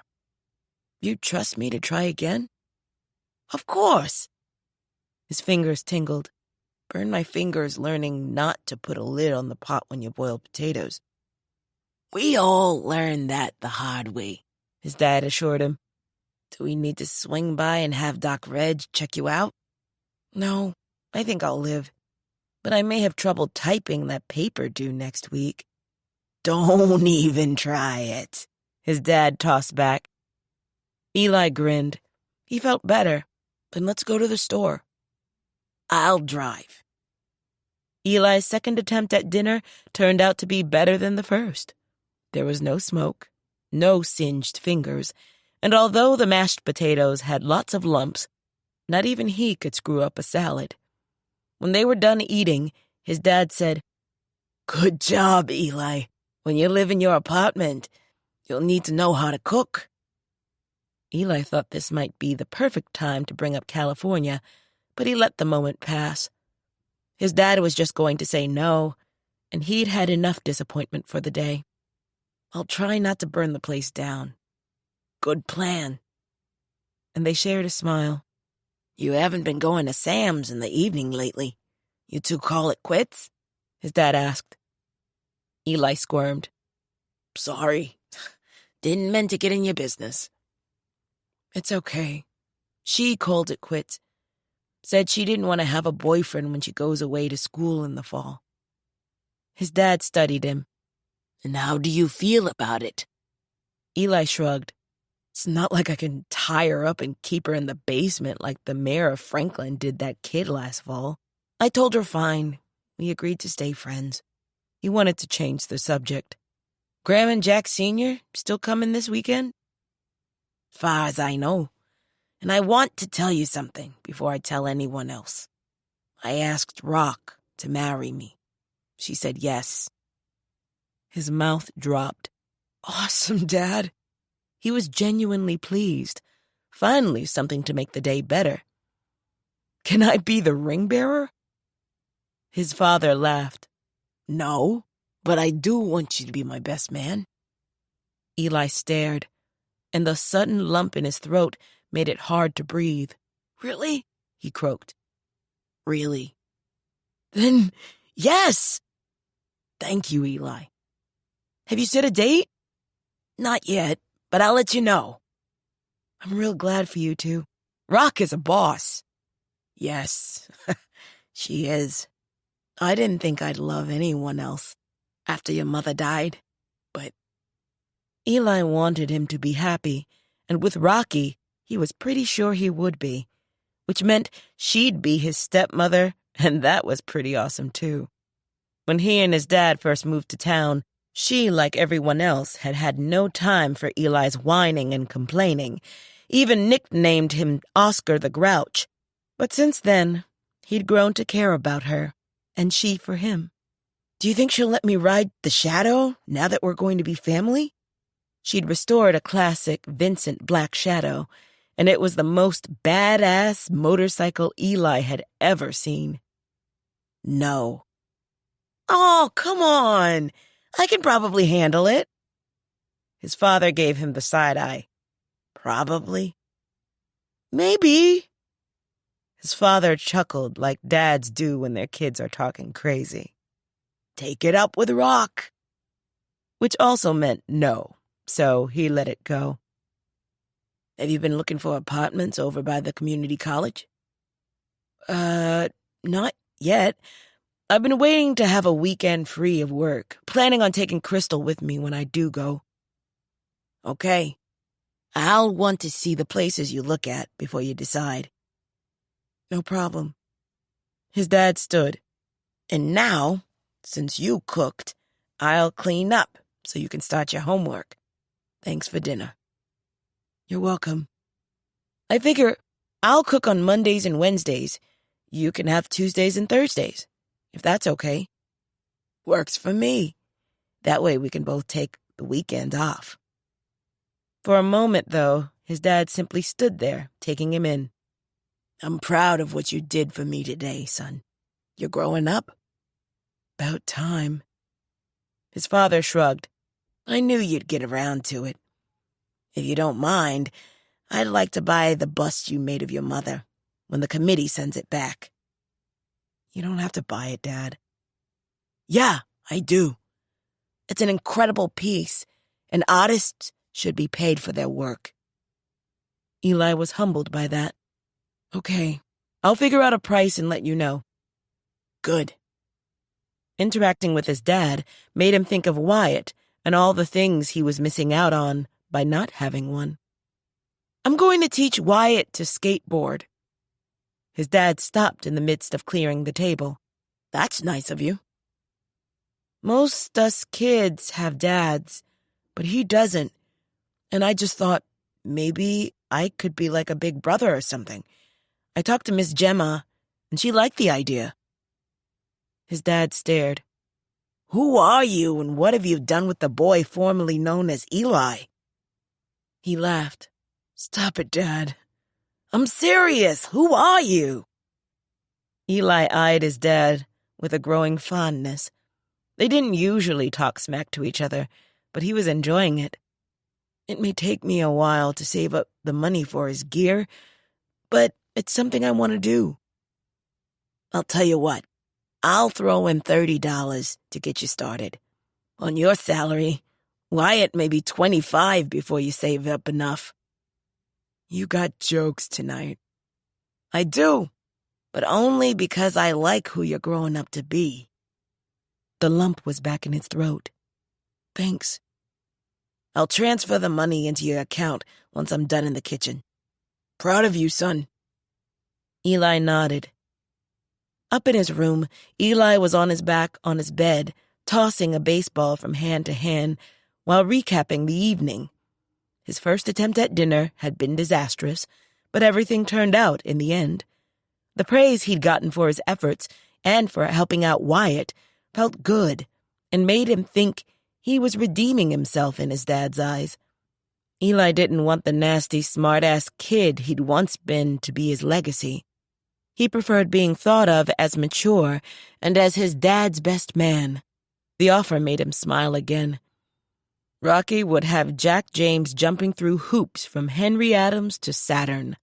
Of course, she'd do it in a good and loving way. He wondered what his mom would think of his dad marrying again, and of her son finally getting his act together. He was sure she'd be okay with the upcoming marriage, because she'd always wanted the people she loved to be happy. And as for Eli, he sensed that she was as proud of him as he was of himself. Eli got up to start his homework. Although he was still disappointed with not winning the art competition, it wouldn't stop him from sculpting. If anything, he was more determined than ever to make a name for himself through his art. He just hoped he'd get to do it in California. His phone sounded. It was a text from Amari. Have you talked to Tamar yet? Father's Day will be here in a hot minute. Chagrined, Eli put the phone down. He'd totally forgotten his mission. He put it on his to-do list and settled in to begin the assignment. The following morning, Jen woke up excited. Her mobile home was coming today. Its imminent arrival and knowing Marie was back in her right mind made for a very happy Genevieve. Of course, Riley and his hog were in town, but nothing said she had to deal with them. All in all, her life was on track and the future looked bright. Downstairs, she and Marie ate breakfast and for the first time in months actually shared a conversation. Jen asked, "So, what's on your agenda for today?" Going to go over to the power plant and talk to Trent. Need to make my peace with him and Lily. Then get Rita Lynn's number. "You're being very brave." "Thanks," she said while mixing her eggs in with her grits the way she liked them. "And you? What's on your plate?" "My mobile home, of course." Marie smiled. "Oh, that's right. Today's the day. Pretty exciting." "Yes, it is." "What time is it coming?" Jen looked up at the clock on the wall. It was 7:30. "They said they'd deliver it by 8:30. They have to hook up all the utilities, but I should be able to move in hopefully by this afternoon." She felt like a little kid on Christmas Eve. "Do you want me to drop you off on my way into town?" "Would you please?" "No problem. That's another thing on my to-do list." "What?" "Buying a car. I need to learn to drive." Marie looked impressed. "You're going all out." "Tired of not being able to get around on my own. But first, my new home." Jen raised her coffee mug in salute. "To a new day for both of us." Marie raised hers, too. Amen. To Jen's delight, there were no problems with the installation or hooking up the utilities or the plumbing.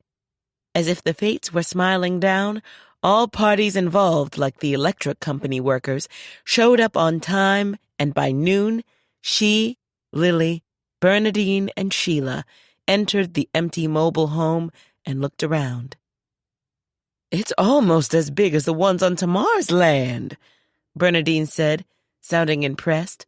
Sheila agreed. "Very spacious, Genevieve." They were standing in the living room, which was the space you entered when you first came through the door. There was a large window along the front wall and a matching one on the side wall. The living room flowed into the kitchen, where the appliances she'd pre-ordered stood ready to go.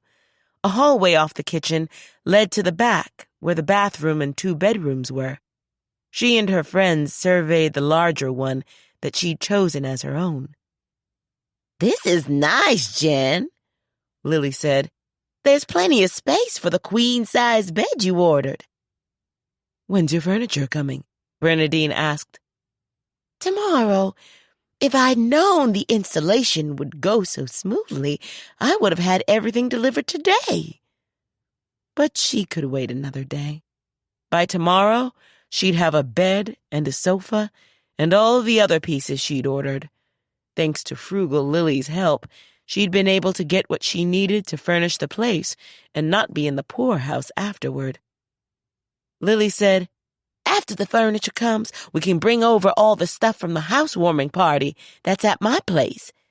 Do you want help putting it all away?" "That would be wonderful." They moved back to the living room just as someone knocked on the door. Excited, Jen said, "My first visitor." But when she peeked through the window, her excitement died. "Damn it!" "Who is it?" "Riley." Head shook. He knocked again, louder. Lily cracked, "You can't tell him to beat it if you don't open the door." Jen blew out a breath of frustration. "Lord, this man, I think he actually believes I'm going to let him live with me." "You aren't going to, are you?" asked a wide-eyed Sheila. "After what he put me through, Of course not. She heard him yell her name from his side of the door. Holding on to her temper, she pulled it open. He smiled. Hey, Genevieve. What do you want, Riley? You were in such a hurry the other day, we didn't get a chance to finish talking. She asked again. What do you want? Can I at least come in? She studied him, standing there in his dark glasses and worn black suit with the ever-present red carnation that was as fake as his smile. Everything in her wanted to slam the door in his face, but from somewhere inside came the reminder that she'd once loved this man. In tandem rose Reverend Paula's teachings, kindness over rightness. Jen knew she'd never take him back, and if talking to him would finally convince him of that, then she would talk. Otherwise, she'd never be able to step fully into the new day she and Marie had saluted that morning. Come in, she said tersely. She turned to her friends. I need to speak with him. Can I call you later? They agreed and departed. Alone with him, she waited while he took a slow look around. This is nice, he said, before bringing his attention back to her. I'm pleased with it. You know, the first time I saw you, I thought you were the prettiest little thing I'd ever laid my eyes on. She folded her arms and waited. Her impatience seemed to throw him a bit, and he cleared his throat. You remember the first time we met? I do. Clay brought you to Mal's 18th birthday party. Yep, Clay told me he was sweet on you, but the moment we were introduced, I wanted to make you mine. Where's this going, Riley? Just want to remind you how much we meant to each other once upon a time. You meant something to me, but I never meant anything to you, not really. Looking back, I think the only reason you courted me was to get next to my family's money and social status. He startled, which let her know she'd hit the nail on the head, so she continued. You married a naive, small-town girl who'd never seen anything or been anywhere. You filled my head with all your big talk about our future, and for 40 years I was dumb enough to eat it up and believe you cared about me. I did. No, you didn't. If you had, you would have gone to the doctor like I asked when I couldn't get pregnant. He froze and stuttered. When he looked away, she spoke with as kind a voice as she could muster. I won't be letting you back in my life, Riley. I value myself too highly to be a victim again, and I'm not apologizing for that. But I don't have any place else to go. What am I supposed to do? She threw up her hands. Finally, the truth. His jaw tightened. Did you think I wasn't smart enough to figure out why you're here? If you hadn't walked out on me, I wouldn't be homeless. You're homeless because of you, Riley, not me. You chose that damn hog over me. You chose to use Trent's name to steal that vehicle. Lord knows what else you have hanging over your head, but it's no longer my concern. You're mean, Genevieve. So be it, but read my lips. You will not be living with me, not now, not in the future. They eyed each other like combatants in the ring. She didn't care about his anger. He needed to know where she stood and that she wasn't playing. Anything else you want to talk about? No, he snapped and stormed out. As the slam of the door faded away, Jen drew in a deep, calming breath. She hoped he got it this time. If not, she'd explain it again and again until he did, or got tired of being told off. That 20-year-old naive country girl he'd married was saddened by the failure of her marriage, but the grown-up Genevieve had already moved on. Outside, Riley snatched open the door of Clay's truck and got in. He was so mad he could spit. Clay asked, Well, she ain't taking me back. Told you that. Clay drove toward town and Riley fumed. Never cared about her anyway. Everybody knew that. Riley stared. Clay shrugged. Marie tried to tell her. Her daddy tried to tell her. Even I tried. But she was blinded by your BS, and it took her 40 years to learn who you really are. And who am I, Mr. Know-It-All? A social climbing user with no conscience. Riley's jaw dropped. You asked. Then why are you helping me? For the ringside seat? What? Let's just say I'm enjoying watching the man who stole my girl finally get his comeuppance. Riley wanted to make him stop the truck and get out, but he didn't have any way to get around or a place to stay, so he kept his mouth shut and tried not to think about Clay's description. Arriving in town, Clay pulled up in front of what appeared to be a Quonset hut. Riley had never seen the place before. What is this? Kelly Douglas's beauty shop. Why are you stopping here? So you can go in and ask for a barber job. Riley's reply was dismissive. I don't need you running my life, Clay Dobbs.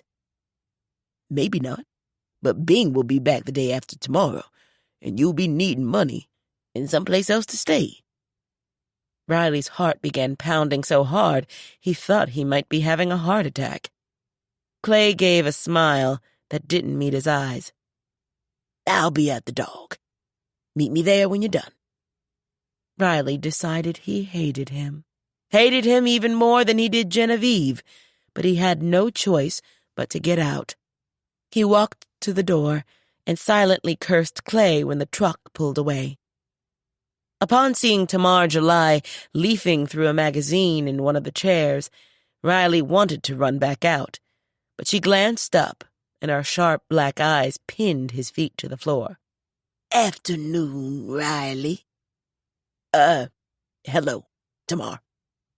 Used my grandson's name in vain lately? He hastily shook his head. No. Good. I'd hate for him to have to give you another set of black eyes to match the one you already have.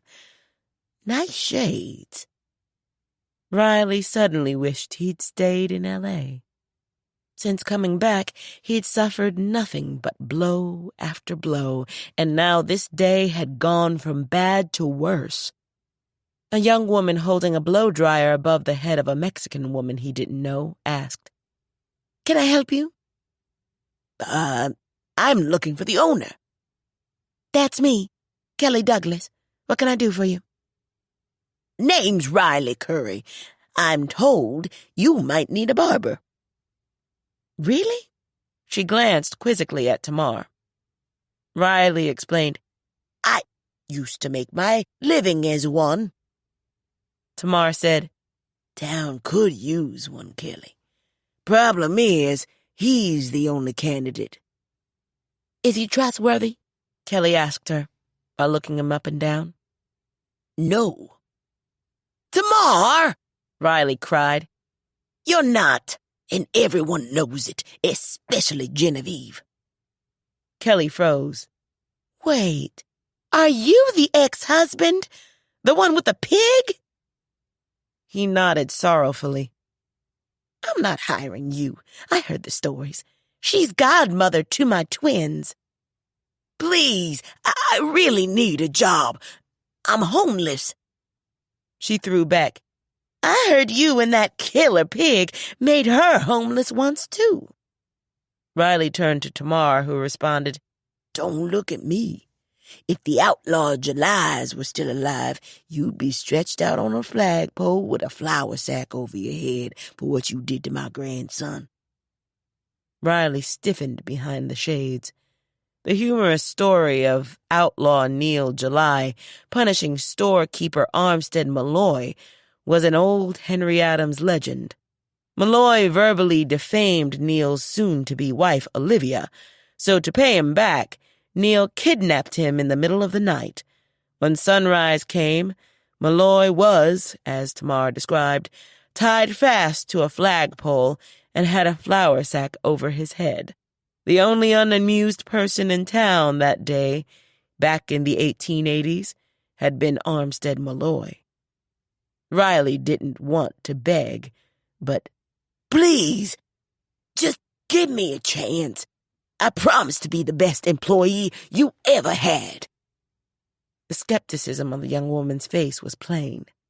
Come to think about it, I could use a barber. But I don't know about you. Let me talk to Miss Brown. Technically, this business belongs to her, so leave me your number. I don't have a phone. You can reach me through Clay Dobbs, though. Okay, I'll be in touch. He headed for the exit, only to hear Tamar snap, "Riley!" He went stock still and turned. "At least tell her thank you." He took a quick look at the young woman's tight face. Thanks." Kelly rolled her eyes. "Bye." Feeling like a chastised child, Riley slunk out. When Riley arrived at the dog, Clay was in a booth eating. Mal was standing at the desk, so Riley ignored his glare and quickly bypassed him and slid into the booth with Clay. He'd had enough of the Julys to last the rest of his life. How'd it go? Clay asked, taking a bite of his sandwich. She wants to talk to Miss Brown first. I told her to call you when she makes up her mind. Good.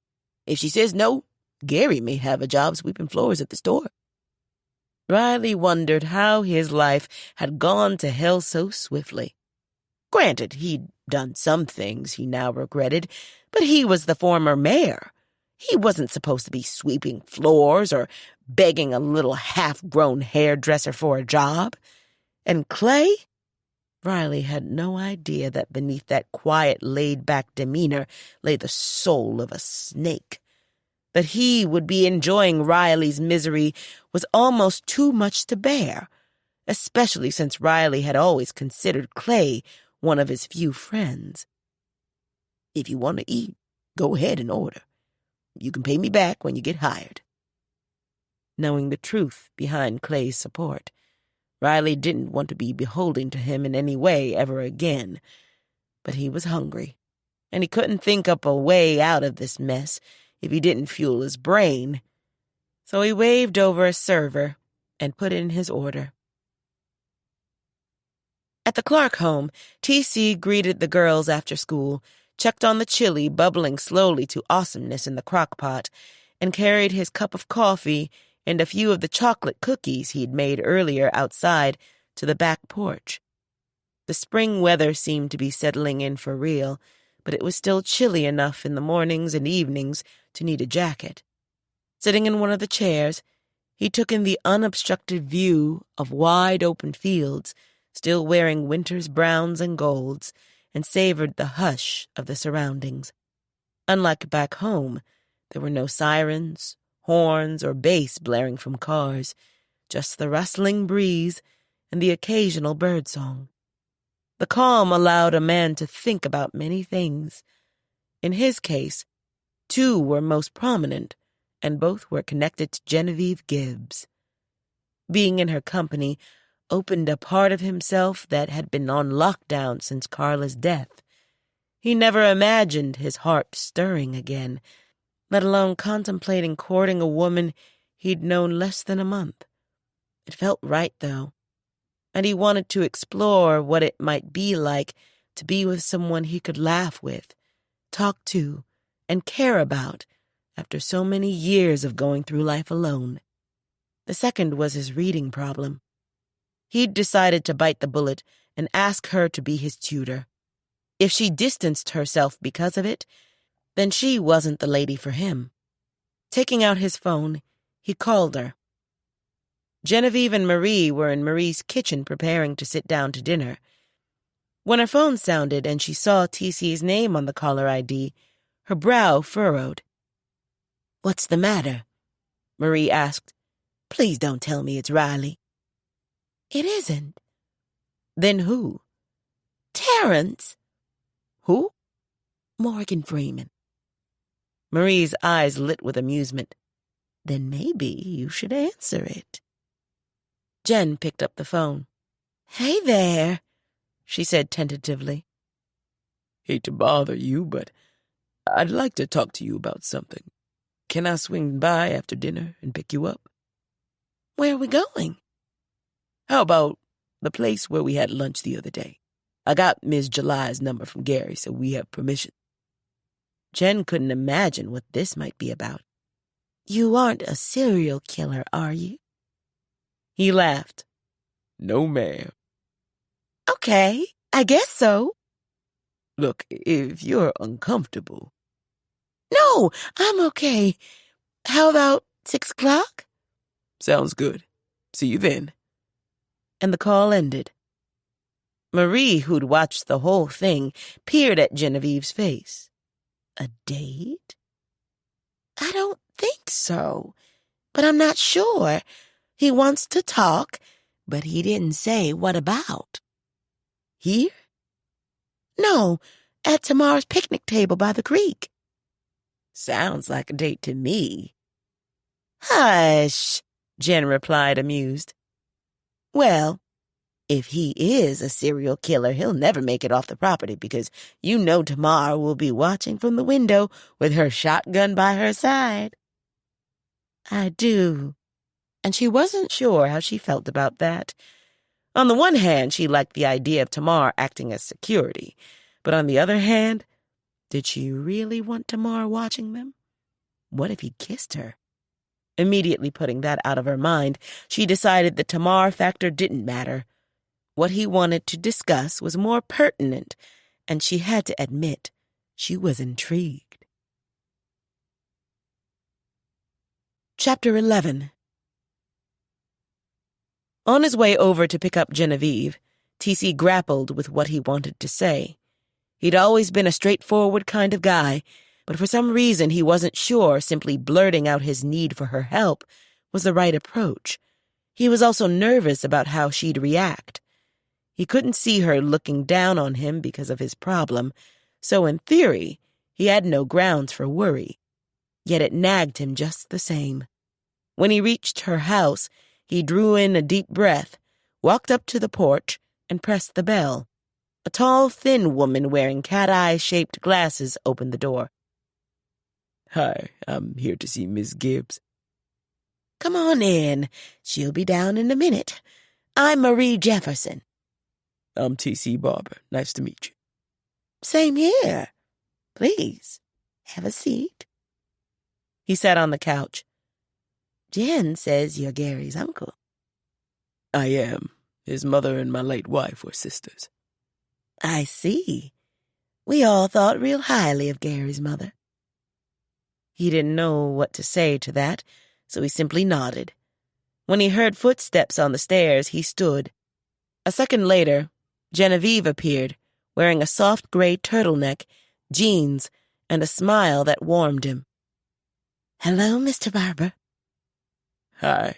I hope this isn't too much of an inconvenience. "No, not at all." Her roommate watched silently. Ready?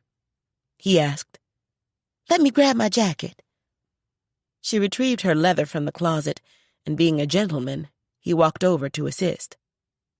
"Thanks," she said. You're welcome. He saw approval in her roommate's eyes and said to her, We shouldn't be gone too long. She nodded, and they departed. Outside, he opened the door of his truck so she could get in. "This is nice," she said, checking it out. Thanks.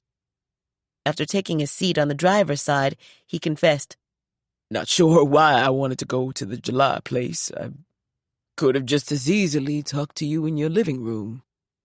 "Is that what you want to do?" No, I like the peace there. Then let's go to tomorrow's. But I have to admit, I'm real curious about whatever this is. Sorry for the drama. It's not really a big deal, but it kind of is. She had such a poker face.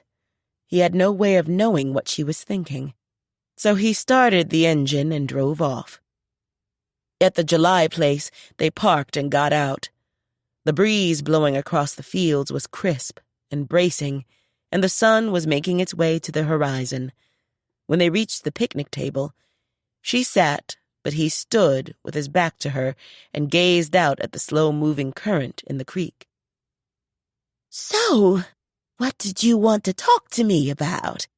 She asked quietly. He grabbed his courage. I want to learn to read. He let the words settle before turning to gauge her reaction. Surprised? There was wonder in her eyes, and then kindness. I am. I'm pleased, too, though. This couldn't have been easy. He turned back to the creek. No. Of course I'll help. Thank you. Jen viewed the rigid set of his shoulders and back and wanted to smooth the tension somehow. His request could have knocked her over with a feather. Having worked with others with the same deficiency, she sensed something else. I don't think less of you, Terrence. He smiled. Worried about that. No need to. I've been enjoying your company. This doesn't change that, or who I perceive you to be. He appeared more relaxed. Good to know. When would you like to start? Whenever you can fit me in. If you can give me a day or so to get my new place set up, we can begin the lessons as soon as you'd like. That would be fine. And if you prefer to keep this just between the two of us, we can. I don't want you to be uncomfortable. He nodded his thanks. So for the next few minutes, he talked about living with his lifelong problem, all the jobs he'd held and ultimately lost because of it, and the pledge he'd made to his wife. Do your children know? Only Bethany. The boys don't. Jen's heart went out to him, in much the same way it had with Mrs. Rivard, but there was an added component. The connection being with him had created. She wanted him to succeed. That he would trust her with his secret and have the courage to ask for her help only increased his standing in her eyes. Brought you something. He reached into his coat and took out a small zip-locked bag and handed it to her. Cookies? She asked, puzzled. Made them this morning. Thought you might like a couple. She laughed softly. Never had a man bring me cookies before. She opened the bag and took a bite of one. Oh, these are good. Are you trying to butter up the tutor? Figured a bribe might help me pass. You are something, Mr. Terrence Barbour. You're pretty fabulous yourself, Miss Genevieve Gibbs. Genevieve went all sparkly inside. How about you call me Genevieve? And you can call me T.C. or Terrence. I think I prefer Terrence. Then for you, I'll be Terrence. A voice rang out. Getting dark, Mr. Barbour. Time to take her home. He froze and looked around. Jen chuckled. That's Tamar. She's probably been watching us since we got out of your truck. I didn't know we had a chaperone. She comes in handy now and again. I'll remember that for next time. He paused and said in a serious tone, I want to thank you for making this easy. You're welcome. And thanks for the cookies. Anytime.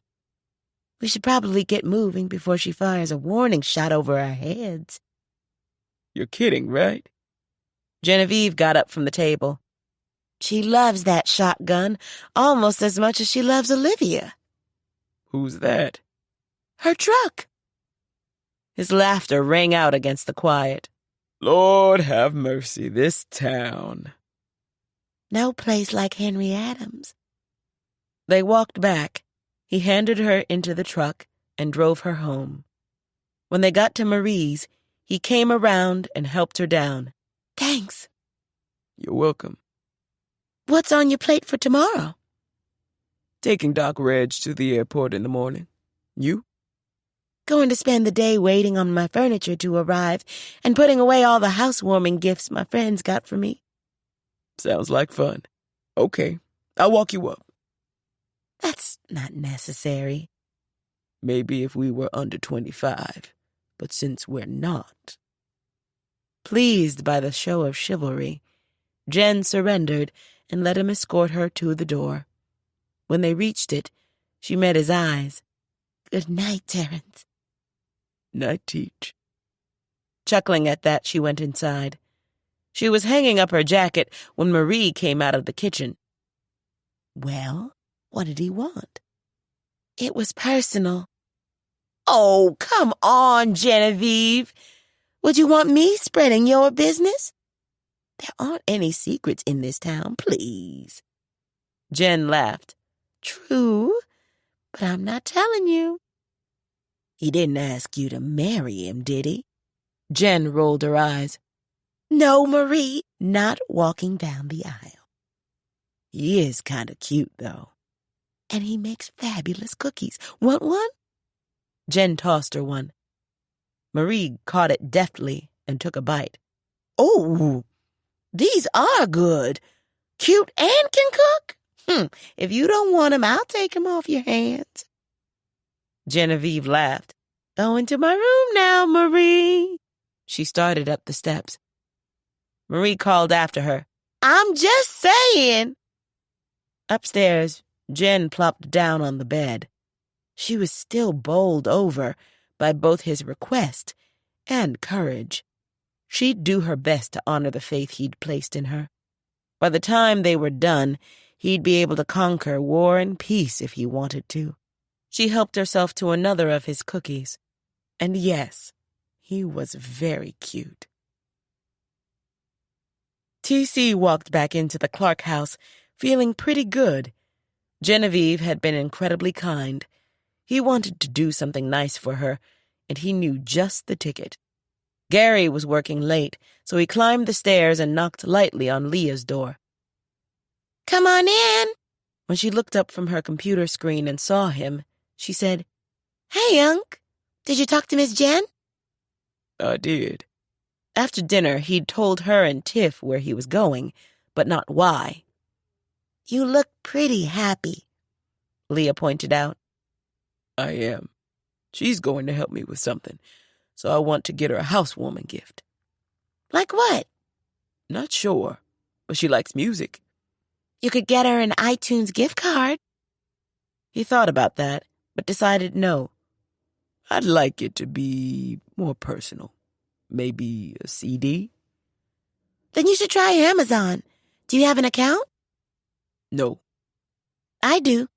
I can order it, and you can pay Dad. My account is tied to his. Okay.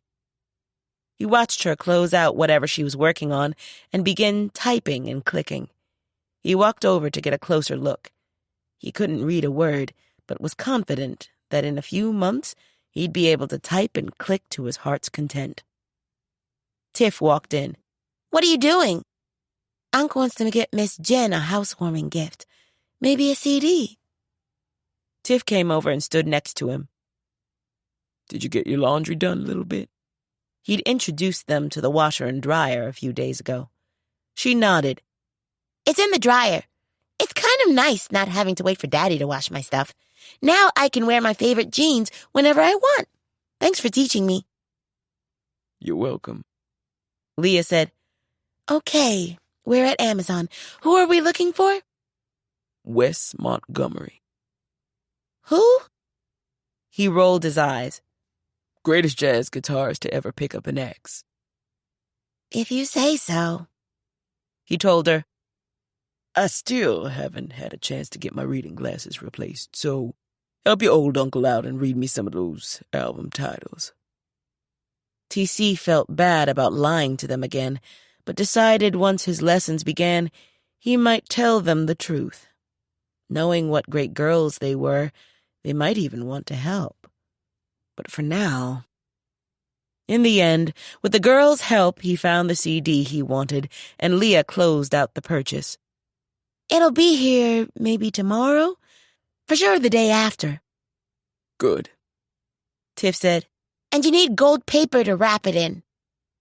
TC was confused. Why? That's Miss Jen's favorite color.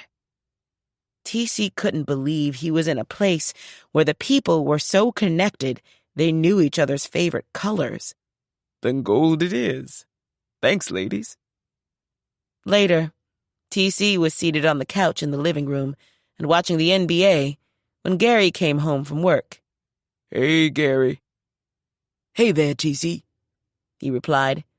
He set down the soft-sided case that held his laptop and papers and tossed his coat over the chair. Who's playing?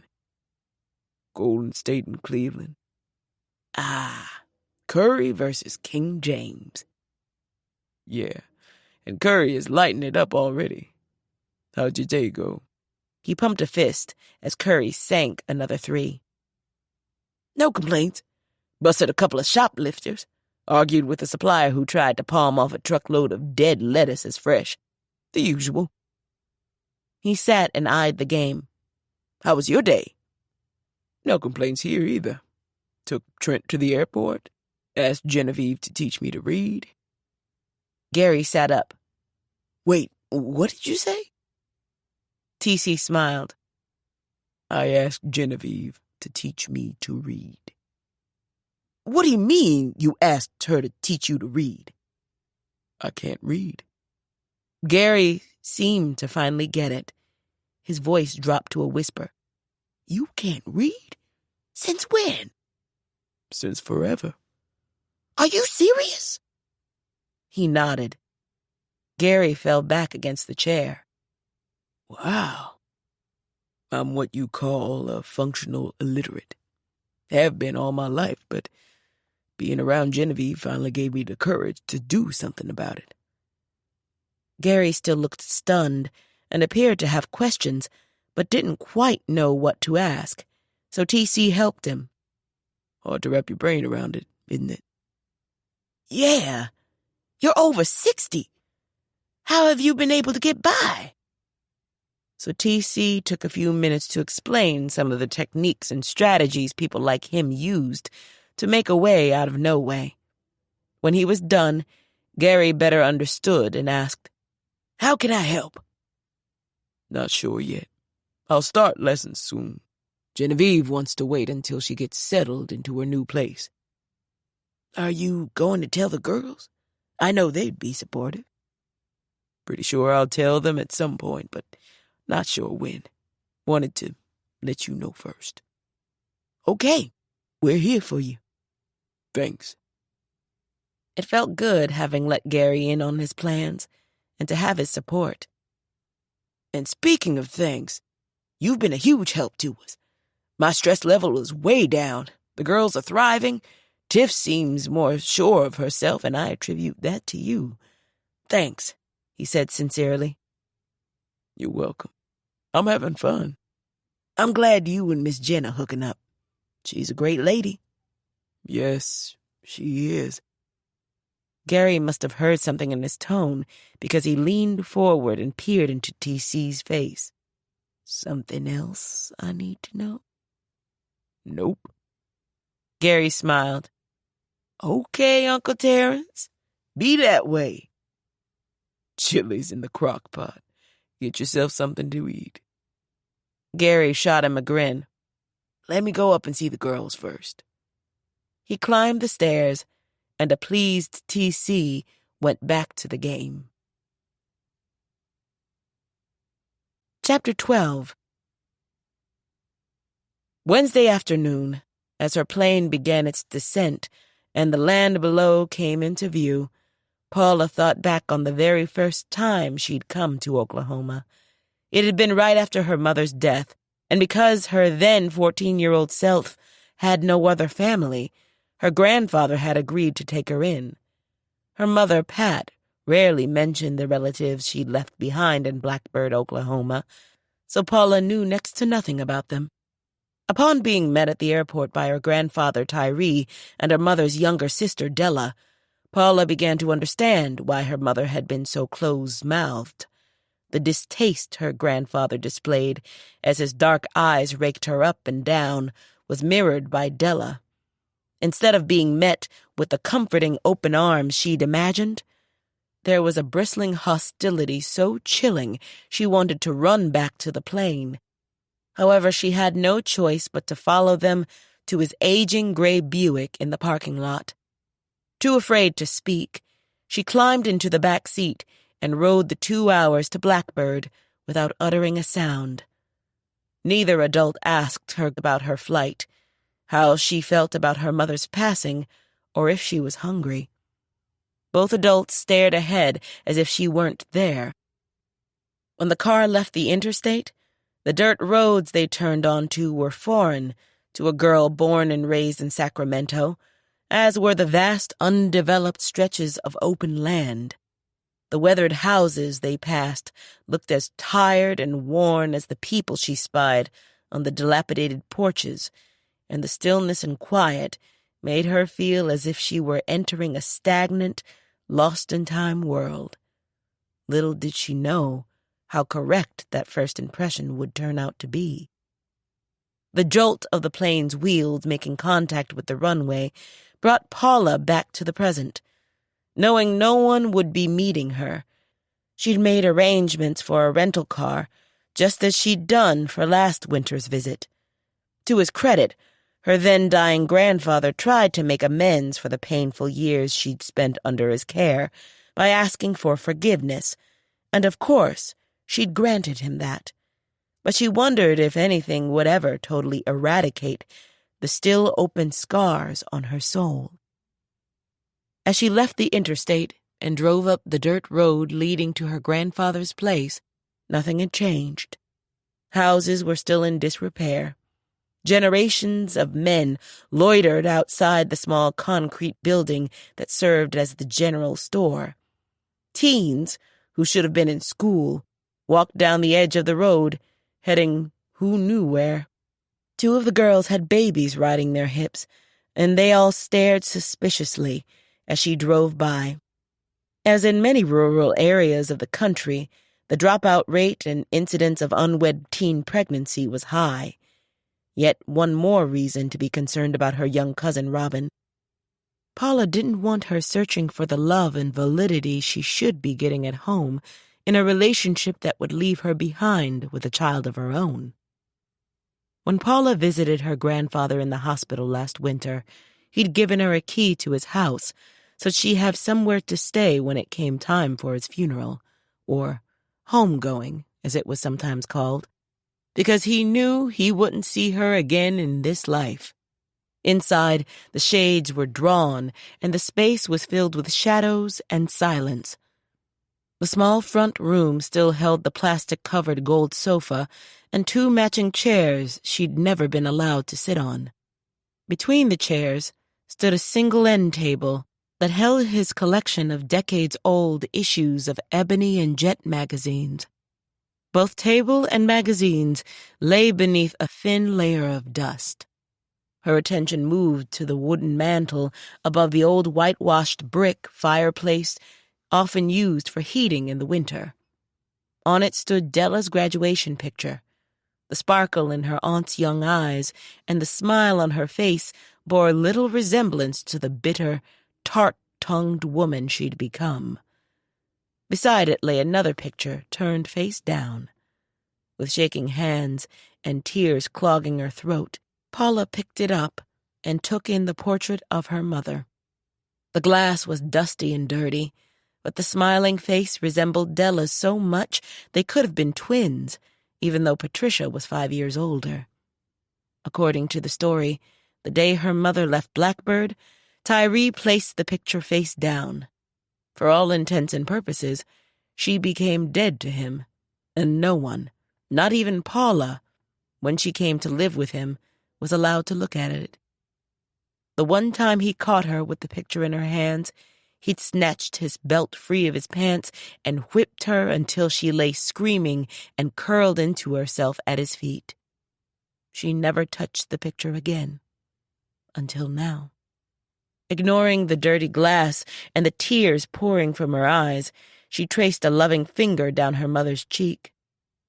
Going from her mother's abundant love to life with an old man who never offered a smile, let alone a kind word, had been so incredibly difficult.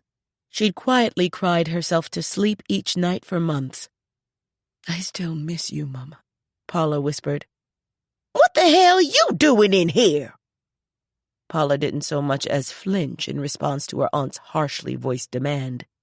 While growing up, she'd learned to imagine being encased in battle armor to shield herself and her feelings from the verbal and sometimes physical attacks Della meted out with such twisted glee. That same armor enveloped her as she placed the picture upright on the mantel and replied evenly, Papa gave me a key when he was in the hospital. He said I was to stay here when I came back for the funeral. He didn't say anything to me about you having a key. She was in her 70s now, average height and thin. The gray hair was severely pulled back and framed a dark face whose default expression had always been a mix of anger and disdain. Eyes gleaming with suspicion scanned the room as if to make sure everything was in its place. Don't be bothering his stuff or thinking you're taking anything back when you leave. I'm not here for that, just to pay my respects. She would be returning home with her mother's picture, whether Della pitched a fit or not. She also planned to clean up the place. Tyree Grant had been snake mean, but he'd kept the house spotless and would be appalled by its present condition. The sound of a car door closing caught Paula's attention. Della walked to the door and sneered through the screen at the unseen person. Aren't you supposed to be at work? Seconds later, Calvin Tyree Spivey, her grandfather's out-of-wedlock son, entered. Had the morning shift, he responded easily, his eyes shifting momentarily to Paula. Saw the rental car. Figured it must be Paula. Came by to see if she needed anything. He moved his attention her way. Welcome back. Thanks. How was the flight? Not bad. He'd asked all the questions Della hadn't bothered with, and it was a small balm. He was only a few years older than Paula. His mother, Anna Lee, had gotten involved with Tyree right out of high school. Much to Della's fury, her half-brother had been shown all the affection she was denied. It also irritated her that he and Paula got along. Mama wants you to come for dinner tonight if you don't want to cook, Calvin said. I'd like that, Paula replied. While growing up, Della had forbidden her any contact with Anna Lee. She still live in the same place? Yes. She's having dinner with me and Robin, Della declared. That caught Paula off guard.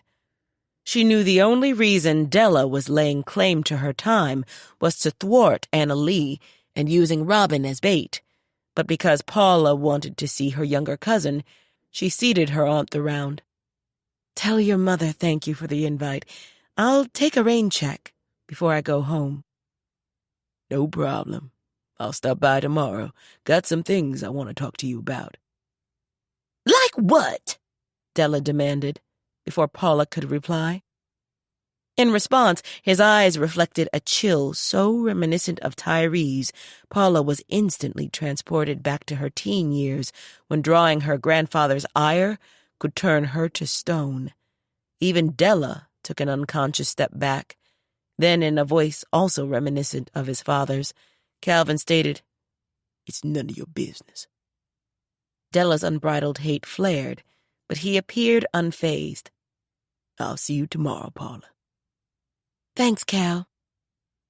He left. In the silence that followed, Paula knew retribution was coming. Della didn't like being challenged, especially by her father's bastard child, and, as always, Paula would have to pay. But just as Della's hand whipped out to slap her, Paula grabbed her aged wrist, held, and said through gritted teeth, "I've forgiven you for abusing me as a child, but I will not let you abuse me as an adult." Della showed surprise. Reminding herself they were both children of God, Paula released her hold. "Now, let's go. I want to see Robin." Following Della in the rental car, Paula drew in a few deep, calming breaths. The Bible said turn the other cheek, but she was pretty sure that didn't mean she was supposed to let her aunt assault her, and if it did, then she'd have to seek forgiveness in her nightly prayers. As a teen, she'd endured whippings with belts, ironing cords, and doubled lengths of plastic-coated clotheslines. There'd been countless slaps to the face, punches to her chest and stomach, and no one to make it stop.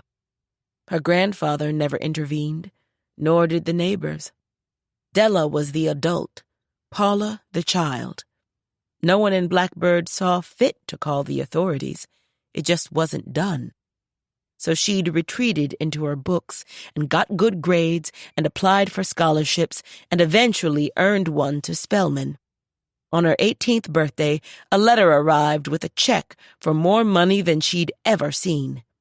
It was her mother's life insurance money. It had been set aside for her and her alone. The check and scholarship were her ticket out of Blackbird, and she never looked back. Della's house was as run down as its neighbors, and just the sight of it triggered painful memories. Paula parked and followed her up the warped wooden steps and inside. The dreariness of the interior was brightened by the smile that came over Robin's face when she saw Paula, but the girl took one look at her grandmother and turned her attention back to stirring what smelled like a pot of beans on the stove. "Hi, Cousin Paula." "How are you, Robin?" Each time Paula saw her, Robin's resemblance to her mother, Lisa, became more and more pronounced. Paula truly wished she knew why Lisa had left her behind. "I'm good," she said, casting a wary glance at Della. "How was your flight?" "It was fine. Come give me a hug." She shot another quick look at her grandmother, placed the lid back on the large pot, and walked into Paula's embrace. Robin's strong hug told all. Paula responded with all the love in her heart and silently prayed for the help the teen needed to be set free. After placing a kiss on the teen's forehead, Paula released her and asked, "How's school?" "Good." "Grades?" Robin offered a small smile. "Real good." "Excellent." Della asked, "You fry the chicken?" "Yes, ma'am. It's in the oven keeping warm." "Those beans done?" "Yes, ma'am." "Then let's eat." The meal was a silent affair. Robin seemed afraid to speak, and Paula understood. What she didn't understand, though, was how Lisa could have abandoned her. Granted, Lisa and Della had never gotten along, but to disappear for 15 years with no word? "Chicken's good, Robin," Paula said. Robin's eyes slid Della's way before she responded. "Thank you." Della said sharply, "Finish eating and clean up. Need this kitchen mop before you go to bed." "Yes, ma'am." Paula asked, "Do you have homework?" Robin nodded. "Yes. Geometry test tomorrow." "And how about I help you with the chores so you can get to your studying?" She doesn't need help, do you? Della asked her granddaughter pointedly. Paula heard the veiled threat beneath the words and was certain Robin did too. Her response was a softly spoken, "No, ma'am." Paula wanted to insist, but knew the price Robin would pay if she forced the issue, so she let it go. "Okay. Thanks for the great dinner. I'll be here until the funeral, so we'll talk soon." "Okay," she whispered. Ignoring the smugness in Della's eyes, Paula rose from her chair. I'm going back to Papa's. Aunt Della, if you need me, just call. No reply was offered. Paula gave Robin's shoulder a parting squeeze and left them alone. On the short drive back, she wiped at her angry tears and offered up a prayer on Robin's behalf. Inside her grandfather's house, she took her suitcase into her old bedroom and was again flooded by memories. The hard-as-a-rock twin bed was still there, as was the small, rickety nightstand that needed a magazine beneath one of its uneven legs to keep it upright. The walls appeared to have been painted at some point, but they were still stark white. How many nights had she lain awake, wishing to be elsewhere? In reality, it had been 4 years' worth, and each day crawled by like a century. Back then, her only escape had been school, where she'd been encouraged by teachers like Mrs. Kramer, who taught typing, and Mr. Ellis, who taught both English and biology, and where she'd giggled with friends Fanny Jones and Kathy Stevens over the cute boys du jour. Over time, she'd lost touch with them and wondered how their lives had turned out. Were Fanny and Kathy still around? She'd have to ask Calvin. It might be nice to reconnect. Putting the past aside, she unpacked and set about cleaning the house. She'd be staying at least until Sunday, and the dust had to go. She found cleaning rags and detergent in the cabinet beneath the sink, but when she turned on the tap, the water came out in a thin stream, and the pipes groaned in protest. Wondering what was up with that, she went into the bathroom and flushed the toilet. It worked, but the bowl refilled at an incredibly slow pace. She hoped it wasn't something serious and made a mental note to ask Calvin about that, too, when he came by tomorrow. Issues with the water meant she couldn't mop the floors, but she didn't need water to dust or sweep, so she threw herself into that. Once she was done, the house looked better. She opened the back door and stepped out onto the small porch to get some fresh air. As she took in the large tree-lined yard, the nightmare she'd had Sunday night came back. She saw her mother and the old woman digging, heard the butterflies moaning, felt their sharp wings beating like tiny razors against her face. But she remembered the skull in her mother's hand with the most clarity. It made her shudder, and the sense of foreboding returned. Determined to ignore it, she walked back into the house and firmly closed the door behind her. Because there was no Wi-Fi, Paula sat and read her Bible until nightfall, then prepared for bed. Passing her grandfather's bedroom, she gathered her courage and walked inside. The space was just as she remembered. Same bed, dresser, and small closet. His presence was so strong, she expected him to come up behind her and demand to know what she was doing. Shaking that off, she stepped in further. Growing up, she'd never been allowed in his room, and she'd rarely violated the unspoken law, even when she was home alone. She pulled open the closet door, and the scent of Old Spice, his cologne of choice, wafted to her nose. Hanging inside were a few threadbare suits, along with a small collection of blue and brown work shirts and pants that matched. She wondered if Della had plans for his things.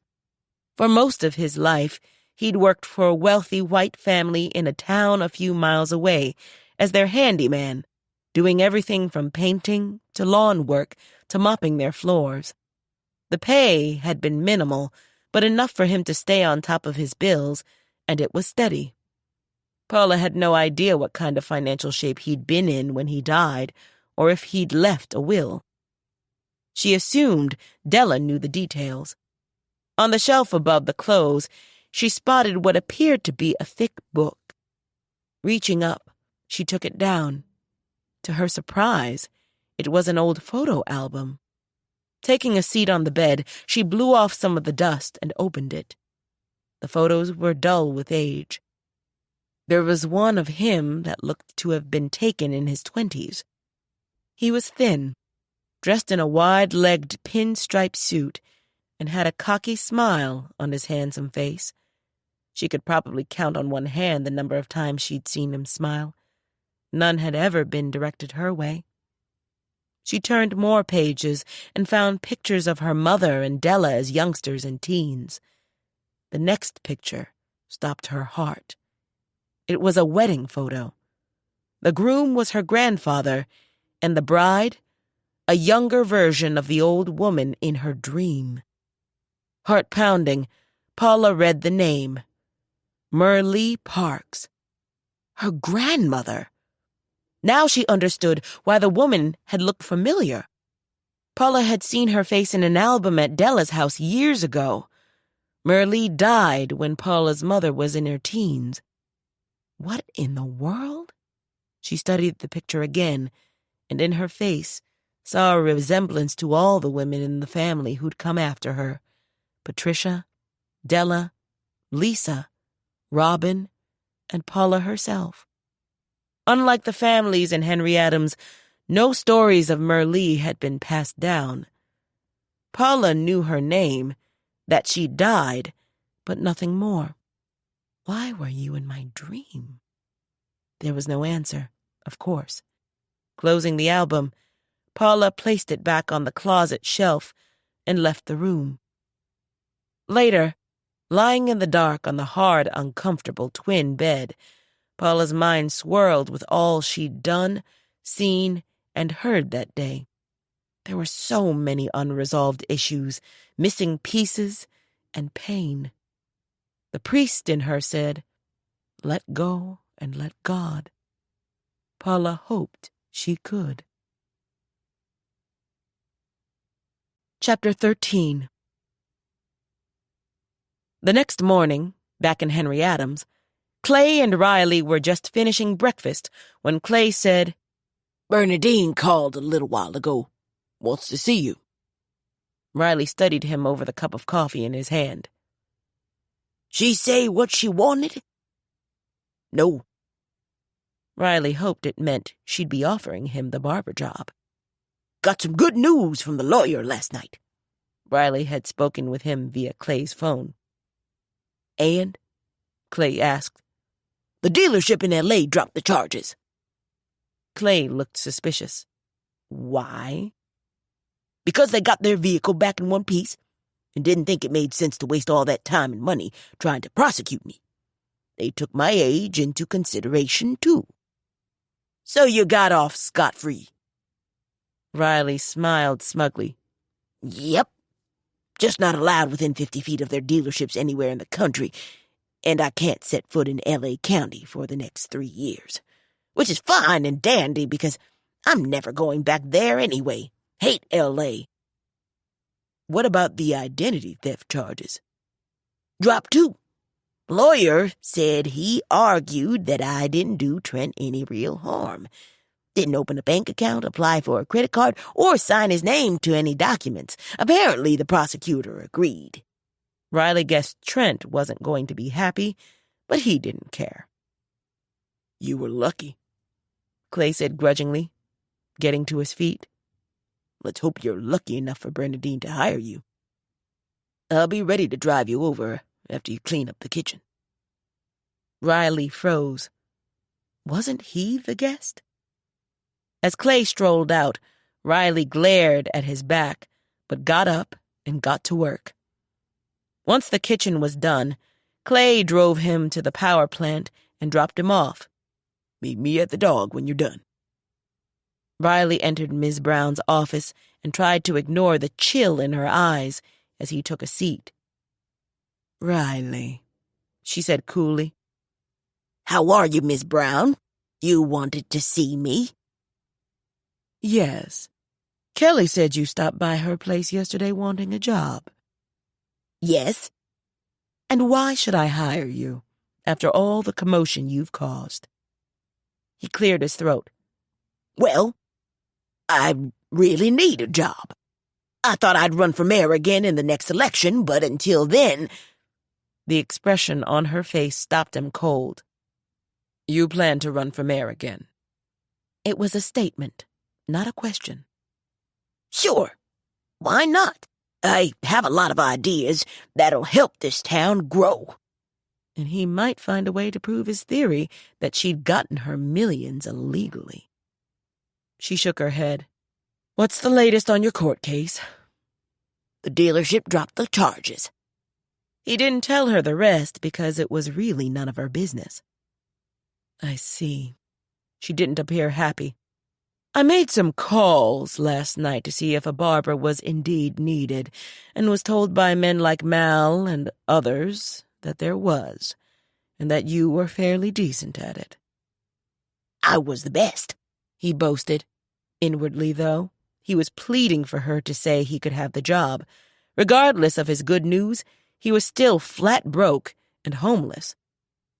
I'm going to give you the job temporarily.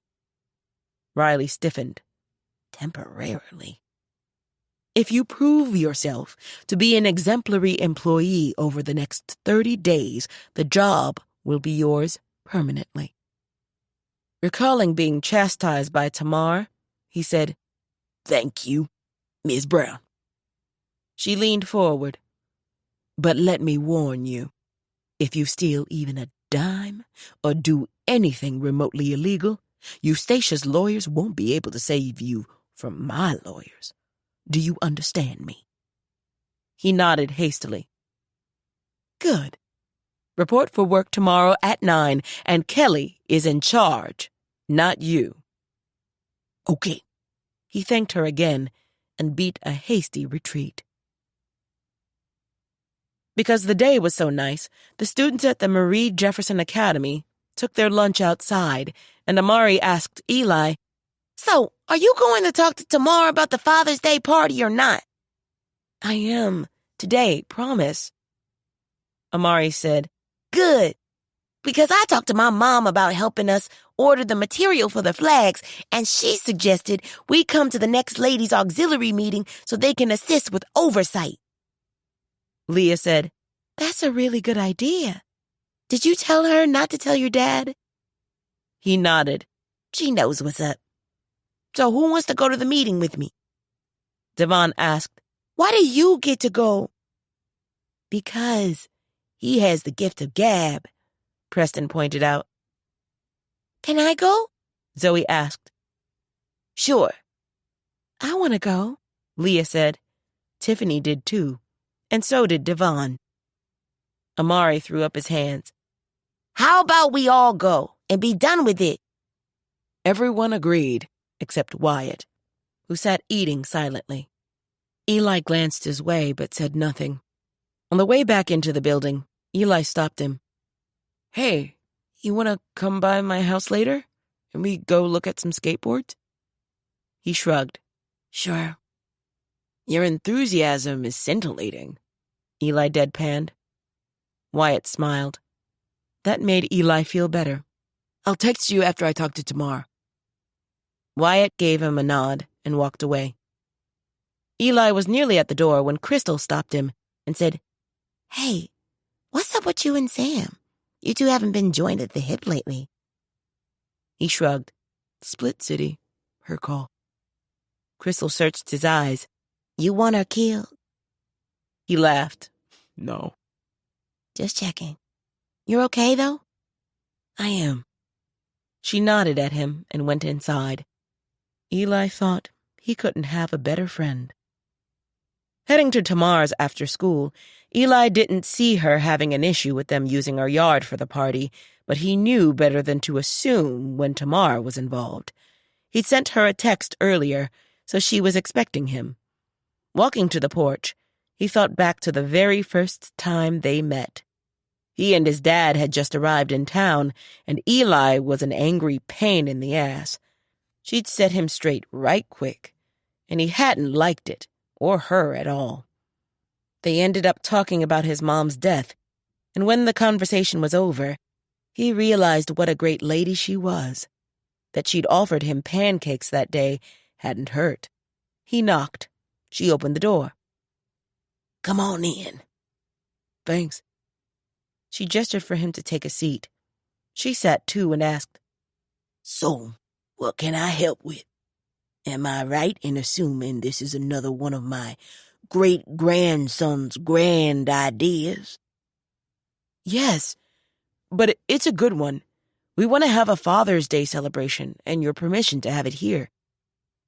Since this is Amari's plan, I have to ask if the police will be involved. No, ma'am. Eli knew she was referencing an incident that took place the first year Amari, Preston, and Crystal came to town.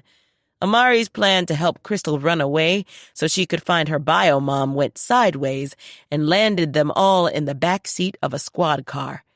It happened before he and his dad moved to Henry Adams. In a way, he wished he'd been around to witness it, but in reality, was glad he hadn't been. Good. Do you have a date for this? He gave her the date and watched her put it in her phone. She had to be the most tech-savvy senior citizen he'd ever met. Okay, she said. I have it marked. So tell me what this celebration will involve. He told her about the food and the flags and the games they wanted to play, and she listened attentively. Do the fathers know? She asked when he finished. No, we want it to be a surprise. Pretty hard keeping secrets around here, but it can be done. Leah's uncle, Mr. Barbour, has offered to help, too, and Miss Lily suggested we attend the next ladies' auxiliary meeting so they could do the oversight thing. Good idea. This sounds pretty straightforward. You'll need tables, chairs. You can borrow those from the wreck. Plasticware, plates, tablecloths, napkins, condiments. You might want to write all this down, Eli. He startled. Oh, sorry. You're right. He took out his own phone and made a list. I'll have Gary save potato sacks for the sack races. I'll tell him I need them so he won't suspect anything. Eli liked having her on their side. She asked, If you think of anything else, bring it to the meeting. I'll also let it be known that I need you children at that meeting so you won't have to lie about where you're going or why. Thanks, Tamar. You're welcome. So sorry neither you nor Crystal won the art competition. Yeah, thanks. We were both pretty disappointed. Understandable, but you have a bright future. There'll be triumphs ahead. I guess. Gemma said you're taking Wyatt under your wing. He wondered if there was anything in town that she didn't know about. I'm going to try. That's a good thing, Eli. We'll see. He doesn't seem real happy about it. That's okay. You weren't real happy about me when we first met. He grinned. I was thinking about that on the way over. I was a mess back then. True, but look at you now. It's been a pleasure watching you grow into yourself. Eli met her eyes and saw the kindness there. That means a lot. Whether it does or not, it's the truth. No matter where you go, you'll always take Henry Adams with you.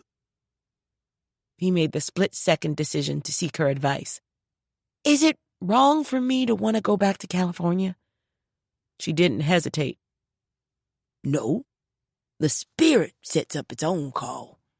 Have you talked to your dad? No. Why not? He's just going to say no. And you know that how? You sound like Crystal. Lord, I hope not. But then again, she's grown into herself, too. Her eyes showed her amusement. Tell me what you've been feeling. So for the next few minutes, he poured out his heart and longings. She didn't interrupt. She simply listened. And when he was done, she said, Either you ask your dad or don't. Both offer a path. If he says yes, you'll open the path that California offers. If he says no, your future will emanate from here. However, if you don't ask, you may never know what California brings. Does that make sense? He nodded. Step out on faith, son. You can't go through life cowering because someone might say no. If the Dusters had cowered, none of us would be here today. She was right, of course, and although he wasn't African American, the lessons he'd learned about the Dusters and their quest were applicable to his own life. Does this help? She asked. It does, Tamar. Very much. Good, she responded softly. Keep me posted. I can't ask Jack for you, but I'm here if you need to bounce things off me. That meant a lot, too. Okay, she said, rising to her feet. Go home so an old lady can go on with her day. He stood, too. Thanks, Tamar. You're welcome. As he started to the door, she said, Eli? He stopped. Your mother's real proud of you. Keep making her smile. With a full heart, he stepped through the door and back out into the afternoon sunshine. Buoyed by Tamar's praise and advice, Eli drove to Wyatt's. Why do you like skateboarding? Wyatt asked when he got in the car. I'm an only child. When I started, it was something I could do by myself. Never thought about it that way. Eli said, Look, if you don't want to do this and want to do something else, we can. No, it's okay. I've been looking at videos on YouTube. Can you do all those tricks? Maybe not all, but I'm pretty good. I'll show you my trophies sometime. The wonder on Wyatt's face made him chuckle. I'd ride like a boss, kid. Don't believe me? Just watch. Wyatt grinned. And with that, Eli drove them toward Franklin for Wyatt's first visit to a skateboard store. Inside, Eli nodded at the proprietor, a guy named Mike, and introduced him to Wyatt. He suggested one of his beginner boards, and they looked at a few. Eli rejected a couple of them because the balance was a bit off when Wyatt stood on them, and another because the paint job was flat-out ugly. Wyatt asked, Are there any with maps on them? Mike stopped. Maps? Yeah, I want to be a cartographer. Mike seemed confused, so Eli translated. He wants to study maps. Oh! But he looked at Wyatt like he'd come from Mars. Eli told Wyatt, You can probably find some decals online for your board. Good. In the end, they found a board to Eli's liking, along with a helmet and pads for his knees and elbows. Mike threw in a cheap pair of gloves as well. Once the purchases were rung up, they headed back to the car. Thanks, Eli. Never had anybody do something like this for me before. Eli saw the sincerity in his eyes. You're welcome. Just trying to be a friend. And they drove back to Henry Adams. When he walked in, his dad said, I just got a call from Sam's parents. She wants to finish out the year at Franklin High with her friends. Oh, okay. Upstairs in his room, all he could think was, so much for that. Marie wasn't trying to be a friend to Rita Lynn, but she was sitting at her laptop waiting for their Skype connection to start so she could apologize and cross her high school nemesis off her 12-step list. She'd already made her peace with Trent, who'd reacted in much the same way as his father in declaring he was just happy to have her back in his life. Marie wasn't sure how Rita Lynn would react, so when her face came up on the screen, Marie drew in a calming breath and said, Hey, Rita Lynn. Hi, Marie. How are you? Good to see you. Same here.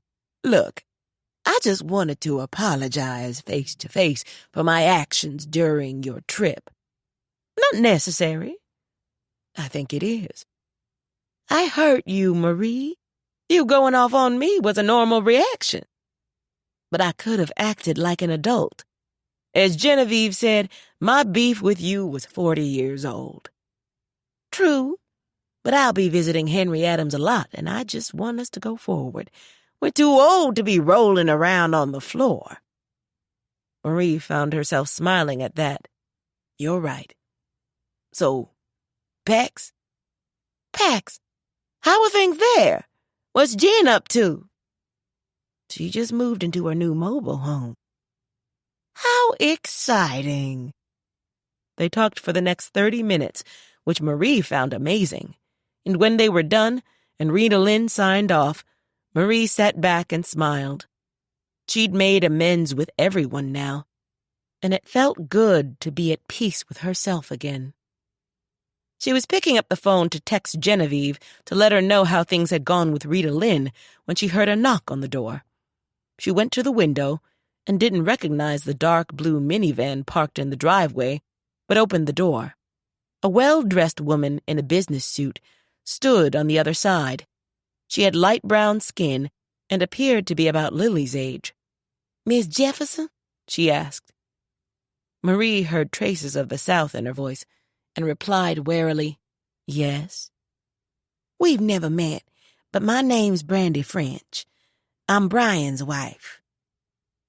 Brian? The name took a few seconds to register. When it did, Marie's heart sped up.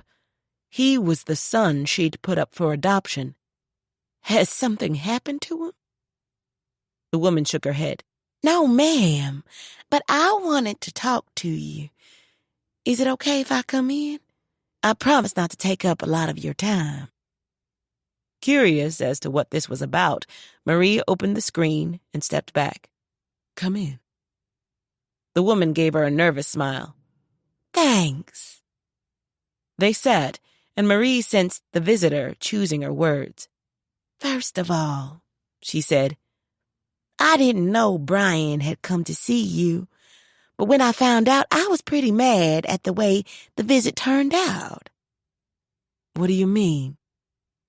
"Tell me if I'm wrong, but if I'd put a child up for adoption, and that child suddenly turned up out of the blue, I'd assume the child wanted to get to know me, at least a little bit." "You aren't wrong." The day had been painful. The visit left her so brittle she thought she might shatter into 1,000 pieces. "I want to apologize on behalf of me and the girls, your granddaughters." A startled Marie searched her face. "When I found out how cruelly you've been treated, I wanted to take a belt to him. He doesn't think sometimes, at all." "Oh, Brandy," Marie whispered, "thank you for this. But why are you here?" "Brian felt real bad after I broke it down and explained to him how you probably felt, and we'd like to start over. We'd like to have a relationship with you, him, me, and the girls. Is that okay?" Marie began to cry. Brandy got up and took her hands. "Please don't cry," she said through her own tears. "I'm so sorry he's an idiot. And for what it's worth, his adopted mom, Janice, was pretty mad at him, too." Marie looked up. "She sends her regards and would like to meet you one day if you wouldn't mind. She raised him, but you gave him life. She said a child can never have too much love." Marie felt like she'd stepped into another dimension. "Are you in town on business?" "No, ma'am. I came all the way from Memphis just to see you. Took me a bit to find Henry Adams, but I'm here." "Oh, my Lord. Is he with you?" "No, ma'am. Too ashamed to show his face. I'm here as the lead scout, so to speak. He wasn't sure you'd agreed to see him again." "I would love to see him again. And I would love to have a relationship with you and the girls and meet his adopted mom." "Good. I feel so much better. Do you want to see their pictures? Marie realized she was shaking. Yes. How old are they? Dina is 16 and Andrea is 14. Brandy handed over her phone. They favor their dad a lot, which means they favor you a lot. Marie could barely see them through her tears. They're lovely. They come from lovely stock. Marie laughed. May I keep you? Yes, ma'am. I'll be here until the good Lord turns out the lights. Marie stood, opened her arms, and Brandy walked into the embrace. Marie whispered, I'm so glad you're here. Me too. As Marie savored the fullness in her heart, Reverend Paula's advice rose in her mind. Make peace with yourself so your blessings can flow. Marie was glad she had. For the next 2 hours, Brandy and Marie forged a bond Marie had craved since giving up her son at birth. When time came for Brandy to return to the airport for the evening flight back to Memphis, they made arrangements to meet again, this time with the rest of her family. Is it okay if we come back for Mother's Day? Tears stung Marie's eyes again. Yes, that would be very okay. They shared a final parting hug, and Marie knew her life was now complete. Heart full, she watched Brandy back the van down the driveway. As she drove away, Marie waved, wiped her tears, and picked up the phone to call Genevieve to share her spectacular news. After talking with Marie, Genevieve put down her phone and wiped away her own joyful tears.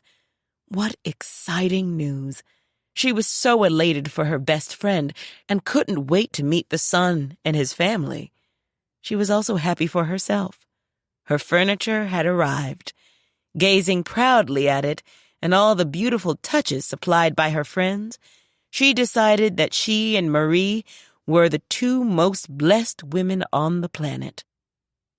She was on her way to the kitchen to cook her first meal when the doorbell sounded. She opened the door, and there stood Terrence. I know I probably shouldn't have just dropped by without calling first, but I brought you a housewarming gift. She was so glad to see him, and he was so good-looking, it took her a moment to remember her manners. Come on in, please. He entered and looked around. This is nice. It is, isn't it? Have a seat. No, I'll only be a minute. He reached into his coat and withdrew a small square object wrapped in gold foil paper. He handed it to her. Brought you something to thank you for your kindness. The girls said gold is your favorite color. Jen was having difficulty breathing. It is. May I open it? Of course. She pulled off the paper. It was a CD of Wes Montgomery's greatest hits. Oh, my. I hope you don't already have it. I don't, she said, flipping it over to read the names of the selections it held.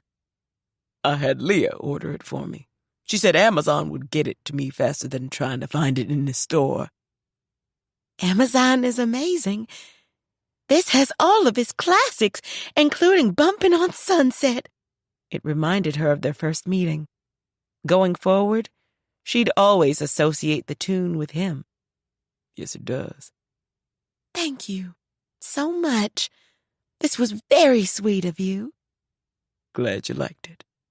I do. They stood in the silence, pretending they weren't staring at each other, and failing miserably. Jen wanted to ask him to stay for dinner, but she wasn't that bold yet. He solved the issue by saying, I'll let you get back to your evening. An invitation to stay and have dinner almost slipped out. Thanks for dinner. For the CD. Embarrassment burned her cheeks. He smiled. Can I take you to the movies tomorrow night? When she finally regained her ability to speak, she said, Yes, I'd like that. Good. I'll pick you up at 7. She walked him to the door. We can start your lessons whenever you have the time. Okay, let's talk about it tomorrow. Sounds good. Thanks again for the CD. You're welcome. See you tomorrow. He gave her a wink and walked back out into the evening's fading light. Genevieve closed the door, and with her back pressed against it, slowly melted to the carpeted floor. Kicking her feet with joy, she crowed, I have a date, ladies and gentlemen. A real live date. Chapter 14. Having received a text from Calvin that he'd be by around 3, Paula drove over to the nearest fast food place to grab breakfast and stopped by a small grocery for provisions to get her through the weekend. As she placed her items on the belt, the cashier, a short black woman with a kind smile, asked, You visiting, ma'am? Paula wasn't offended. This was a small town and unfamiliar faces stood out.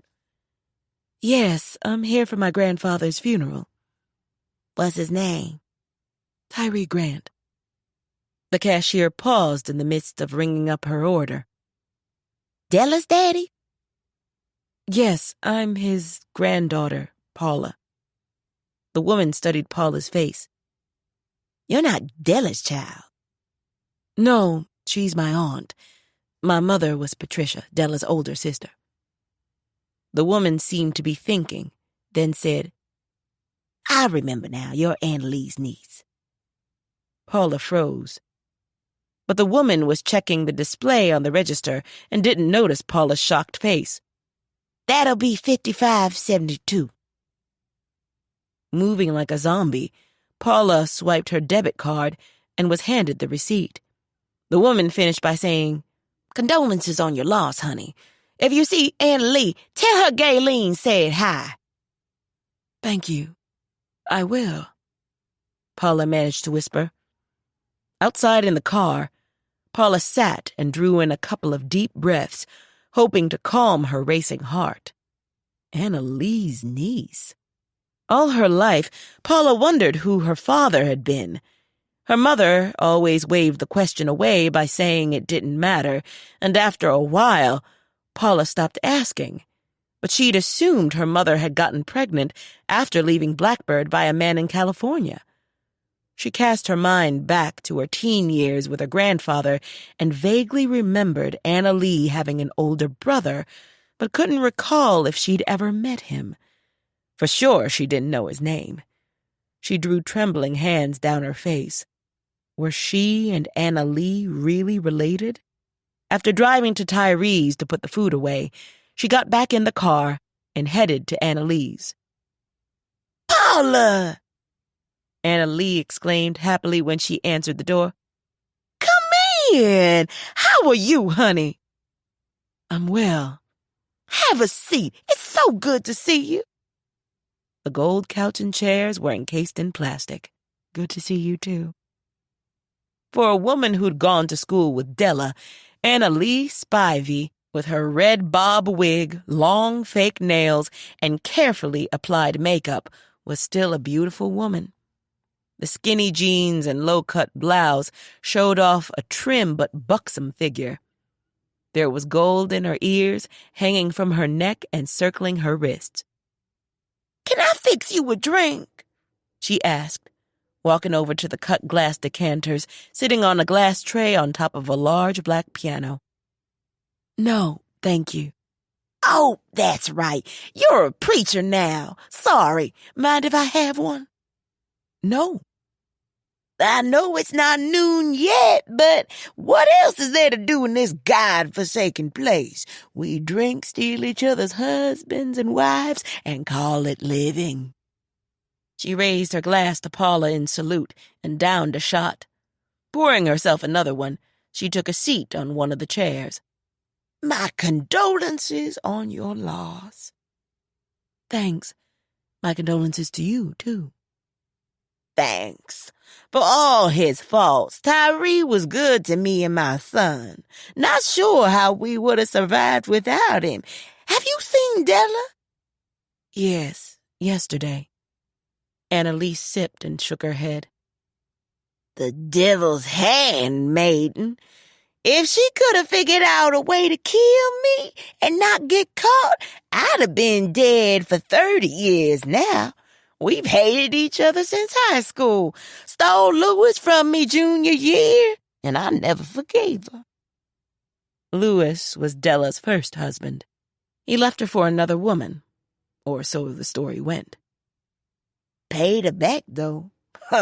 After graduation, I stole her daddy. She winked and raised her glass again. Wasn't hard. Every woman in town knew Tyree couldn't keep his pants zipped after his wife died. Paula didn't want to hear any more. Can I ask you a question? Sure. Are we related? She paused. Yes. You're my niece. Paula now had the truth, but wasn't sure what to do with it. Pat never told you who your father was? No. Your daddy was my brother Darren. Is he still alive? No, honey. He died in prison about 15 years ago now. What was he in prison for? He and some 3 guys robbed a bank over in Tulsa. One of his buddies shot and killed a guard. He got the chair. Darren got life. Paula thought she was going to be sick. I can't believe she didn't tell you. He wasn't all that bad growing up. Yeah, he was in and out of trouble, but it was petty stuff, shoplifting, stealing cars, that kind of thing. 1,000 questions ran riot in Paula's head. So, did he know she was carrying me when she left town? Everybody knew. And she didn't leave town on her own. Tyree took her to Oklahoma City, gave her $50, put her on a train, and walked away. Her eyes widened. That's what some families did with unmarried, pregnant young women back then. Kicked them out. Now me? I come from a long line of bastards, so when Tyree knocked me up, my parents didn't trip. He didn't either. Once he found out the baby was a boy, can you spell hypocrite? Paula was filled with so many conflicting emotions. Her poor mother. So, was my father already in jail when I came to live here? Annalie nodded. Yes, he went in a few years after Tyree put Pat on the train. Paula wondered if her mother knew that, and was the reason she kept saying it didn't matter. Paula was going to have a lot of prayers to offer up later. A lot. Does Della know the truth about what happened? She told me my mother left here willingly. We were 5 years younger than Pat, so I don't know for sure. Only reason I know what happened was because my uncle was the one who drove him to Oklahoma City. Paula had heard enough. Overwhelmed, she stood. Annalise said, I'm glad you got away from here and made something of yourself, Paula. You're one of the lucky few. It's never too late to change your life. She scoffed. Yeah, right. I barely finished high school. I have no skills to speak of, and I'm of a certain age. Go where? Do what? I was born here. I'll die here. Maybe in my next life. She drained her glass, got to her feet, and walked over to the piano. Paula prayed that she'd somehow find peace in her life. Thank you, Annalie. I'm going to take off. I'll see you later. Annalie waved dismissively and was pouring another drink when Paula walked out the door. She sat in the car a moment and replayed the startling revelations. All she could think about was how terrified her mother must have been The day Tyree took her to the train station and walked away. Had she cried and begged him to change his mind? What went through her mind when the train pulled out and she knew she was alone and on her own? Heartbroken, Paula started the engine. Driving back, she could barely see the road for her tears. Calvin showed up that afternoon, as promised. Mama told me you'd drop by earlier, he said when Paula opened the door to let him in. I did. They both took seats, and Paula continued. And I found out that I'm your niece and your cousin. He nodded. I know. Crazy, right? That's a pretty apt way to put it. Did you know? I did. Figured you did too. No. I thought my father was someone she met in California. Della always said my mother left here willingly because she was uppity and thought she was better than everybody else. I've learned that if Della says it's raining, you'd better get up and go look. Sorry for your pain. Thanks. She remembered describing Blackbird as a snake pit. Little did she know the snakes in her own family would deliver the most venomous bite. You okay? Trying to decide. It's not every day you learn your father was serving life in prison. I'm usually the counselor, not the one in need of counseling. I'll be fine. Just need time to process it all. Why had Della lied? How about we ride up to Beverly for some dinner? Nice little place there that serves pretty good food. We can talk while we eat. I'd like that. She suddenly remembered what she was supposed to ask him. Did Papa ever mention anything about problems with the plumbing? What's he doing? She took him into the kitchen and showed him the weak stream of water. Might be the sump pump needs looking at, he said. No telling how old the thing is. I'll get somebody to check on it.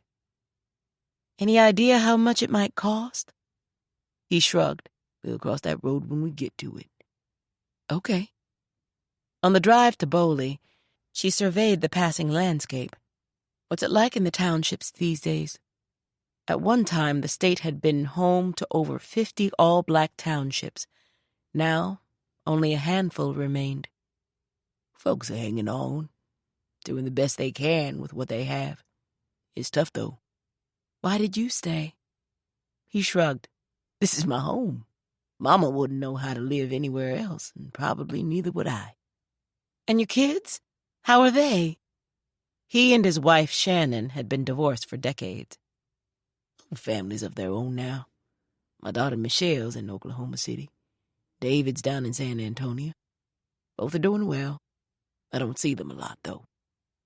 Paula heard the sadness in his voice. He asked, What about you? How's life? It's good. Too scared to complain. They laughed. She told him about Bernadine and Henry Adams. She and the town have been a blessing to me.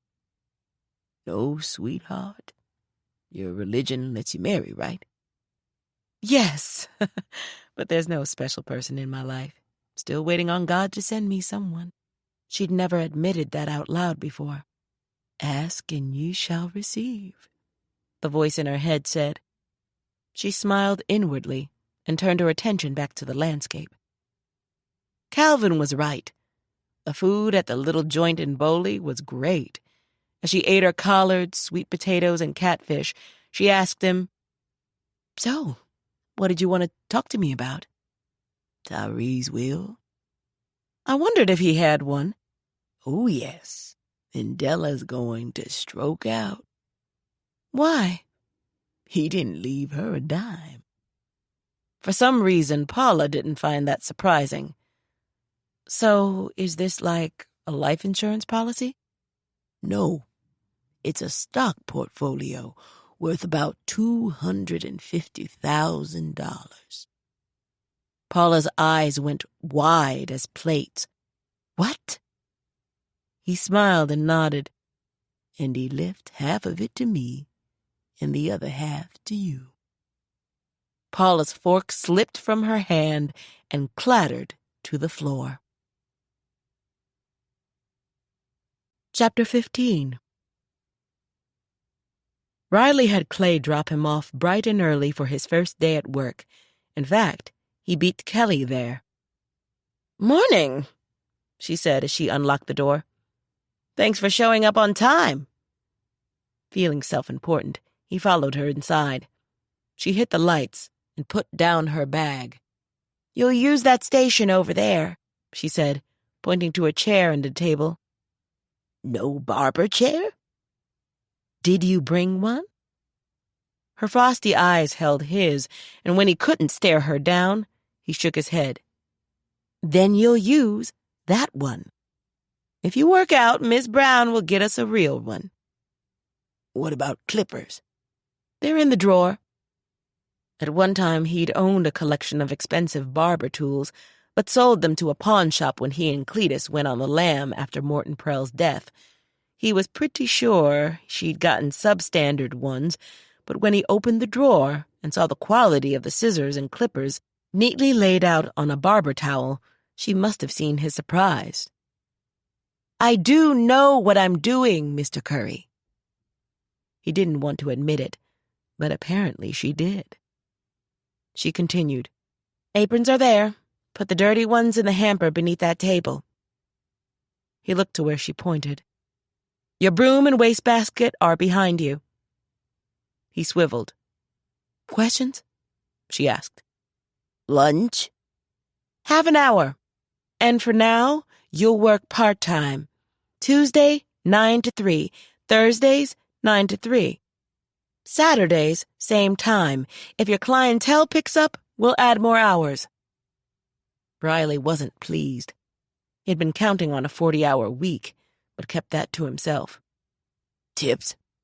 "What you get, you keep. Everything else, you bring to me. And I'll put it in the safe." Which is where? "You don't need to know." He growled silently. He didn't like her at all. "Here comes your first customer. Have a good shift." Clay walked in, and she called out in a cheery voice Riley didn't know she possessed. "Morning, Mr. Dobbs." Morning, Kelly. How are the twins?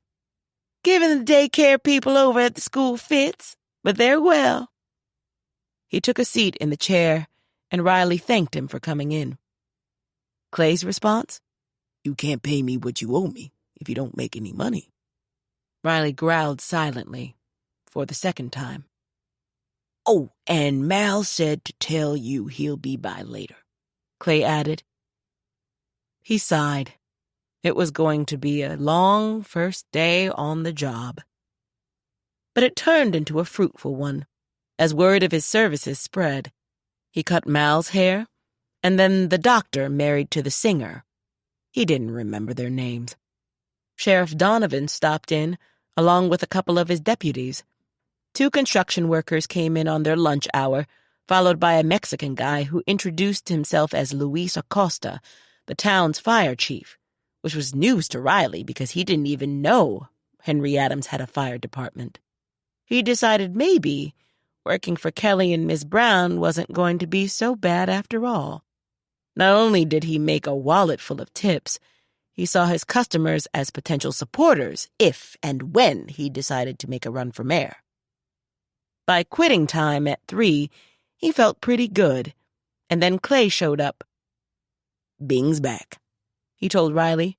You and Cletus can stay tonight, but you need to be out by noon tomorrow. Meet me at the rec when you're through here. Wearing the mocking smile Riley had grown to hate, Clay strolled out. Riley was stunned. He knew Bing was due back and that he'd have to move out eventually, but by noon tomorrow? Where was he going to stay? More importantly, if he couldn't rely on Clay's help anymore, how would he get to work? "What's the matter?" Kelly asked from across the room. Riley didn't want to tell her, but he knew he had to. Clay's kicking me out, and I need a place to stay. Starting when? Tomorrow, at noon. You're going to need a way to work, too, now? Angry and grim, he gave her a terse nod. Probably. You made the shop a decent piece of change today, and I want you to stay on. You can't live with me, but I can swing by and pick you up, as long as it's not too far from town. Riley stared. She shrugged. I'm a businesswoman, Mr. Curry. No more, no less. That said, she resumed sweeping up the hair near her station. When his shift ended, instead of meeting Clay at the wreck, Riley walked down to the power plant to see Bernadine Brown instead. Inside, he knocked on her partially open door. She looked up. What can I do for you, Riley? I need a key to the door of Eustatia's place. Why? Me and Cletus are going to move in. She studied him for a long moment. You know there are no appliances or utilities. I do, but Clay wants me out tomorrow, and I need a place to stay so I can keep my job. Kelly said I can ride in with her on the days I work. That's nice of her. Your first day must have gone well. He nodded and waited. She finally opened a drawer and pulled out a key ring. There was one key on it. She handed it to him. Thank you. You're welcome. He exited, and a very thoughtful-looking Bernadine watched him go. Eli and his dad were watching for his grandparents to enter baggage claim at the Hayes airport. Eli had been allowed to leave school early to make the ride, and the other students were left in the hands of Ms. Marie. He wasn't sure how this visit was going to go, but his dad looked kind of tense, so Eli hoped the weekend wouldn't be a disaster. When they finally appeared, his grandfather, Jack Sr., waved, and his grandmother, Stella, smiled and blew a kiss. Hugs were shared, and after the luggage was retrieved, they made the walk to the parking lot to the car. Stella said, Goodness, Eli, you get taller every time I see you. Jack Sr. cracked. Goodness, Stella, you say that every time you see him. She playfully hit him on the arm. Quiet, you. She turned to her son. So, Jack, how are things in my favorite small town? Hopping as usual. Now that weather's better, Trent and his crew are going to be building up a storm. We should have a new swimming pool by the 4th of July. That sounds exciting. Eli agreed. He couldn't wait to dive off the high board. He wondered if Wyatt knew how to swim. The luggage was put in the bed of the truck, and everyone piled in. Jack Sr., riding shotgun, said, I still can't get used to you driving a truck, son. Jack smiled. It's the ride of choice out here, because of the winter weather. Stella asked, And how's Rocky? Jack steered them off the airport property. She's doing well. She's looking forward to seeing you two again. They'd last visited at Thanksgiving. Looking forward to seeing her again, too. Eli met his dad's eyes in the mirror. She must have seen their look because she said, I know you think I don't approve of her, but I do, especially now that I've rebooted myself. Eli wondered what that meant. Jack Sr. chuckled softly. Oh, here we go. Eli's dad grinned and asked, And that means what, Mom? You know how much I love Oprah. Yes, I do, he replied, sounding amused. Well, she talks a lot about embracing the inner you, so I've been doing that. I'm meditating and giving up being judgmental and temperamental. I've even taken up yoga. I'm learning to embrace my inner Stella. And how's that working for you, Dad? Eli's dad asked. Pretty damn well. I no longer want to bury her in the backyard 5 days a week. She cut him a look. He leaned over and kissed her cheek. You are better, lovey. Thank you. I've been trying to get him to go to yoga class, too, but so far nothing. I don't look good in a leotard. As the truck filled with laughter, Eli thought the weekend might not be so disastrous after all. Eli's dad said, Well, since you're brand new, Mom, you should know that Rocky and I are getting married. Silence. Jack Sr. cracked, Embrace your inner Stella. Take a deep cleansing breath. She leaned forward and playfully popped him on the back of his head. Stop! That's great news, Jack. It really is. Eli's dad asked him, Is your grandmother's nose growing? Eli laughed. Doesn't look like it. Stella countered. I was just taken by surprise. Whatever you say, Mom. Eli wanted to ask her how could she not want his dad to be with someone as awesome as Rocky, but being the kid, he knew his job was to sit and keep his mouth shut, and besides, his grandmother was speaking again.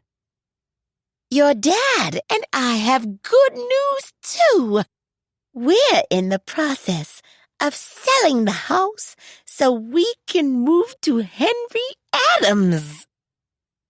Eli blinked as his dad asked, Really? Did you think I was kidding at Thanksgiving when I told you how much I love the town? She asked. Eli changed his mind. Yep, the weekend was going to be a disaster after all. Big time. While Wes Montgomery's greatest hits played through the Bluetooth speaker she'd been surprised with at Christmas by the kids, Genevieve prepared for her date. Because Terrence was taking her to the Rec and not the opera, there was no need to get dressed to the nines, but she did want to look nice. She considered the white cashmere turtleneck she'd been dying to wear, but the thought of accidentally dropping taco sauce or mustard from a hot dog on it made her nix the idea and put it back into the closet. She settled instead on a black merino wool sweater with a bateau neck and a pair of black velveteen straight-leg jeans. A girl could never go wrong with black, and it would go well with the silver jewelry she planned to wear. Her wardrobe decisions made, she got dressed. By 6:30, she was ready for his arrival. She was also a nervous wreck. It had been so long since she'd been out with a man, she felt like a long-tailed cat in a room filled with rockers, as her mother had been fond of saying. Thinking of her mother made her wonder what she'd think of her daughter's new life. The women of the 21st century had more freedom and options than her mother's generation, and Jen was glad. Home and children were no longer the whole world, and they could be more than teachers, nurses, and secretaries. A part of herself regretted having stayed married to Riley for so long, but because she couldn't change the past, her choice was to step boldly into her future. The sound of the doorbell broke into her musing. Terrence. Would he be part of that future? Truthfully, she hoped so. Tonight would be another new beginning. She walked to the door and let him in. You look nice, he said. Thanks. You do too. Thanks. He was wearing a navy blue knit collared shirt, a black leather jacket, and gray slacks. A thin silver chain peeked through the undone buttons at his neck, and the signature silver hoop hung discreetly from his ear. Fighting to corral her nerves, she said, Let me get my jacket and we can go. At the closet, she took down her red leather. Here, let me help you with that, he said. She loved his old-school manners, but having him near enough to notice the heat of his body touching hers shot her already soaring nervousness into the stratosphere. Thanks, she told him once the jacket was on. Hoping he didn't see her shaking hands, she picked up her purse, and they stepped out into the fading evening light. In the truck, he put the key in the ignition. Before starting the engine, he glanced her way and confessed, I haven't done this dating thing in a while, so I'm a bit nervous. His honesty was endearing. Truthfully? So am I. Oh, good. He sounded relieved. She could already see the looks they'd get in the auditorium. We're going to be the talk of the town when people see us together, so be prepared. I'm okay with that. How about you? I'll be fine. And the envy of every unmarried woman of a certain age in the place. He was handsome, fit, and with her. A girl couldn't ask for more. When they entered the auditorium, the surprise and raised eyebrows on the faces of Marie and her friends at the concession stations made her smile inwardly. But she set their interest aside to consult with him about where they should sit. You pick, he said to her. They decided on seats in the middle, and she noticed him discreetly eyeing the crowd. You were right. We're getting a lot of looks, he said. She saw Clay checking them out and thought she saw regret in his eyes before he turned away. I know. As I said, talk of the town. Are you still okay? I'm with the prettiest lady in town, so I'm definitely okay. The heat in her cheeks made her drop her eyes shyly. When she raised them, he was smiling. How about I get us something to eat? He asked. What would you like? The grilled chicken tacos and a cola. Got it. Be right back. So thankful to have such a wonderful guy in her life, she was taking off her coat and settling into her seat when Lily walked up. A smiling Jen knew she'd come to grill her. Yes. So you were ogling him at the town meeting that night. Go away, she told her. Aren't you supposed to be serving hot dogs? Is he nice, Jen? The idea of him made her melt inside. Nicer than any man I've ever met. Good. Enjoy yourself, but no necking when the lights go out. There are children here. Jen laughed at her outrageousness. I'm going to hit you with my purse, Lily July. A chuckling Lily took off and left her alone. Still smiling, Genevieve found herself wondering what being kissed by Terrence might be like. Hastily putting that out of her mind, she turned her attention back to the crowd. The teens were down front in their usual spot, huddled together discussing Lord knew what. She supposed, if it was something serious, the town would find out soon enough. Continuing to scan the room, she saw Mal and Bernadine looking for seats. When they waved, Jen waved back. She stole a glance over at Clay again. He was talking with his buddy Bing Shepherd. She hoped ending her relationship with him wouldn't negatively affect her friendship with Bing because she liked him a lot. Turning from them, she checked to see if Terrence was in line yet. He was. Standing a bit away from him was Luis Acosta, holding a tray filled with snacks and drinks. He was talking with Jack, Eli, and Jack's parents. Surprised to see Stella and Jack Sr., she wondered how long they'd been in town. Standing in line to put in his order, T.C. knew he was being scrutinized, but he didn't make a big deal out of it and nodded politely in response to those who nodded his way. Mr. Barbour? The voice froze him and everybody else. He glanced over into the assessing eyes of Tamar July. Yes, ma'am. Your intentions? He didn't play dumb. He knew better. Strictly honorable. Good.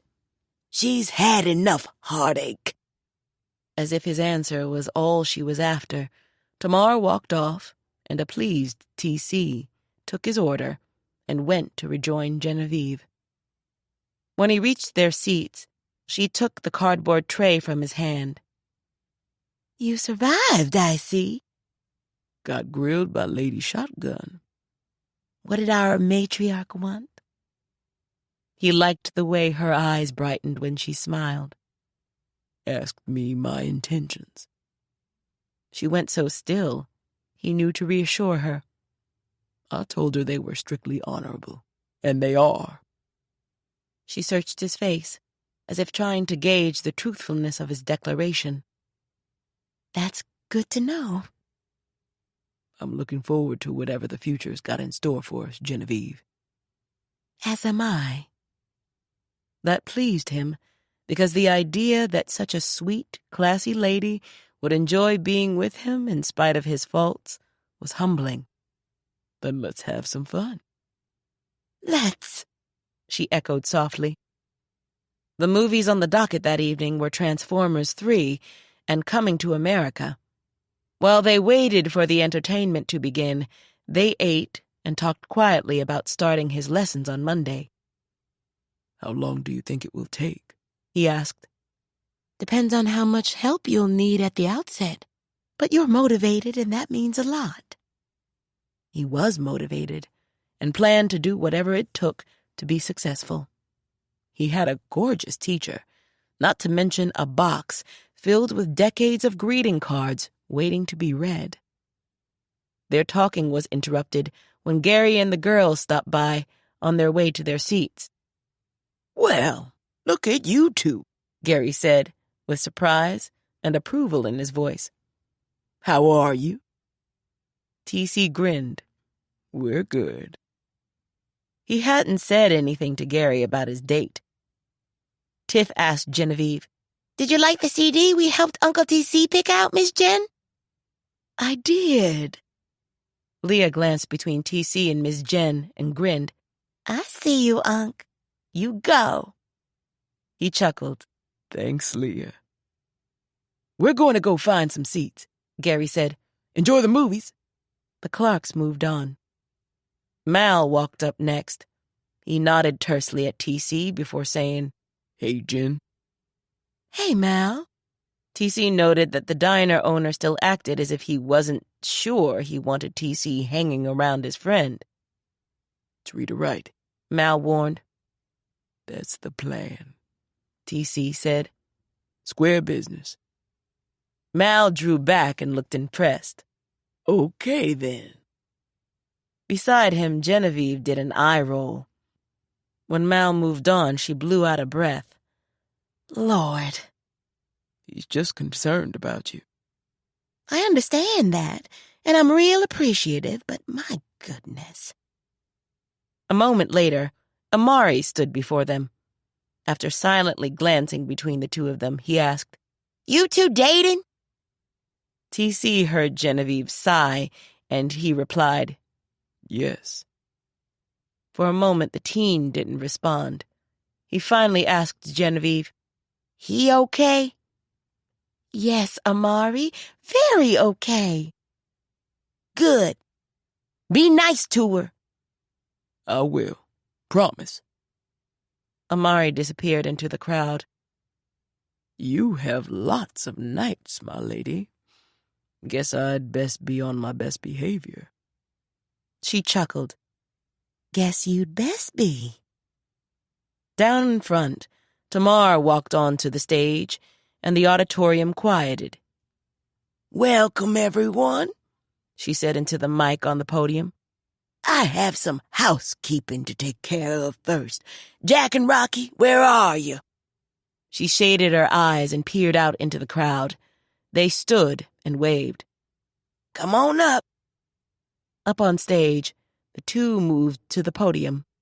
The mic picked up Jack asking Rocky, You want to tell them? I thought you were going to do it. She was decked out in her black motorcycle leathers. Jack sighed, and the crowd laughed. Okay, I've asked Rocky to marry me, and lo and behold, she said yes. Applause rang out. People jumped to their feet. The place went nuts. Taking in the pandemonium, TC leaned over and asked the wildly applauding Jen, Is this a big deal? Yes, it is. On the stage, Jack said, We don't have a date yet, but we'll be throwing a She Said Yes party at the Dog next Saturday, and I hope you'll join us. He asked Rocky, You have anything you want to add?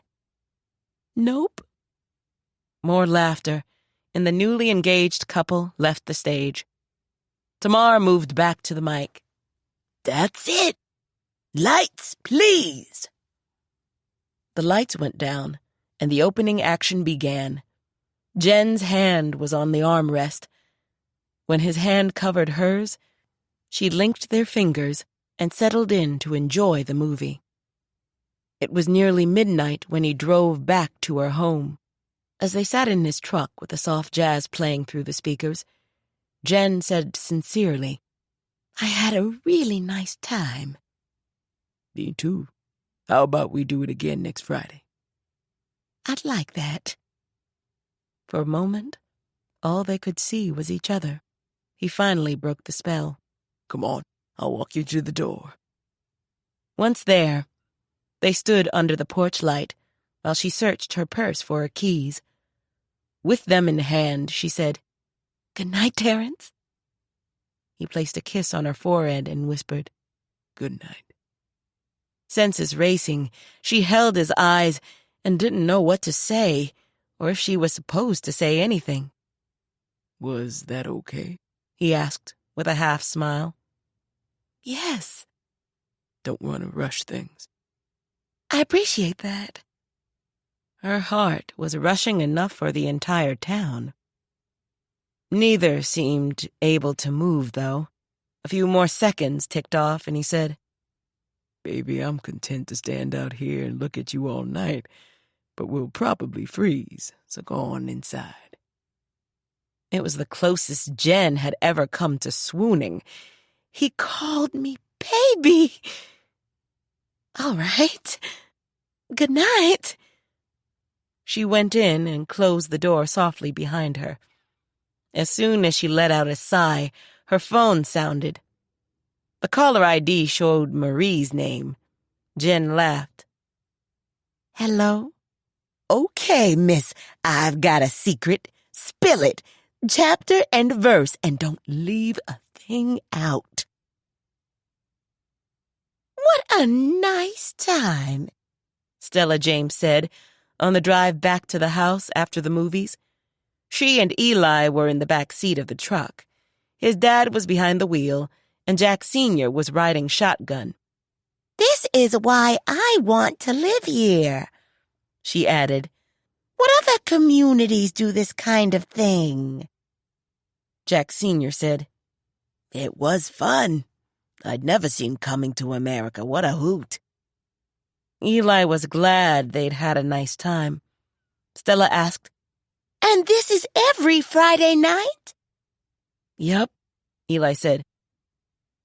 Wonderful. She then asked, Jack, don't you worry about Rocky riding that big motorcycle?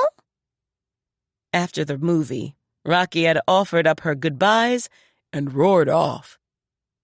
His dad responded, No, she built that bike herself. She's been riding since she was a little girl.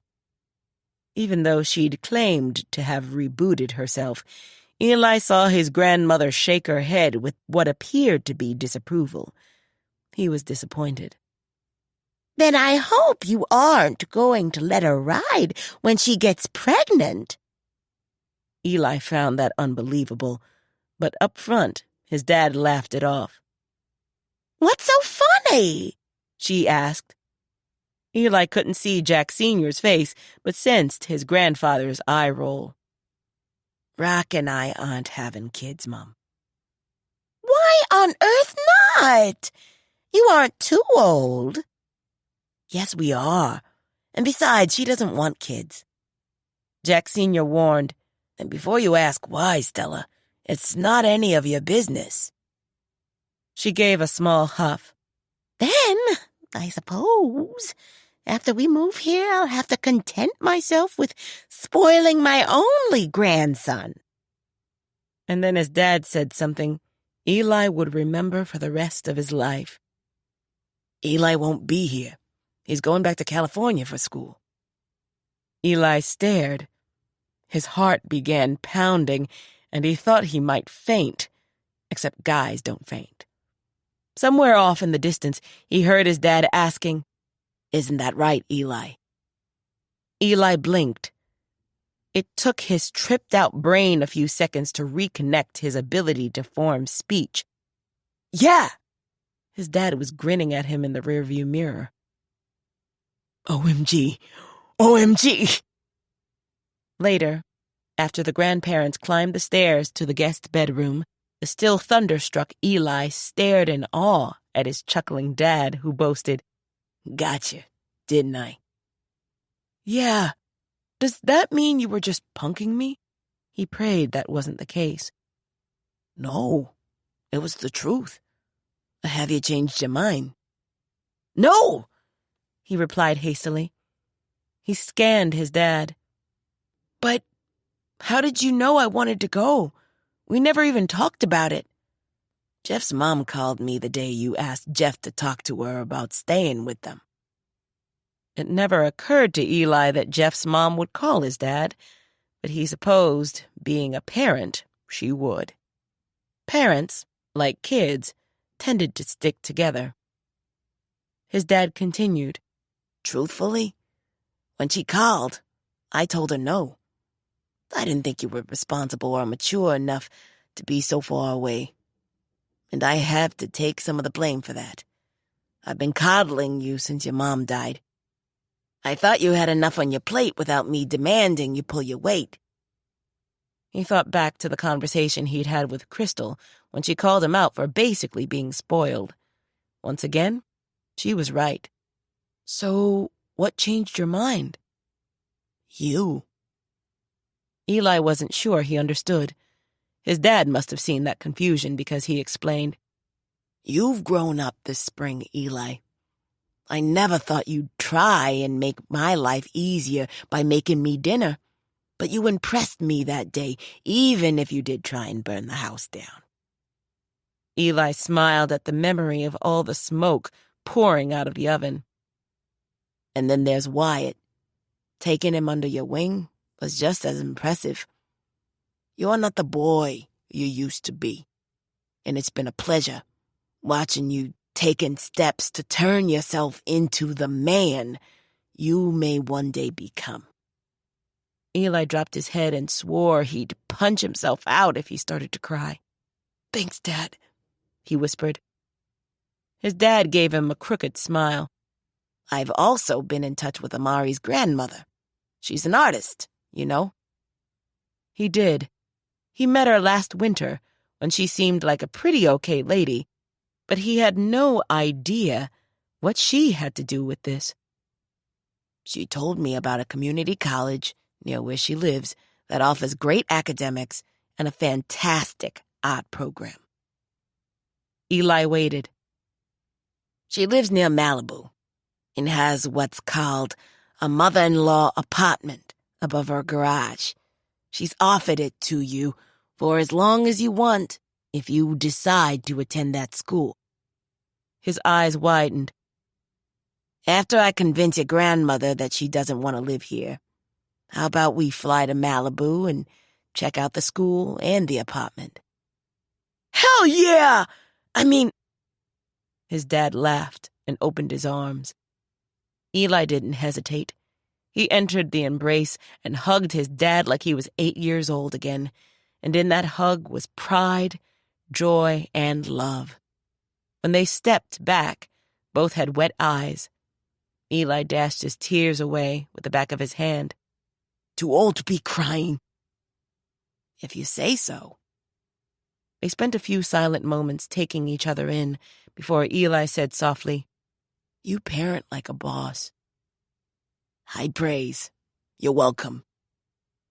Upstairs in his bedroom, Eli jumped up and down and did some happy dance moves. He wanted to throw open his window and scream out his joy into the night. He looked through his blinds to see if Crystal's light was on. It wasn't, but he sent her a text anyway. He was so excited, he texted in all caps, Dad letting me go to Cali. She replied, Stop yelling. Trying to sleep. Happy for you. Smiley face.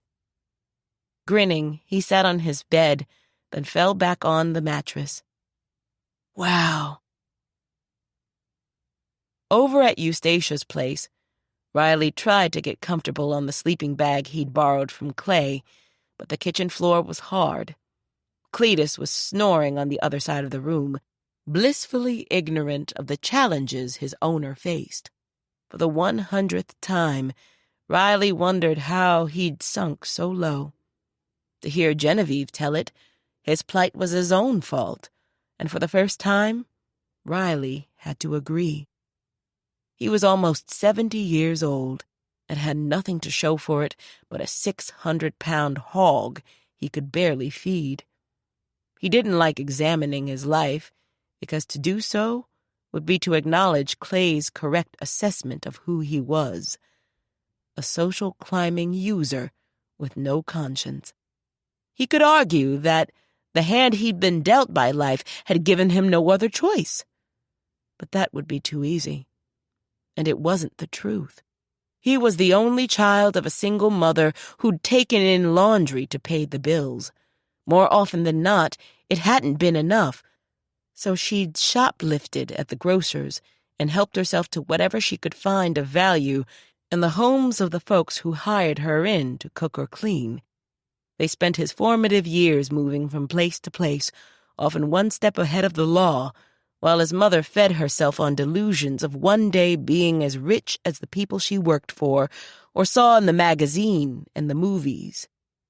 In her mind, she was going to invent something that would make them a ton of money, or catch the eye of a rich man who'd buy her a big house and a fine new car.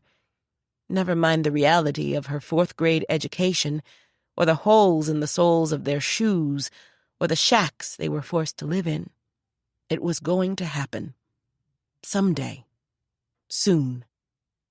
She'd died while he was in high school and went to her grave still convinced her life was destined to be paved with gold. Before she passed away, she urged him to marry up, find himself a rich girl so he'd never have to be hungry or go without again. And he had. Genevieve Gibbs, the only daughter of the wealthiest colored undertaker in Graham County, Kansas. He'd helped himself to her status and her bank accounts, and, like his mother, fed himself on deluded dreams. Genevieve was right when she accused him of never having cared for her. In truth, he hadn't. He saw her only as his stepping stone to greatness, and it hadn't mattered if the ladder to success was a bit crooked, because he was on his way to the top. So he'd tried to sell the town out from under the Julys and Jeffersons. The Dusters be damned. He was going to be rich. When the arrival of Bernadine Brown put an end to that scheme, he threw in with the cadaverous Morton Prell, only to have those ambitions squashed by Cletus, literally. And now he was lying in the dark, on the litter-strewn floor of the trashed and abandoned house of yet another woman he hadn't cared about but used. He turned over, trying for a more comfortable spot, but like his life, there wasn't one. Sighing, he knew what he had to do. Forget the schemes, scams, and delusions of grandeur and step into the real world like the rest of humanity. If he didn't, he'd be on the floor of life until he went to the grave, and there'd be no one to blame but himself. Chapter 16. Della made it clear she didn't want Paula involved with the service, but that didn't prevent Paula from honoring her grandfather according to her own traditions. So on the morning of the funeral, in the pre-dawn quiet of his house, she read aloud from the Book of Common Prayer. I am the resurrection and the life, saith the Lord. He that believeth in me, though he were dead, yet shall he live. And whosoever liveth and believeth in me shall never die.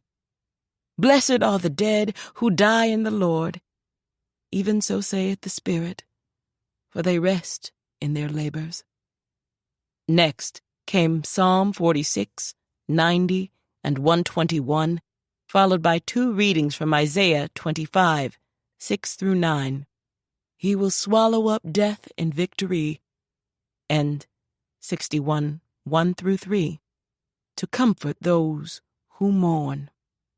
She ended with Psalm 27 and the King James Version of the 23rd Psalm. Closing the Bible, she whispered, "Rest in peace, Papa," and rose to begin her day. The wake had been held last night at Della's house. Paula drove over to pay her respects and to see if her aunt needed any help. But upon arriving, she'd received such a hateful glare she hadn't stayed long, telling herself she didn't want to add to Della's grief. The funeral, slated for 11, would be held at the local Pentecostal church, where she assumed Della was a member. Calvin offered to drive her over, but she declined. She wanted to drive herself. That way, if she needed to leave right after the service, she could, and he'd be free to concentrate on comforting his mother, Anna Lee. Paula arrived at the small cinder-block church a half an hour before the service was due to begin. She found a parking space on the gravel lot and got out. 2 women and a man dressed in their Sunday best made their way to the door, and she followed them. One of the faces was vaguely familiar, but the others were not. After all, she'd left Blackbird almost 40 years ago, and her face was probably unfamiliar to them as well. But at the door, she was approached by a woman wearing all white. "Good to see you, Paula. Nan Willis. We were in typing class together freshman year." The prompt was helpful. "Good to see you too, Nan. Been a long time." "It has. I heard you were here and that you're a reverend now?" "Yes." Paula had chosen not to wear her collar out of respect for Della's wishes. "Are you helping with the service?" "No, just here to pay my respects." Della said no, I take it. Paula didn't respond. You'd think she'd appreciate having a woman of God in her family, but she is who she is. Paula remained silent. "Well, let me get inside. I'm working with the Nurses Guild today. Need to let Pastor Gordon know I'm here. My condolences on your loss." "Thank you." The Nurses Guild, a staple at black churches, were at funerals to help those overcome by grief. She wasn't sure if they'd be needed. Inside, Paula nodded at the 6 people in the pews and wondered how large the gathering might be. A red-eyed Anna Lee and a stoic-looking Calvin were seated up front, so she went to greet them. She didn't see Della or Robin and assumed they'd arrived with the casket. Della hadn't shared any details about the funeral home, and Paula hadn't pressed. "Why aren't you with Della?" Anna Lee asked after they'd shared hugs. "Wasn't asked." Anna Lee shook her head and dabbed at her tears with the tissue in her hand. "And she calls herself a Christian." Not wanting to feed dissension, Paula said, "It's okay." "No, it's not. You're family, just like she is." "You can sit with us," Calvin offered. Paula thanked him and sat silently in the quiet of the small sanctuary. The things she'd learned from Anna Lee about her past continued to ache inside and would undoubtedly do so long after she returned home. She didn't doubt her ability to handle it. After all, she had God on her side. She just hoped her mother was at peace. The numbers of people who'd come to pay their respects didn't increase. According to Anna Lee, Tyree hadn't set foot in a church in 50 years. Della and Robin arrived a short while later and were escorted to the front pew by 2 solemn, well-dressed men Paula assumed were from the funeral home. The casket was rolled in and the top opened. Della had on a black suit and a large black hat with a nose-length veil. Robin was in a simple but dingy white blouse and blue skirt. Anna Lee leaned Paula's way and whispered, "Why does Della look like she just stepped out of Nordstrom's and Robin from the thrift store?" The contrast was noticeable, but Paula didn't respond. She did, however, get up and walk over to where they were sitting. She wanted to give Robin a hug. They hadn't had any time together since the dinner at Della's, and she was saddened by that. While speaking with Robin in hushed tones to ask how she was doing, Paula ignored Della's icy demeanor. When Paula finished speaking with Robin, she said to Della, "My condolences on your loss, Aunt Della." She didn't reply. Releasing a quiet sigh, Paula walked over to the casket and looked down into the face of the man who'd asked for her forgiveness on his deathbed. "Rest in peace," she said to him, and returned to her seat. The service was short, only a few prayers. There was no choir, sermon, or eulogy. Only later would she learn that Tyree insisted that he be buried without ceremony and would probably haunt Della for eternity for putting him on display in a church. The burial took place at the old cemetery outside of town. There was no marker. By the time the pastor released them, Paula was numb inside. All she wanted was to go home to Kansas and lick her wounds, but there was more to do. Calvin stopped her and Della to say, "Tyree's lawyer wants us to meet at Mama's place at 2:00 to go over the will." What will? Della demanded. Calvin didn't address that. "I'll see you both at 2. As Della and the silent Robin walked to their car, Paula checked her watch. It was nearly 1. There would be no repast, so she had time to drive back, grab a bite to eat, and gird herself for Della's reaction to Tyree's startling last will and testament. It wasn't going to go well. The lawyer, a tall, powerful-looking man with ice-blue eyes, arrived promptly at 1:55. Della didn't or couldn't hide her shock when Calvin ushered him in. His name was Martin Jenkins, and he was the lawyer for the Crane family who'd employed Tyree. "My condolences," he said to start things off. "The Cranes send their condolences as well. Mr. Tyree will be missed.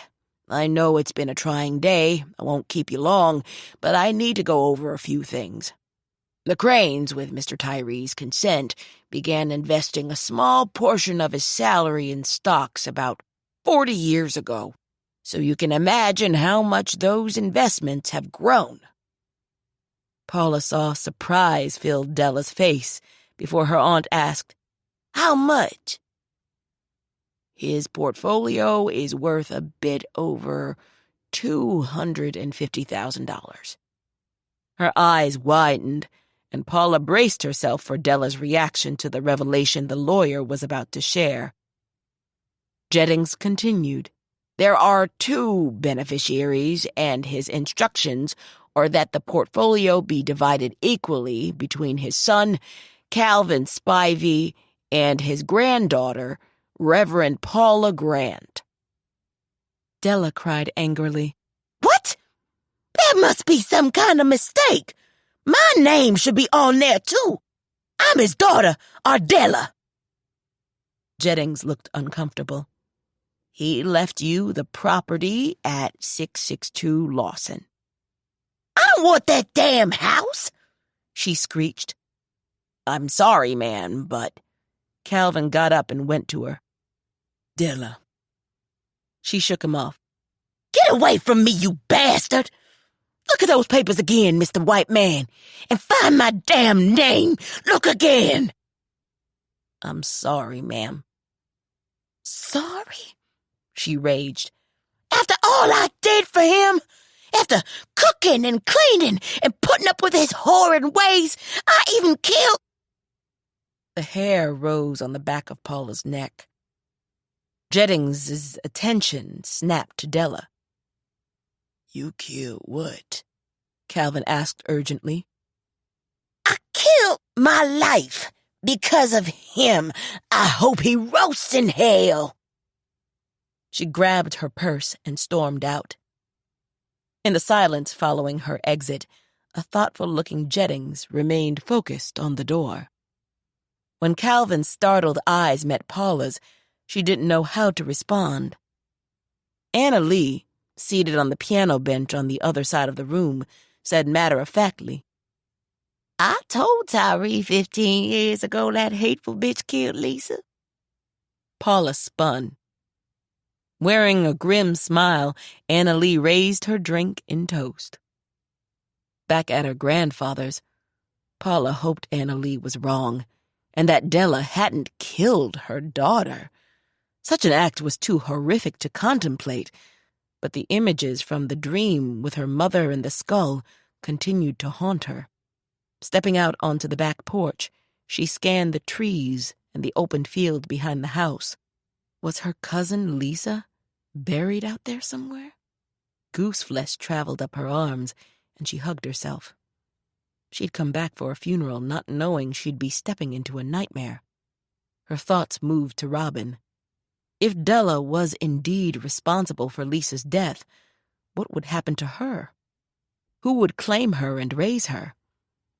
Paula knew very little about the teen's father and had no idea if he still lived in Blackbird or was an active participant in his daughter's life. Being a woman of faith, she knew it was best to turn this over to a higher power, but letting go and letting God was difficult because she wanted to do something, even if she didn't have a clue as to what that something might be. So she prayed and girded herself with the knowing that he had this in hand. She wanted to see Robin before flying home, and even though she knew Della would probably say no to a visit, Paula called her anyway. What did you do to my father to get him to leave you his money? Della demanded when she answered the phone.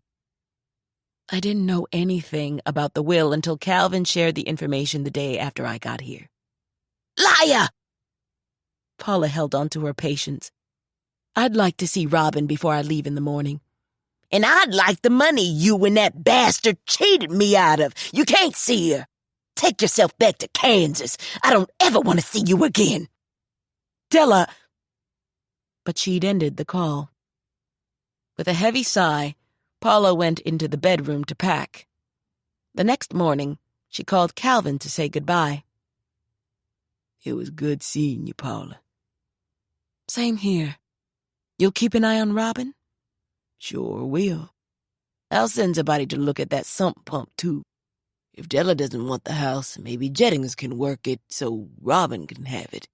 She might want to live there once she turns 18 and can get away from Della. That gave her hope. When I get home, I'm going to call him and make arrangements for her to have most of my share of the portfolio. That's real generous of you. She needs options, and having money will give her some. My mother's insurance money changed my life. I want to do the same thing for Robin. Sounds good. Make sure you text me when you get back, so I'll know you got home safely. Will do. And I'll be in touch. You better, he said with affection in his voice. Take care, Rev. You too. Before leaving for the airport, Paula took one last look at Tyree's house. Ghostly memories of all the heartache, bitterness, and pain made her never want to return. With that in mind, she placed the key he'd given her on the mantel in the spot where her mother's graduation picture, now cushioned inside her suitcase, had lain face down for over 50 years, and with nothing else to hold her, she closed the door and walked to the car. Since he didn't have to work Sundays, Riley used the time to begin clearing out the debris littering Eustatia's place. The looters had left a broom, so he started upstairs in one of the bedrooms he planned to use as his own.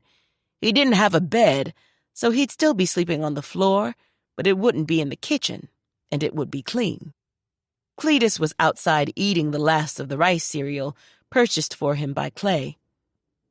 Riley had made enough in tips to be able to buy more, but he also had to feed himself, so economically the situation would be tight until he got his first paycheck. Deciding not to worry about that or the rest of his problems for the moment, He looked around for something to put the pile of rubbish into so he could haul it downstairs when he heard knocking on the front door. Puzzled by who it might be, he went downstairs to see. It was Ben Scarsdale, the California animal trainer. Seeing him filled Riley with panic. "Hey there, Riley," the older man said, showing an easy smile.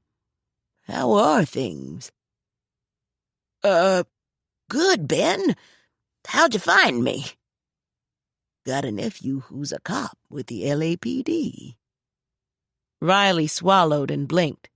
What can I do for you, Ben? "Came to collect the $4,000 you owed me." The panic increased. I'm a little short on cash at the moment. "Figured that. Not a problem, though. Have a court order here," he said, showing Riley the papers he held. "Going to take Cletus back with me." Riley gasped. No! "You look surprised. Did you think you'd never have to pay me?" Sweating under Scarsdale's now icy blue glare, Riley tried to think. He'd been able to bamboozle the man before. How about we try and work something out? He asked congenially. "No thanks. You're a liar and a cheat. Two qualities honest men abhor. Where's my hog?" You can't have him, Riley declared firmly. "Court order says I can. Got a nice county sheriff named Will Dalton standing out by his car just in case I need assistance." Riley peered past him, and sure enough, Dalton was down by the road. Parked in front of the patrol car was Scarsdale's familiar blue truck. A large metal trailer was hitched to the back. I'm calling my lawyer. Scarsdale shrugged. "Go right ahead. In the meantime, Cletus and I are heading home." He pulled a silver whistle out of his shirt pocket and blew into it twice. A minute or so later, Cletus came trotting around the side of the house. Riley snarled, Clete, go back and finish your breakfast. He leaned toward Scarsdale to let him know he meant business. He's not leaving. "Sure he is. Watch. Scarsdale waved his arms toward the road, and a man Riley knew to be the trainer's assistant stepped out of the blue truck. He moved around to the trailer, opened the back, and unfolded the heavy ramp. Down the ramp came the white sow, Cleo. Riley's eyes went wide. She was the sow Cletus had been sweet on in California. Upon seeing her, Cletus raised his snout and squealed. She squealed in reply. Cletus set off toward the road. Cletus, get back here, Riley demanded. Cletus turned, eyed his former owner for a second, and kept going. Cletus! Riley ran to stop him, but he was no match for a 600-pound hog. When Riley tried to grab him, Cletus grunted angrily and bit him on the hand. Riley yelped with pain and jumped aside. Upon reaching the truck, Cletus followed Cleo up the ramp. Once the hogs were inside, the assistant closed them in. Scarsdale walked over and cracked, "True love is a beautiful thing, isn't it?" Please, don't take my hog, Ben, Riley pleaded. He's all I got. Please, I'm begging you. Let me pay the bill over time, please. "See you around, Riley."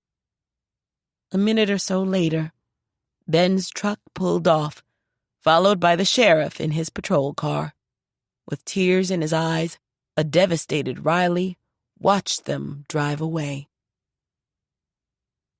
Eli and Wyatt were going to spend the afternoon at the skate park, so Eli came downstairs to let his dad know he was leaving, but the only person there was his grandfather, who was watching the Sunday news programs and reading the Franklin Sunday paper. "Hey, where's Dad and Graham?" "Out driving around. He's showing her the sights. Not much to see.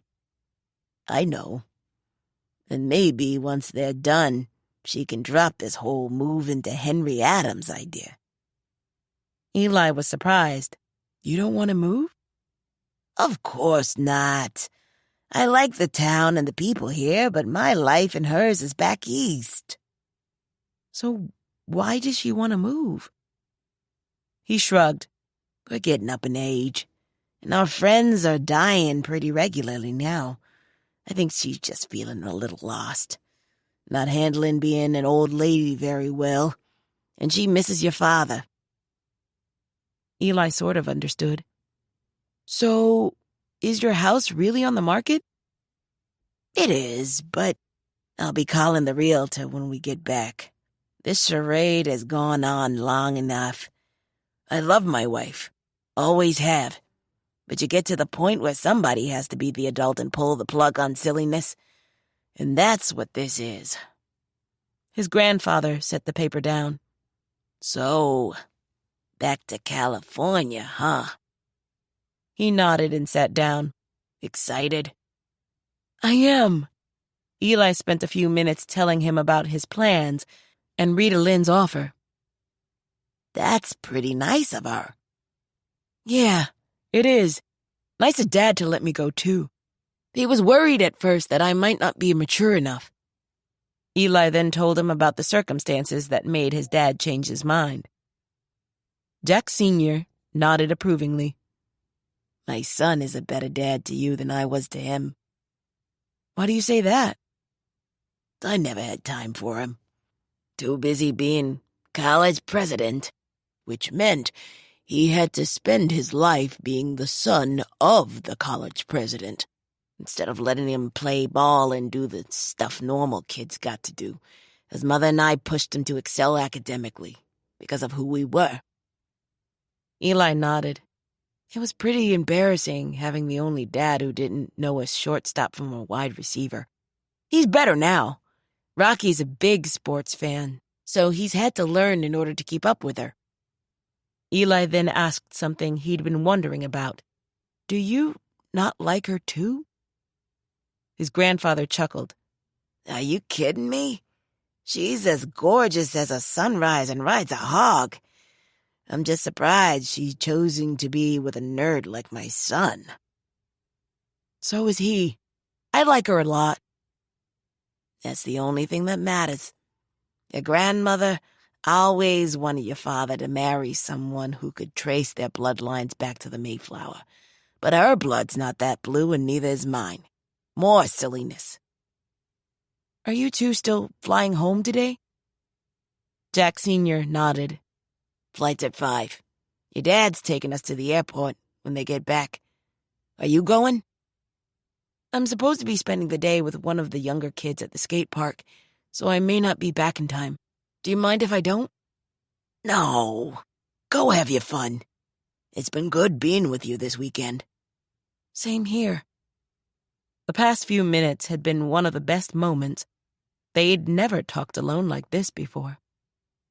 In case you don't make it back, give me a hug, Jack Sr. said.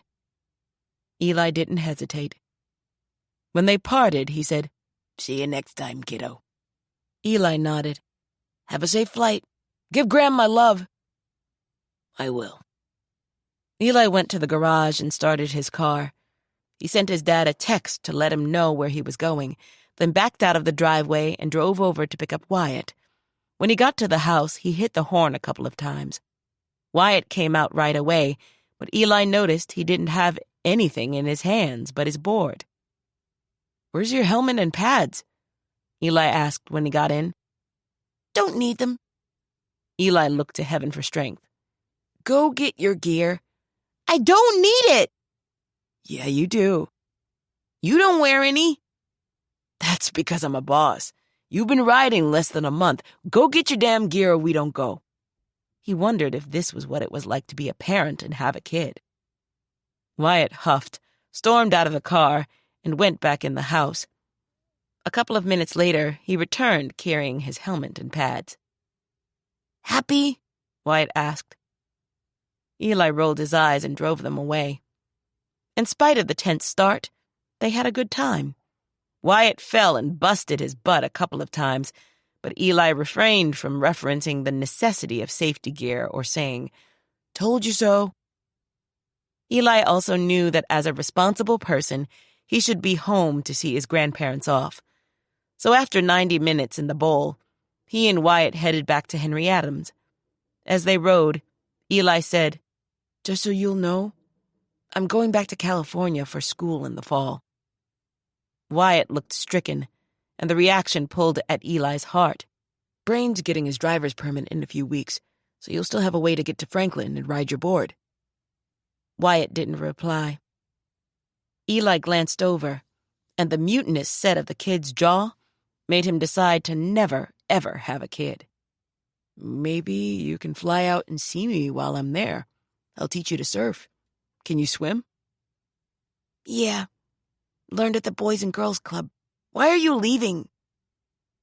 It was hard not to see the hurt in his eyes. I miss it.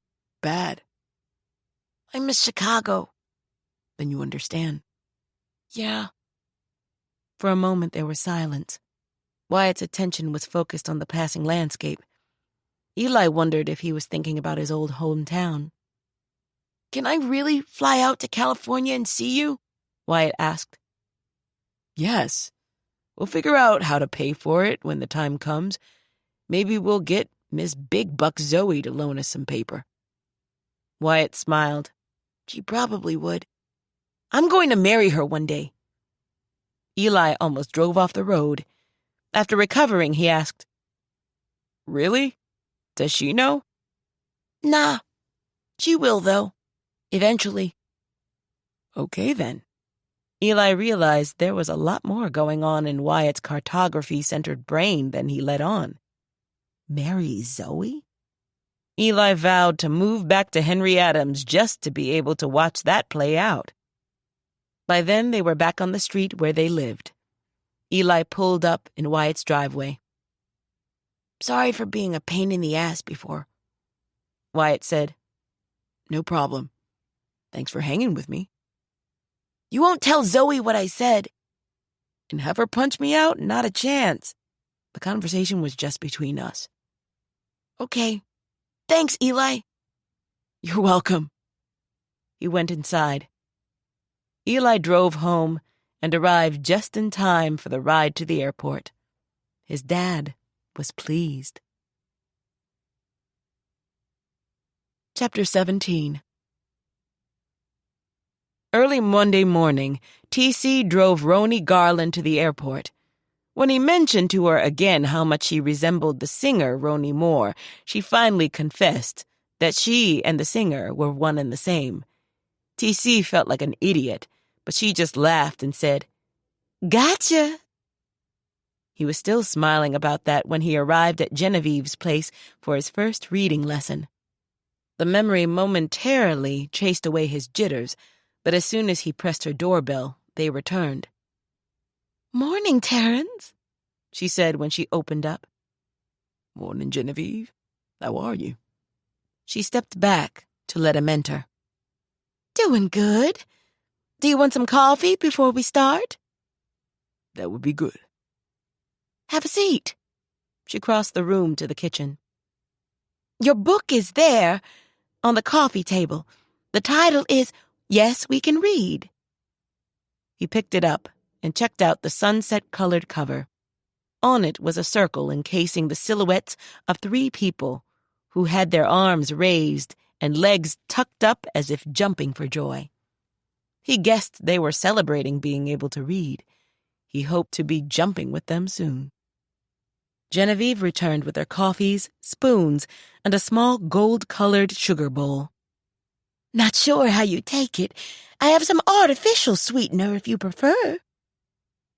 The real stuff is good. He doctored his brew, took a sip, and sat back against the sofa to savor the pretty lady seated by his side. How come nobody told me that Roni Garland was superstar Roni Moore? She smiled over her cup. Finally figured that out, did you? Yeah. There aren't many secrets here, but she's one. She even built a recording studio in town so she wouldn't have to leave her family. We love her a lot.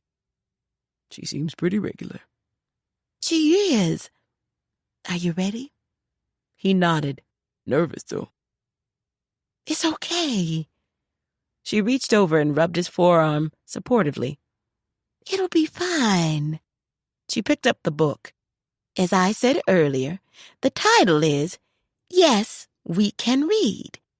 And she put her finger on each word as she spoke them. She moved her finger down to the white words below the title. This says, The One-to-One Reading Scheme for Learners 8 to 80. That's me. She smiled. The book comes from England, and I find it to be super helpful for getting people started. I have a video from them that I want you to see. She opened her laptop. When she was done typing and clicking, he watched and listened to an Englishwoman explain how much the book and her tutor helped her overcome her deficiency. Her testimonial was followed by a few more.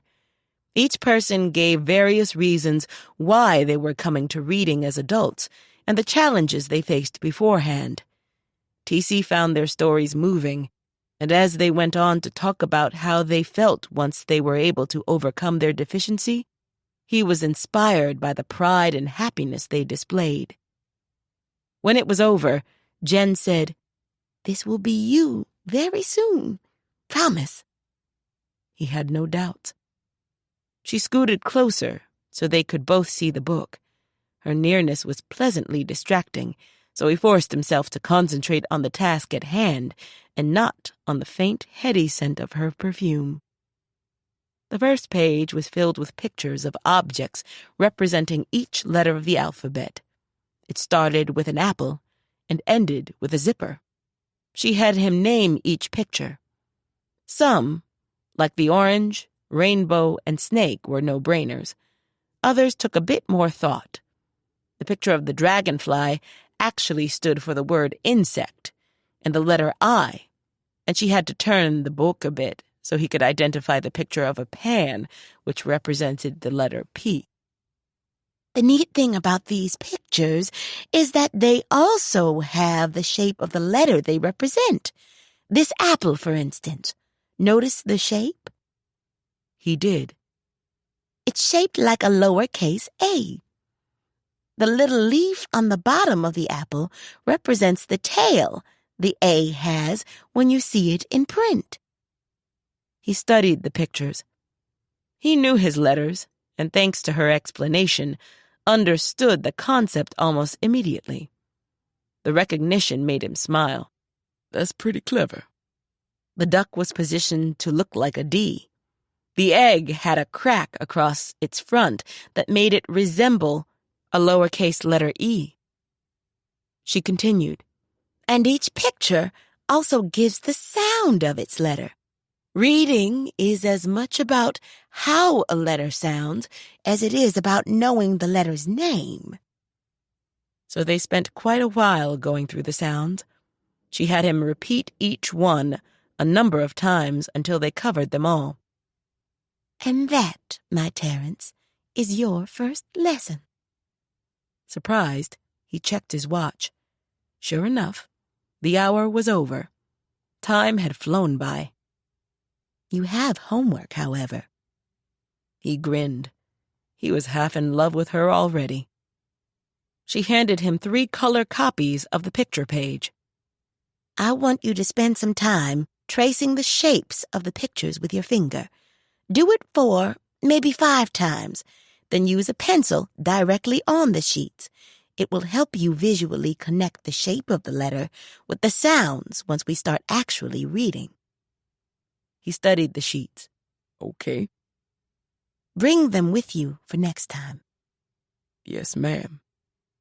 How do you feel? Like I can do this. She gave him a nod.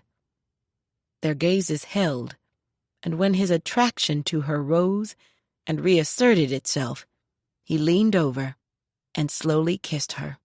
A few lazy seconds later, he pulled back.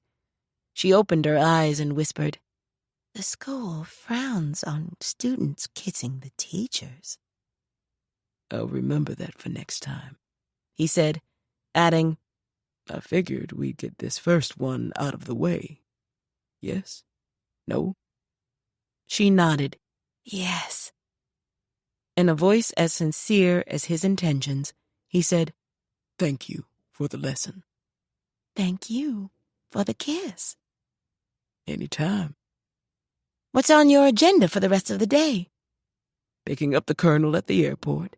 He went to some kind of security trade show in Phoenix. And then Gary wants me to go with him to the Dads Incorporated meeting tonight. He said it's like a support group for the dads here. TC was still thrilled by the sweetness of the kiss, and he wanted another.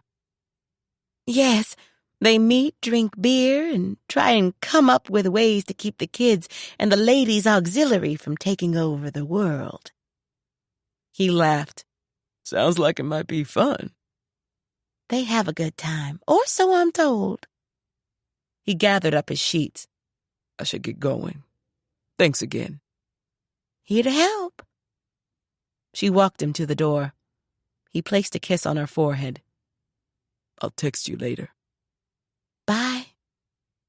Feeling like $1,000,000, TC stepped out into the late April sunshine. Later that afternoon, TC was so engrossed in his homework at the dining room table, he didn't realize the girls were home until Tiff asked, Hey, Unc, what are you doing? His first instinct was to hide the sheet of pictures, but he decided to tell the truth because there was no shame in what he was doing. Homework?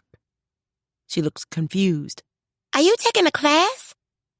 Yes, learning to read. He watched Leah stop on her way to the coat closet and turn his way. Read what? Are you taking a Spanish class? No. English? Now both girls looked confused. Are you talking like English literature? Leah asked. Nope. I'm just learning to read, period. Because Tiffany was closer to him, he handed her the sheet. This is the alphabet. Have to start at the beginning. Her eyes went wide as dinner plates, and she whispered, You really can't read? Leah made her way to his side. Quit playing, she warned, sounding like Crystal. But when Tiff showed her the sheet, she studied it and went still as a post on the side of the road. She, too, whispered, Oh, my goodness. You weren't playing. He shook his head. Miss Jan is tutoring me. Wow, Leah said, viewing him intently. That takes a lot of guts, Unc. I'm really proud of you. Me too, Tiffany added. Do you need our help? Maybe later. Right now I'm still learning shapes and sounds. We can drill you if you want. Their caring spirits touched his heart. I like that. My next lesson is Wednesday, so how about we do the drilling tomorrow? I want to get my bearings with the sheet first. Leah handed it back. Sure. Just let us know. Tiff asked, Does Daddy know? TC nodded. I told him a few days ago. Okay. Let us know when you're ready for help. Will do. They headed to the kitchen for their after-school snacks. Ladies? He called. They looked back. Thank you. They grinned. Glad to have them in his life, he went back to his sheet. TC found the Dad's Inc. meeting pretty interesting. Gary invited him because of the semi-dad role he was playing with Leah and Tiffany. The men met at the Dog, and over munchies, beer, and soft drinks for Mal and Bobby, they talked about a bit of everything. The news that Genevieve's ex had had his hog repossessed made for quite a few chuckles, followed by a semi-serious debate as to whether to offer him help in rehabbing his trashed house. Trent said, After being handcuffed and taken to jail in front of everybody in the area because of him, I say let him rot. Mal said, Understood. but you got your pound of flesh with his 2 black eyes. I say we give him a hand. He's pretty low right now, and he is a good barber." Reg said, Kindness over rightness, right? Luis Acosta said, I'm still trying to understand how you repo a hog. Laughter followed that. In the end, nothing was decided about helping Curry. The next topic made TC's ears perk up. Trent asked, "Does anybody know what our kids are up to? There's been a lot of sneaking around lately. Meetings with the ladies' auxiliary, meetings in my basement that supposedly have to do with something Tamar has assigned. Lily insists I'm imagining it, but I can smell it when Amari has something cooking." Barrett agreed. Preston asked me if I was going to make a family crest, what would be on it. When I asked him why, he played dumb and said, "School project." Jack smiled. Liar, liar, pants on fire. I haven't assigned anything of that nature. Mal said, "As long as whatever they're up to doesn't involve the police, I'm good." TC knew the mystery had to do with the kids' Father's Day extravaganza, but he kept his mouth shut. He didn't want to be known as Uncle Snitch, and besides, the men would find out soon enough. They talked next about the newly formed fire department, the groundbreaking for the pool, and a host of other items. For a small town, there was a lot going on, and TC was glad to be in the mix. When he and Gary got home, he went up to his room and called his daughter. She answered on the second ring. "Hey, Daddy." "Hey there, baby girl. How are you?" They spent a few minutes talking about her job and the weather before he told her about his lessons. "Oh, Daddy, that's wonderful. I'm so proud of you. I think I'm going to cry." He smiled. "I'm serious. I'm searching my desk for tissue as we speak. So tell me about the lessons, the tutor, all the stuff." So he did. "She sounds great." "She is. I like her a lot. In fact, we're dating." "Get out! You? Dating?" He laughed. "Have you told the boys?" "Not yet." "Oh, my goodness. I'm made faint now." "You are such a drama queen." "Please, it's not every day I hear you use the word date in a sentence. In fact, you've never used that word. Ever." "Things have changed." Genevieve's face floated across his mind, and he sighed inwardly. "You're going to love her, Beth." Hold up. Listen to your voice. Daddy, are you in love with this lady? He laughed again. "And if I am?" Her end of the line went silent. "Beth?" He heard her blow her nose, then say, "If these people fire me because I scared off the clients with all this mascara running down my face, it'll be your fault." "Stop playing. You are not crying." "Want to bet? I'll send you a picture after I hang up. I'm so happy for you. When do I get to meet her?" "I'd like to bring her to Hawaii with me this summer, if she'll agree, and you don't mind sharing me." "You know I won't." "Wow, my daddy's in love. You know Mom's in heaven smiling." "I know. She made me promise to go on with my life and find someone. Took me a while, but I have." "Awesome." They spoke for a few more minutes, and after sharing I love yous, ended the call. A few seconds later, her picture arrived on his phone.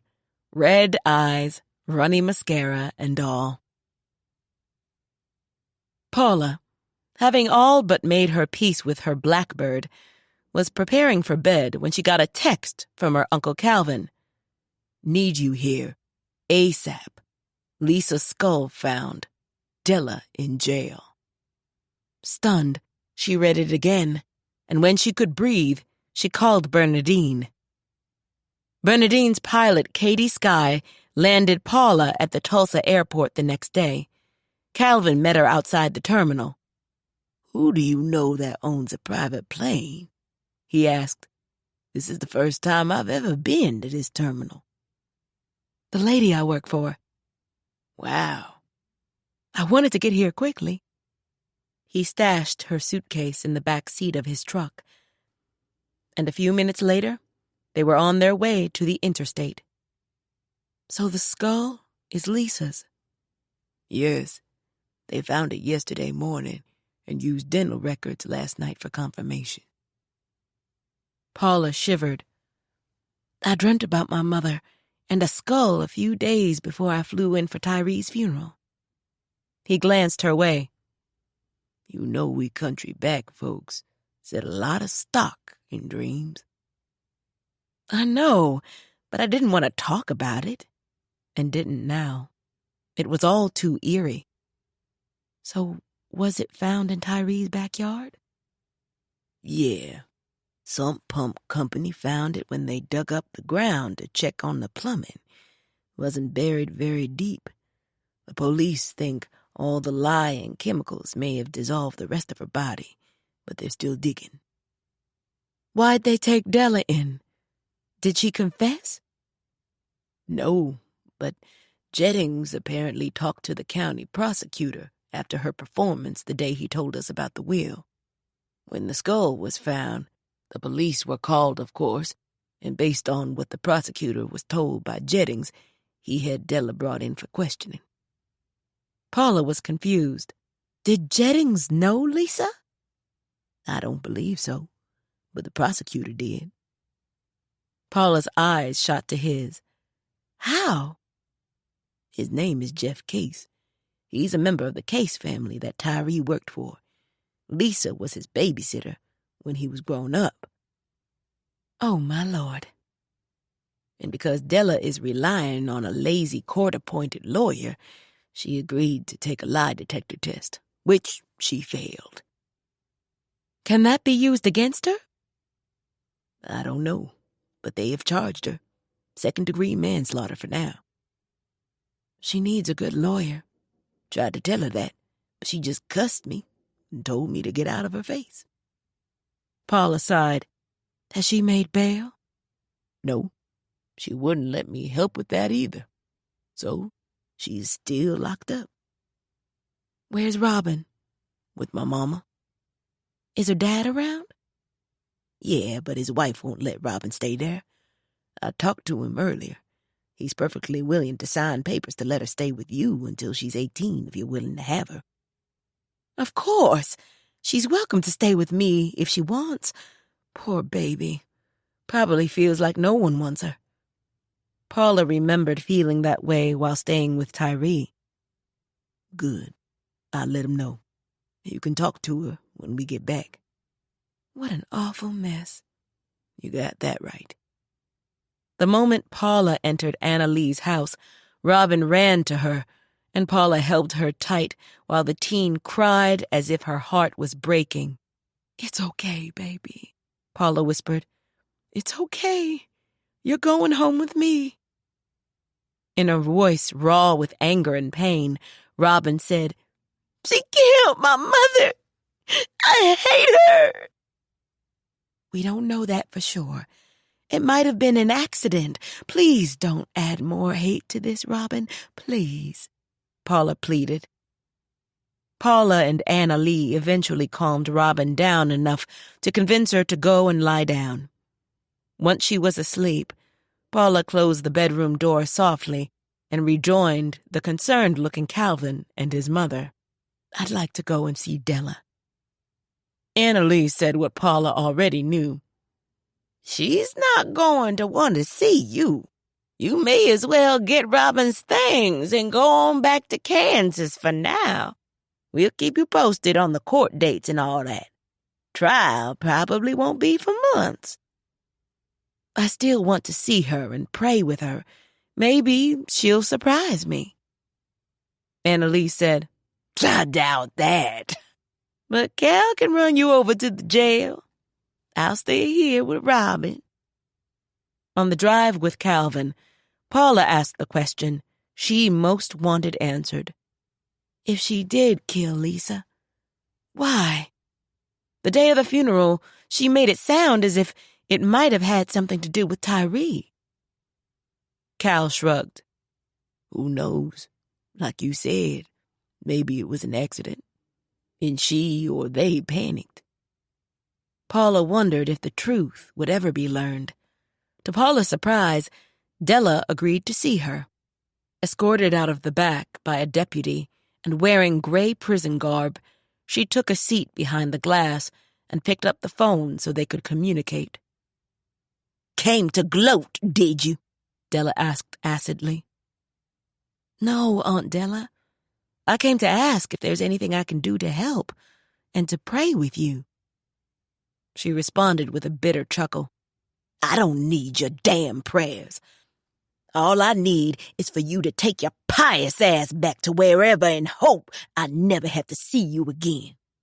She replaced the phone, and without sparing Paula another glance, had the guard take her back. Hurt and disappointed, Paula walked with Calvin out of the building and back to the car. On the flight home to Kansas, while Robin stared out the window at the darkening sky, Paula replayed the visit in her mind. She'd done everything she could to offer Della an olive branch, only to have it slapped aside. She could have helped her aunt find a good lawyer and maybe make bail so she wouldn't have to be locked up until her case came to trial.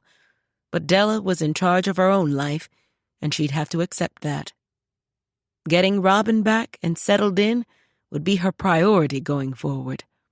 Della's future was now in the hands of God. Chapter 18. Warm weather ushered in the month of May, and all the flowers Sheila Payne planted around town a few years back were in bloom once again. Kelly continued to pick up Riley on the days he worked, and although he was still blue over Cletus and sleeping on the floor at Eustatia's place, he kept his nose to the grindstone. T.C. worked diligently on his lessons. Gary and the girls helped by ordering books like Hop on Pop by Dr. Seuss and others geared toward new readers, and listening to him read aloud. He had a ways to go to be as proficient as he needed to be, but his reward was the time spent with Genevieve. They went to the Friday night movies, had dinner at her place and the dog, went for drives in his truck, and yes, there was kissing. The ladies' auxiliary meeting was held at Jen's place one evening during the first week of May, and once the old and new business items on the agenda were dealt with, President Lilly said, Okay, time for a life check. What's going on with everyone? Roni spoke up first to tell them about a 2-week summer tour of South America that was in the works, and that she'd be taking Zoe with her. She's never been there. Now that the new CD is done, I think we're due for some mama and daughter time. Jen and the others thought that a great idea. Lily then asked, Marie, how are things going with your son, Brian, and the family? Genevieve loved the way Marie beamed every time the subject came up. I speak with my granddaughters at least twice a week via Skype, and a few days ago, his adoptive mother Janice and I spoke on the phone for almost an hour. We're both educators. Sheila asked, Are they still coming for Mother's Day? Marie began to cry. Yes, and I can't wait. She was sitting on the couch next to Jen. Jen put an arm around her and hugged her like the BFF that she was. Marie said, through her tears and the tissue in her hand, I'm so happy. We're happy for you, Tamar said. Thanks for putting up with me this past winter. You have no idea how much it means to have you all as friends. Jen said, Through sickness, health, and craziness. Everyone laughed, and a few of the ladies wiped away their own tears. Luis Acosta's mother-in-law, Ana Ruiz, asked, Paula, how's Robin settling in? She's settling. Painfully shy, though. Leah and Tiff had her over for a sleepover this past weekend. She did okay, Leah said, but my aunt kept her away from stuff like the boy bands and the internet, so the Clark girls are helping to bring her up to speed on pop culture stuff, too. And how's school going for her? Bernadine asked. Jack says she's incredibly smart, and there's no reason for her not to graduate with Eli and Crystal. We've been looking at colleges, but I'm not sure if she's confident enough to go away yet. We'll see, but I'm giving her all the love and support I can, counseling her, too. Jen asked, And your aunt? Still incarcerated. Trial will be sometime in the fall. Tamar said, I know you're a very strong woman, Reverend, but don't try and carry this burden alone. If you need help, I expect you to throw up a hand. Paula smiled. Yes, ma'am. Jen thought Paula needed to hear that. Women tended to suffer in silence under the weight of their lives, often to their detriment, and sometimes until it was too late. Lily asked, Anything else? Jen took in a deep breath and said, Yes. How do you know when you're in love? Later, once her friends were gone, Jen sat in her now quiet living room and smiled, thinking back on the looks on their faces when she first popped her question. She knew it would throw them for a loop. After they recovered from the shock, their answers ran the gamut from silly to profound, but each one served to verify what she herself already knew. She was in love with Terrence. She loved his smile, his strength of character, the vulnerability he showed by seeking help with his reading. She also loved that he made her smile, and most of all, she loved that he wanted her to be Genevieve. He'd never tried to force her to be anyone else. He'd taken who she'd presented herself to be, and been as okay with her as she was with herself, and that meant the world. And no, they hadn't known each other long, but she could spend her remaining days learning as much about him as he was willing to share, and offer him the same.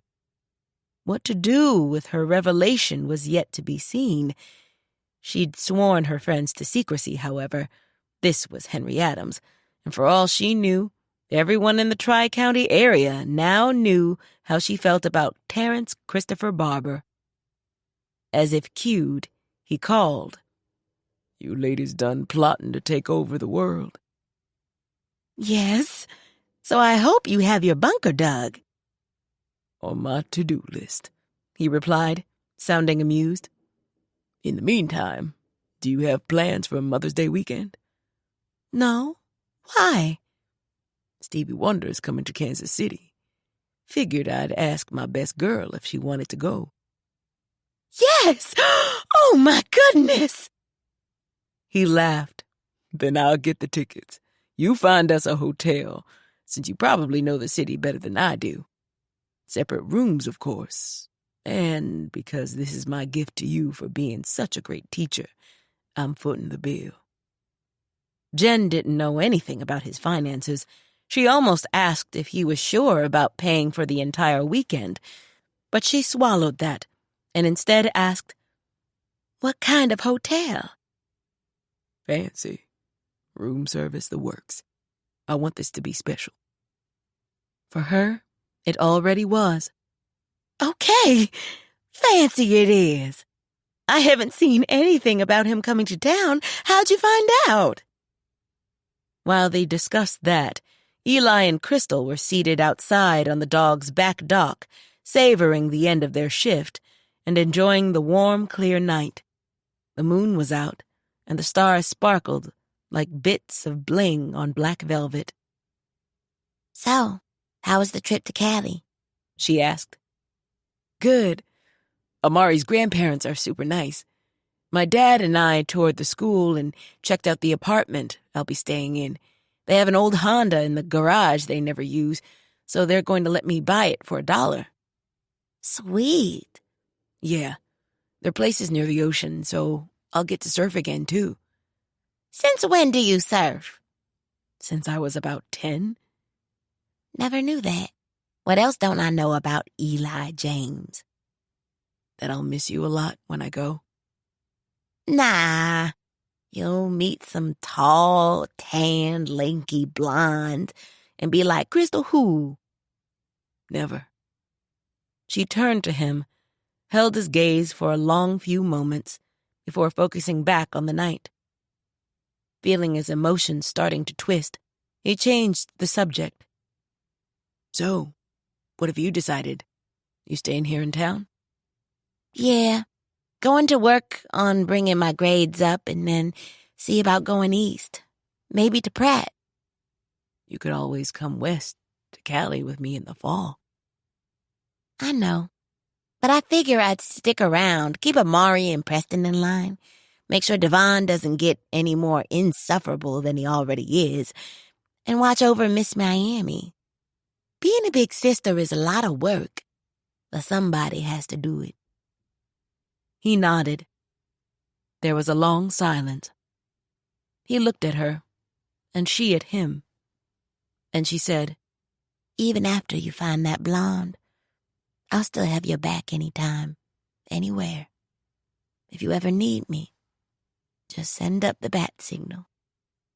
Will do, he said softly. Same goes for you. She leaned over and kissed him gently. I'll miss you too, Eli. As he sat there stupefied and reeling, she went inside. As Mother's Day weekend approached, the kids went to the mall with their dads to pick out gifts, and with the help of those same moms and the ladies' auxiliary, continued working on their super-secret Father's Day event. Trent kept pressuring Lily to tell him what they were up to, and she kept insisting he was imagining things. Marie was going crazy getting her house cleaned and ready for her special guests, and Jen was given a fancy homemade apple pie by Mrs. Rivard on the day of her last lesson. Jen had a surprise for her, too. A tote full of brand-new books to read to her granddaughter, and Mrs. Rivard thanked her through her happy tears. In anticipation of her weekend in Kansas City with Terrence and Stevie, Jen made an appointment with Kelly to get her hair done. When she walked into the shop, Riley was seated in his barber chair, waiting for his next customer. Jen nodded. He nodded in reply, and she took a seat on the couch to wait her turn. Taking out her e-reader, she went back to the story she'd started a few days before, but couldn't help but take a peek at Riley while she read. He'd lost weight. The black suit he used to wear so proudly looked as run down as he did. Karma had obviously taken its toll. Because her life was so spectacular, she wanted everyone she knew to be just as happy. So she felt bad that he wasn't, even though he'd stolen from her and been nothing but a pain in the rear during the last few years of their marriage. Riley? He looked up. I heard about you losing Cletus. My condolences. I know how much you cared about him. He nodded tightly. Thanks, Genevieve. To her surprise, he walked over and said, And I want to apologize for doing you so wrong. If there was a way I could make it up to you, I would. You didn't deserve what I put you through. Genevieve wondered who this man was and what he'd done with the Riley Curry she once knew. I appreciate that. I really do. Just wanted you to know. He then asked her, Are you happy, Genevieve? She thought about her life and about Terrence. I am. Very much. Good, good. He gave her a nod and went back to his chair. After Kelly finished her beautician's magic, Jen paid her, gave Riley a parting nod, and headed up the street to the dog to meet Terrence for lunch. She was struck by how badly she felt for her ex-husband, that he had actually apologized, and in a sincere manner, no less, had to count for something. So while she walked, she took out her phone and made a call. When Kelly drove Riley home, he took a look at all the trucks out front and froze. His first thought was that the place was being repossessed and he wanted to wail. But then he saw Trent and Mal and Clay and some of the boys. They were carrying wood and what appeared to be window panes and a bunch of other construction-type objects. There were men on the roof and others going in and out the front door. "What's going on?" Kelly asked, peering through the windshield at the activity. I don't know. "Looks like they're working on your house." Yeah, it does. So stunned by what he was seeing, he had trouble opening the car's door so he could get out. When he finally succeeded, he said, Thanks for the ride, Kelly. "You're welcome." She drove off, and he made the walk to the house. Mal met him halfway. What's all this? Riley asked. It's called kindness over rightness. Riley was confused. Translation. You seem to have learned your lesson, and a couple of guardian angels think you've suffered enough. Huh? Translation number 2. Genevieve's got a big heart.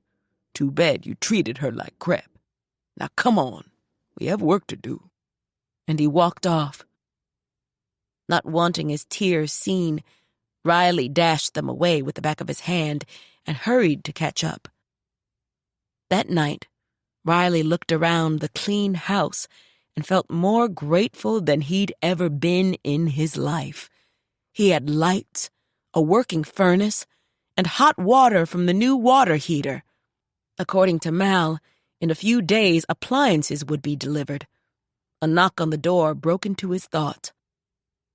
He opened it to find Bernadine Brown standing on the other side, and he froze. "Evening, Riley." Miss Brown. "May I come in?" He nodded hastily. Once inside, she glanced around. "I see the electricity is on." Yes. Did Genevieve really make this happen? She did. His lips tightened with how humbled he felt. "Very special lady, that Genevieve," she said. He nodded. "Here's the deal, Riley. When she called and asked if I would help you, I naturally hesitated. But like her, I think you've been through enough. I called Eustacia and made her an offer for this house. I am now your landlord." His eyes went wide. "And as your landlord, I needed this house brought back up to code. All repairs should be finished in a few days. Mal said he told you about the appliances. He also said you're sleeping on a sleeping bag on the floor?" Riley nodded, and the embarrassment kept him from looking her in the eye. "A bed will be delivered in the morning." Thank you. "You're welcome. I'll forego your rent for the next 3 months so you can buy clothes, groceries, etc., and get back on your feet. In exchange, you will treat this house as if you are paying the mortgage. I don't mind you having a pet, but no hogs. Understand?" He nodded. "Any questions?" Yes. Why are you helping me? She assessed him for a moment. "Because mine is the hand that turns this little portion of the world, and no one in that world, not even you, should have to sleep on the floor in a trashed house, especially since you seem to have acknowledged the errors of your ways. So don't screw this up." Okay. "Have a good evening." And she left. In the silence following her departure, Riley thought back on all the horrible ways in which he disrespected Genevieve, and yet she still found it in her heart to help him when he needed it the most. He'd never be able to repay her for what she'd done for him, but he'd try his best to do so. This morning, he'd been living in his own personally made hell, and now Because of her, he was smiling in a place that was as close to heaven as a sinner like himself would probably ever get. Chapter 19. Jen was in heaven on the way to the airport with Terrence. They talked, listened to lots of Stevie Wonder on her iPod, and generally had a good time. When they reached the airport property and he drove past the regular parking garage, she asked, "Where are we going? You just passed the parking garage." He looked over and smiled. Just sit back. Got a surprise for you. "What are you up to, Terrence Barbour?" He waggled his eyebrows, and she laughed. The surprise turned out to be one that rendered her speechless when he took their luggage out of the truck, escorted her into the terminal, and they were taken by a member of security to a small, white private jet. "Oh, my Lord! Is this Bernadine's plane?" Yes. When I told her I needed the weekend off to take you to the concert, she decided to make our weekend even more special by offering her plane and pilot, both there and back. As the pilot approached, Jen could only stare. She'd never flown on the jet before, but she'd heard all the stories and knew that the female pilot was appropriately named Katie Sky. "Welcome," Katie said in her island accent. "Are you ready?" They were, and a short while later were winging their way to Kansas City, where, thanks to Lily, a nice town car was waiting. They were then whisked to their hotel. Their rooms were directly across the hall from each other. With the car and the lady driver at their disposal for their stay, they dressed and had a nice dinner, then had her take them on a tour of the city. Riding in the back seat, with his arm around her, holding her close, Jen gazed out at the lights of the city at night. "I always find the lights of big cities so beautiful." Do you? "I do. Being from Henry Adams, where the nights are black as pitch, I'm always struck by the contrast." Those dark nights have their own beauty, too. Never seen the stars the way I can see them in Henry Adams. I noticed that my first night there. She smiled softly. "Big city guy, little country girl." Beautiful little country girl. She snuggled closer. "Flatterer." It's the truth. He leaned down and placed a kiss on her forehead. Thanks for coming with me. "Thanks for asking." They parted at the doors of their rooms. "I'll see you in the morning, Terrence." Rising on her toes, she kissed him. Night, baby. They both enjoyed the concert that next night. Even though Stevie was no longer fingertips young, he still put on a fabulous show. She and TC sang and danced along with the crowd on the many, many favorites he performed from his groundbreaking album, Songs in the Key of Life. And when it was over, they rode back to the hotel, physically but jubilantly exhausted. When they reached their rooms, she said, "I'm too wound up to sleep. Why don't you come in and we can talk for a little while?" And as they talked, laughed, and rehashed some of their favorite moments from the concert, TC realized he wanted her in his life for the rest of his life. Everything about her drew him in, from her smile to her intelligence to her charm and big heart. He'd heard about her hooking up her ex, even though the man was an ass, and should have been tarred and feathered for treating her the way he had. Been thinking, he told her. She was standing at the window, looking out at the lights of the city. "About what?" me and you. She came over and sat down next to him. "And what have you concluded?" That maybe next weekend, or the weekend after, we should fly to Vegas and get married. She stared, and smiled. Really? Yep. I'm in love with you, little country girl. That's good, because I'm in love with you, big city guy. He laughed. So, is that a yes or no? That's a yes! Cool. Then I can give you this. He reached into his sport coat jacket and withdrew a small navy blue velvet box. He liked how wide her eyes stretched. You already bought a ring? He nodded. Nothing wrong with your confidence, is there? He chuckled. Hold out your hand, please. When he slipped the sparkler on her finger, she started to cry and threw her arms around his neck and cried harder. He held her tight. I love you. You've just made me the happiest little country girl in the world. And you've made me happy as well. He drew back so he could see her face. Let's have some fun. Let's. But I want to elope.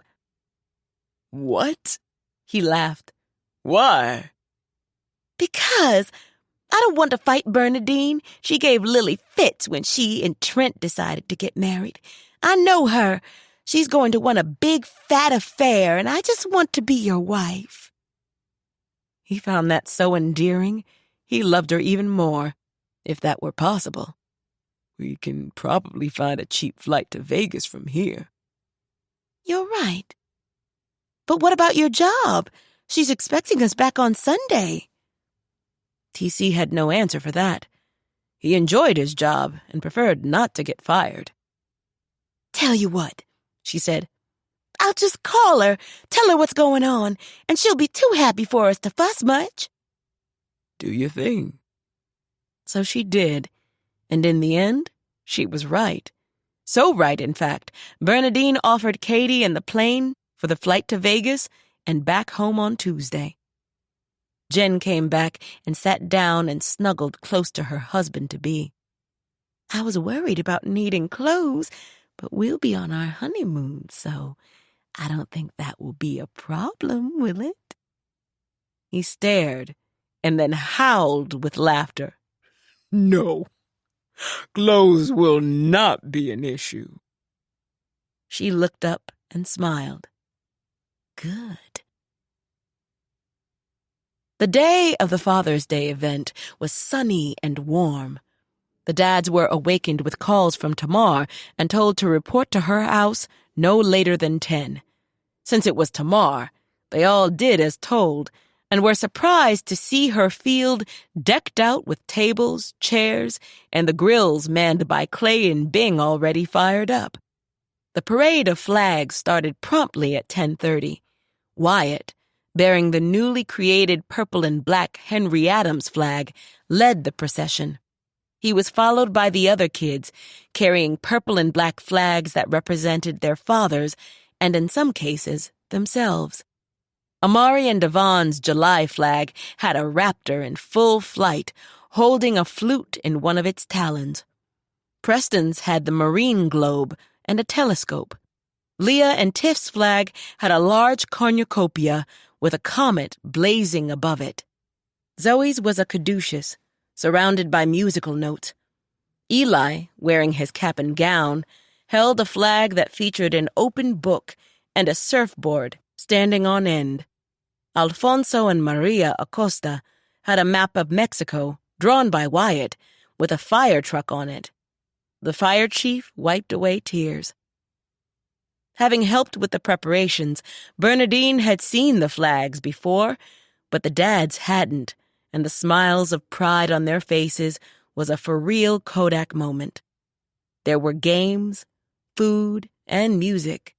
The flags standing upright in their stands were a sight to behold, and fluttered in the breeze like a gathering of kingdoms from Game of Thrones.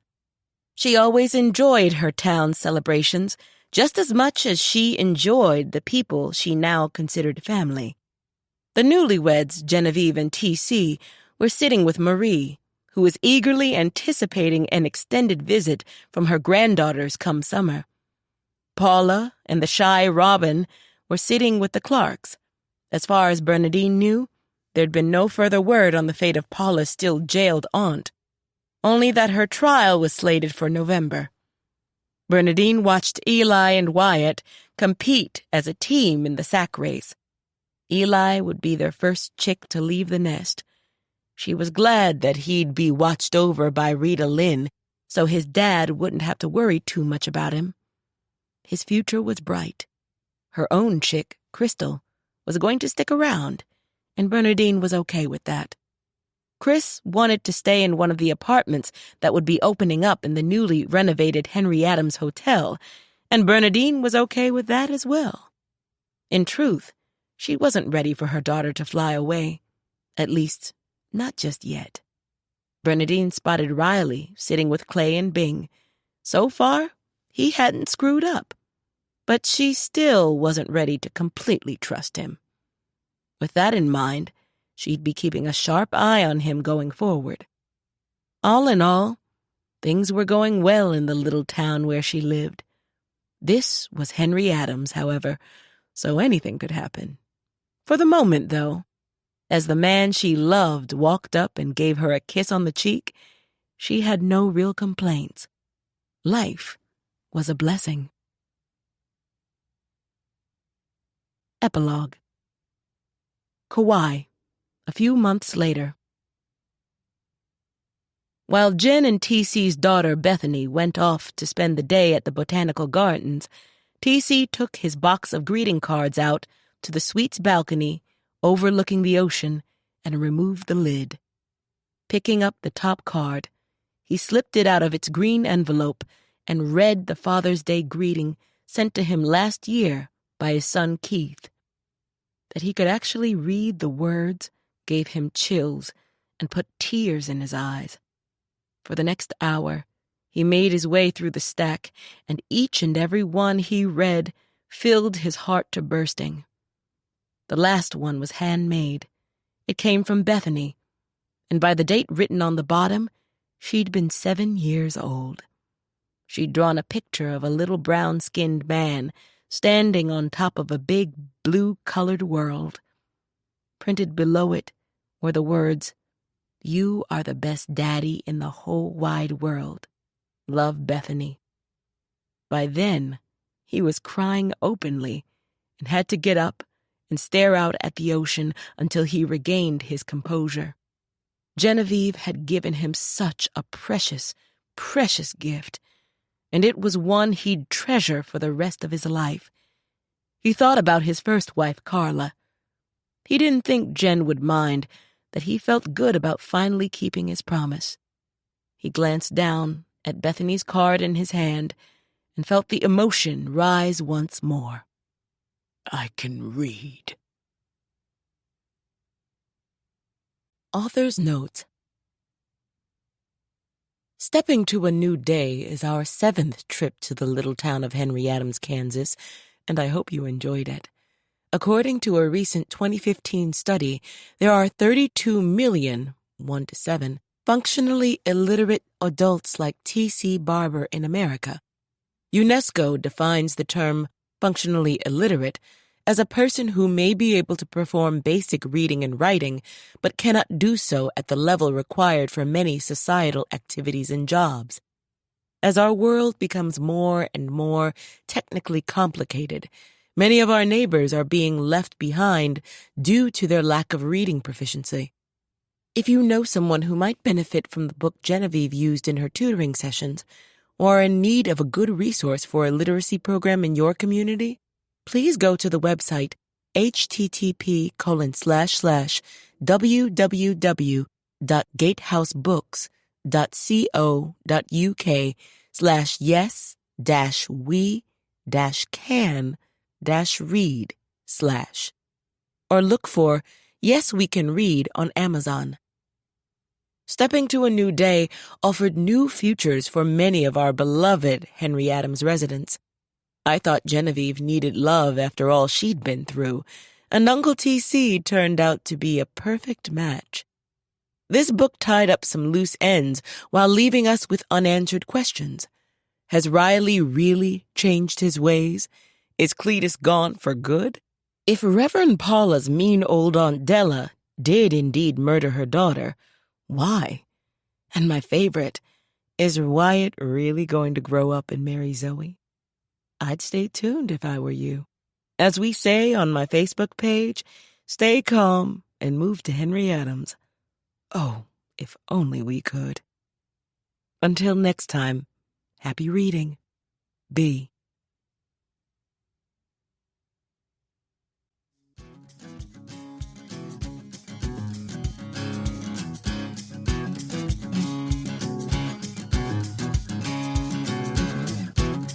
This is Lynette R. Freeman.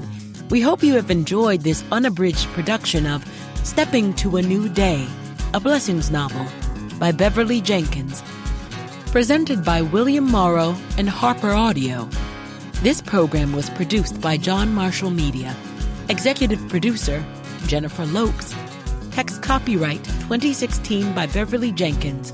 Production copyright 2021 by HarperCollins Publishers. All rights reserved. Thank you for listening.